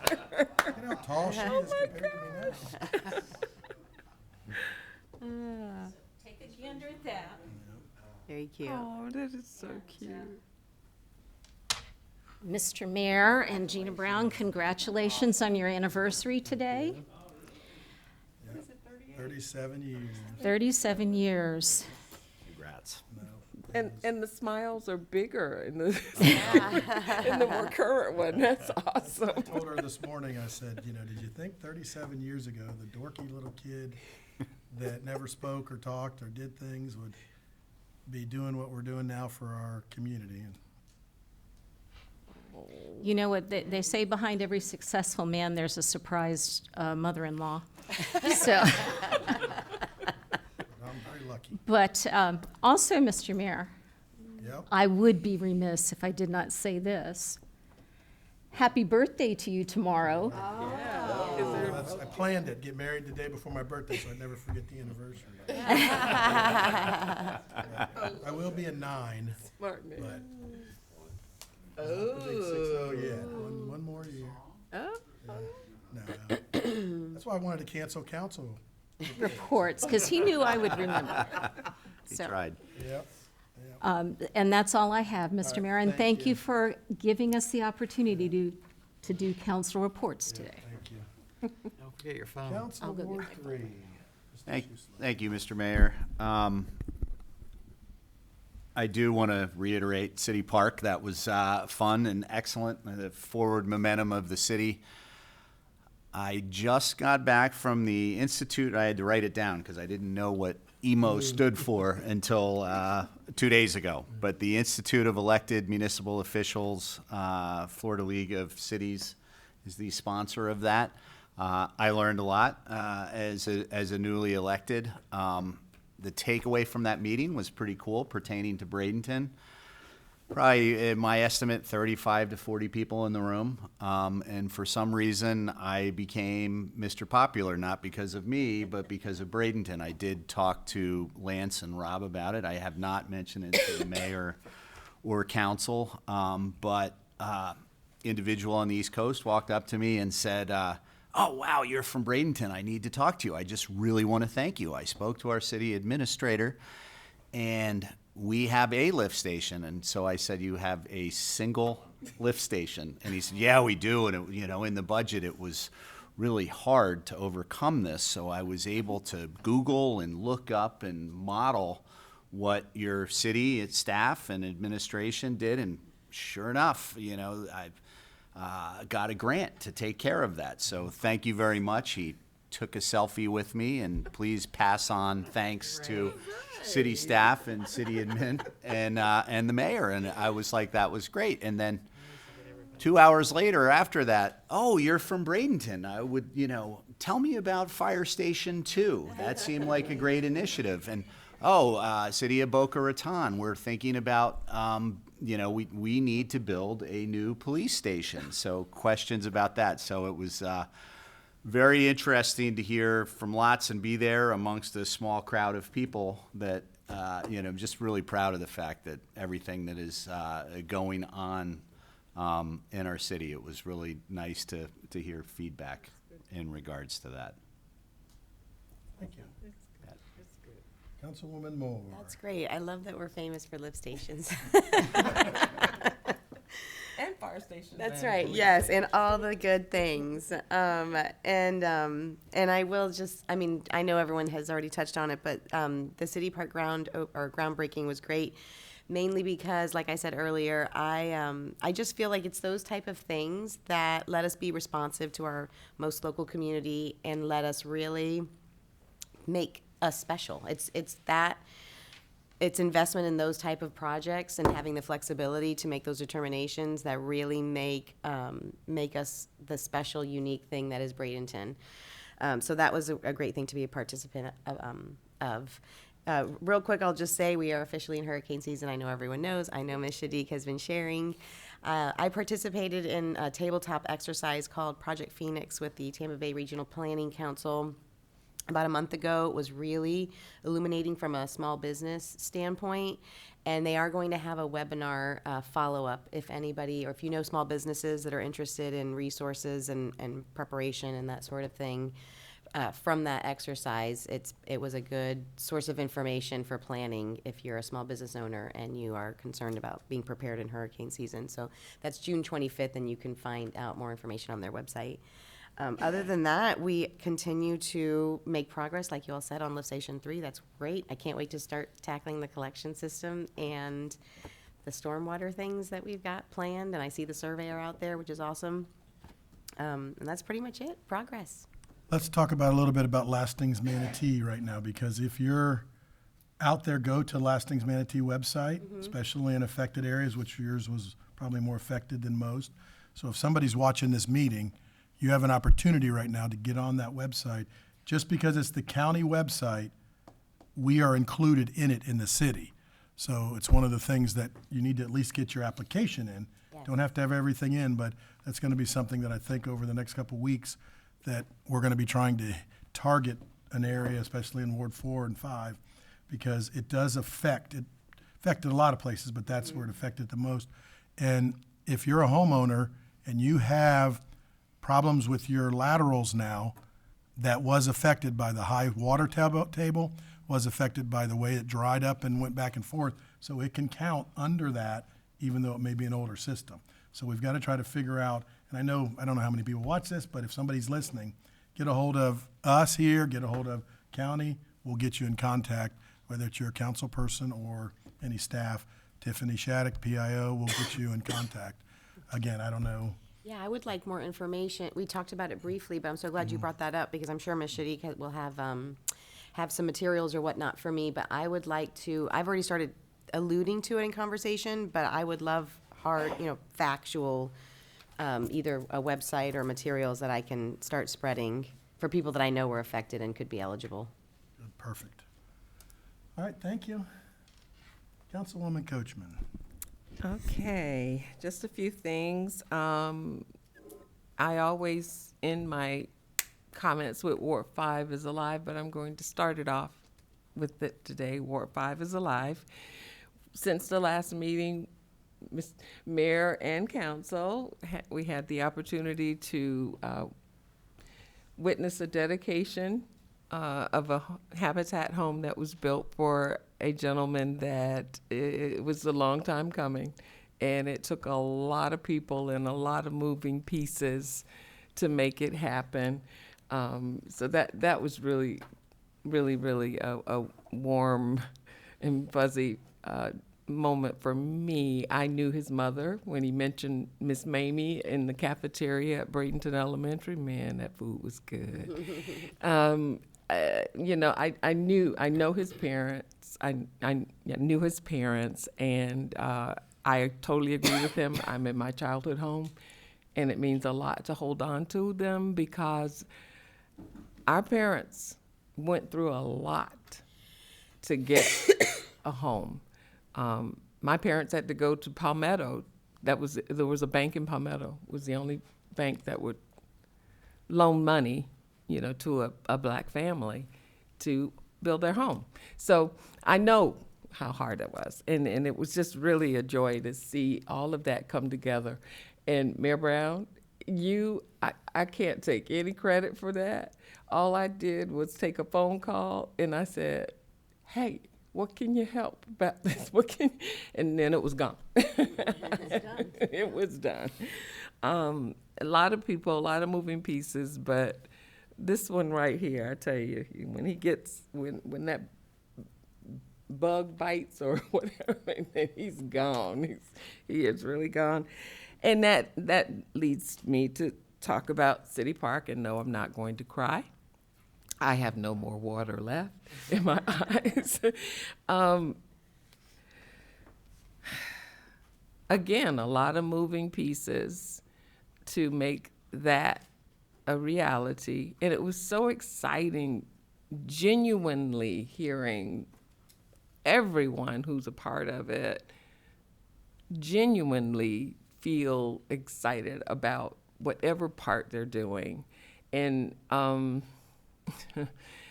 not.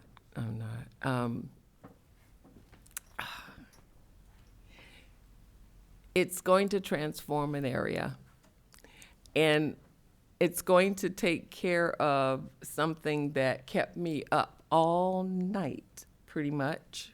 Well, from 2:30 to close to 4 a.m. The teenagers in my neighborhood, they have reached that age that now they hang out at night. They just go up and down the street talking loud and whatever. So that's going to stop, because the up and coming youth in the area are going to have somewhere to go and not be so bad.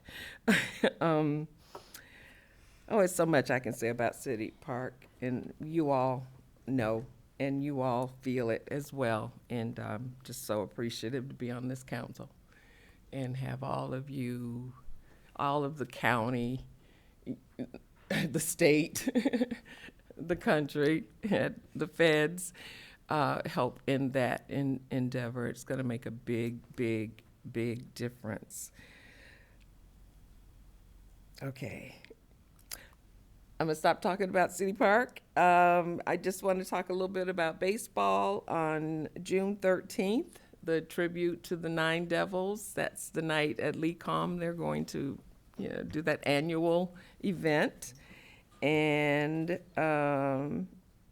June 19th is law enforcement night, and that's the night I always grab. So I invite everyone to please come and share some baseball and watch me throw my first pitch. Does that make sense? First pitch. And let's hope that I make it 3-3, because Marty and I right now are 2-2. So I'm pretty sure we're gonna be 3-3. Other than that, before the next meeting, Father's Day will come around. All of you that take on the role of being dad, daddy, pop, all of those names, have a wonderful day. War 5 is definitely alive. Thank you, Ms. Coachman. And I'll start out with what you started out with was Habitat for Humanity, and obviously Mr. Bryant, and we were just so glad to be able to go over and paint a little bit, do a little bit of rah-rah with the ribbon cutting. But it all comes down to, our staff and the CDBG money that we were able to figure out, and, Vicki White and her crew, Deidre, just did a great job at working through that. And again, I look at things, it takes a village. It's, I guess I was the good kid in my family, but I never had to be told no more than once. But I don't take no for an answer now as we go through things, as we do it. But we try to figure out how to do it. And it's not about no all the time. And that's one thing I know our staff works through very well. So that was great. And seeing him, I think he'll be in his house. We did the ribbon cutting, but it's still a little bit more time than he'll be in, and really excited about that. June 14th is Flag Day. You see around the city, and us in Palmetto at the DeSoto Green Bridge with the flags. See the flags up here. Obviously, our 250th year is amongst us in this country, and that's old city compared to our ages, compared to things in old country. But when you really think about it, we're young. We're still growing as a country, and how we make it better. So hopefully everybody displays their flags with pride and does what we can do for that. And coming up to the July 4th celebration, obviously I have a nice shirt on today, different than normal, but this is our last meeting before we have a great celebration on July 4th with the county, the Palmetto, and us really sponsoring up in the fireworks. Really going to do a bang-up fireworks, and we're going to allow you to sit on the bridge up to a certain point. So if you're coming out, Riverwalk, bridge, fire department, police department, we're far away from it, but we've worked that out. Palmetto's going to have their side. So the bridge will be closed at the appropriate time, and then you'll be able to view from there. It's going to be a great opportunity. I appreciate Mayor West and his whole entire staff working with our entire staff here at the city to really change the venue. It's we're not using the bridge like we do with the regatta, but both sides of the river we're going to be engaged. So in Rossi Park all the way down to the Main Street, and then Main Street will gear up at 7. So it's doing a great job, and Woodard and Curran has stepped up and been a great sponsor for that, to be part of the city and really made it where it'll be a viable event. First 350 people that get to the event will get a free shirt. You've seen them online with the logos. Palmetto has 350, we have 350, and they're going to be giving out nice shirts so I think that's probably the first time that's been said publicly, but that'll be, if I come find your shirt, get there early and enjoy it. Great event happened over the weekend with a golfer, and obviously everybody knows of Nellie Corda if you're from our community, and a great supporter, and obviously from here, parents live here. And whenever she gets on, she talks, obviously she's a great role model for young ladies and girls and women of all kinds. But when she gets on, she always talks about Bradenton, in her hometown. So I'm working with Vern Buchanan's office with Senator Boyd, Representative Robinson, downtown. We're going to probably try over the next couple of weeks at some point when she's going to be in. It may be probably sometime towards the end of July, maybe in August. But we're going to have a Nelly Corda Day downtown. And if Kelly's listening up there in her office, we're going to have to figure that out and close Main Street a little bit, work with some of the businesses to bring it in. But it's not, and again, if we can get her into town for an evening, one major state official might be here, and one major top executive in the country has shown interest in flying in. So, you know, it could be very interesting if that happens, Chief Thiers. So, but, you know, a lot of that's just what ifs, but there's opportunity to have the president and the governor here on our Main Street with Nelly Corda. So if that, again, it's going to be out there now, so prove me wrong. Come on, get here. But it would be an honor. Obviously, the president's from our state. He obviously has a granddaughter that is a great golfer and does that. So it would just be a fun thing for Bradenton. Politics aside, when President Biden called me after the hurricanes, you know, like I said, I stood up, yes, sir, and no, sir, and you respect who's in the office and you do what you can to communication. So opportunity, you know, that's what we're looking at. Last thing, obviously, City Park is probably one of the staples that we're getting through. Face it and fix it is fun. That's a thing that people can go whatever they want to do. But City Park is a community driver, I think, that's really going to change not only just the baseball part of it, but when you talk about how our city can be connected. The whole city, from the neighborhood to City Park, Lecom, Village of the Arts, downtown. You can't just say Main Street. You got to say downtown. The whole downtown, which encompasses everything to Riverwalk to Old Manatee. And you got to start crawling, then walking before you get to everywhere. And I think this, as we saw Dover Cole today, appreciated that getting kind of the next step. Again, it was just the symbolic part of saying, okay, we've got it, now let's figure out what's going to make it work. Because Downtown by Design was a great thing, and they did some things right out of the box. But then it sat on a shelf because economies change, things change, mojo changes, a lot of councils change. But how are we going to set this up so we will give opportunity to businesses that want to be here that don't have to close like a Three Keys? Things that, you know, that may have been a one-off, that was just a weird timing and all the things, but how do we try to set some of that up? Because we're not going to be sitting in this seat forever. But, you know, you think about the people that did Downtown by Design, some good things came out of that. But those people aren't sitting here anymore. So how do we, well, I'm sorry. Those people in their first lives weren't sitting here, but in the second life, so you're right. But some of those things are just what I look at every day in City Park. One of the things I want to apologize, and there may be others, but the Housing Authority and the CRA, we, you know, and all, you always say you're going to forget somebody, you try not to, but we didn't. And then when you look at the hat, what I love about this hat is they had a hard time figuring out how to get everybody on it. And that's the collaboration part.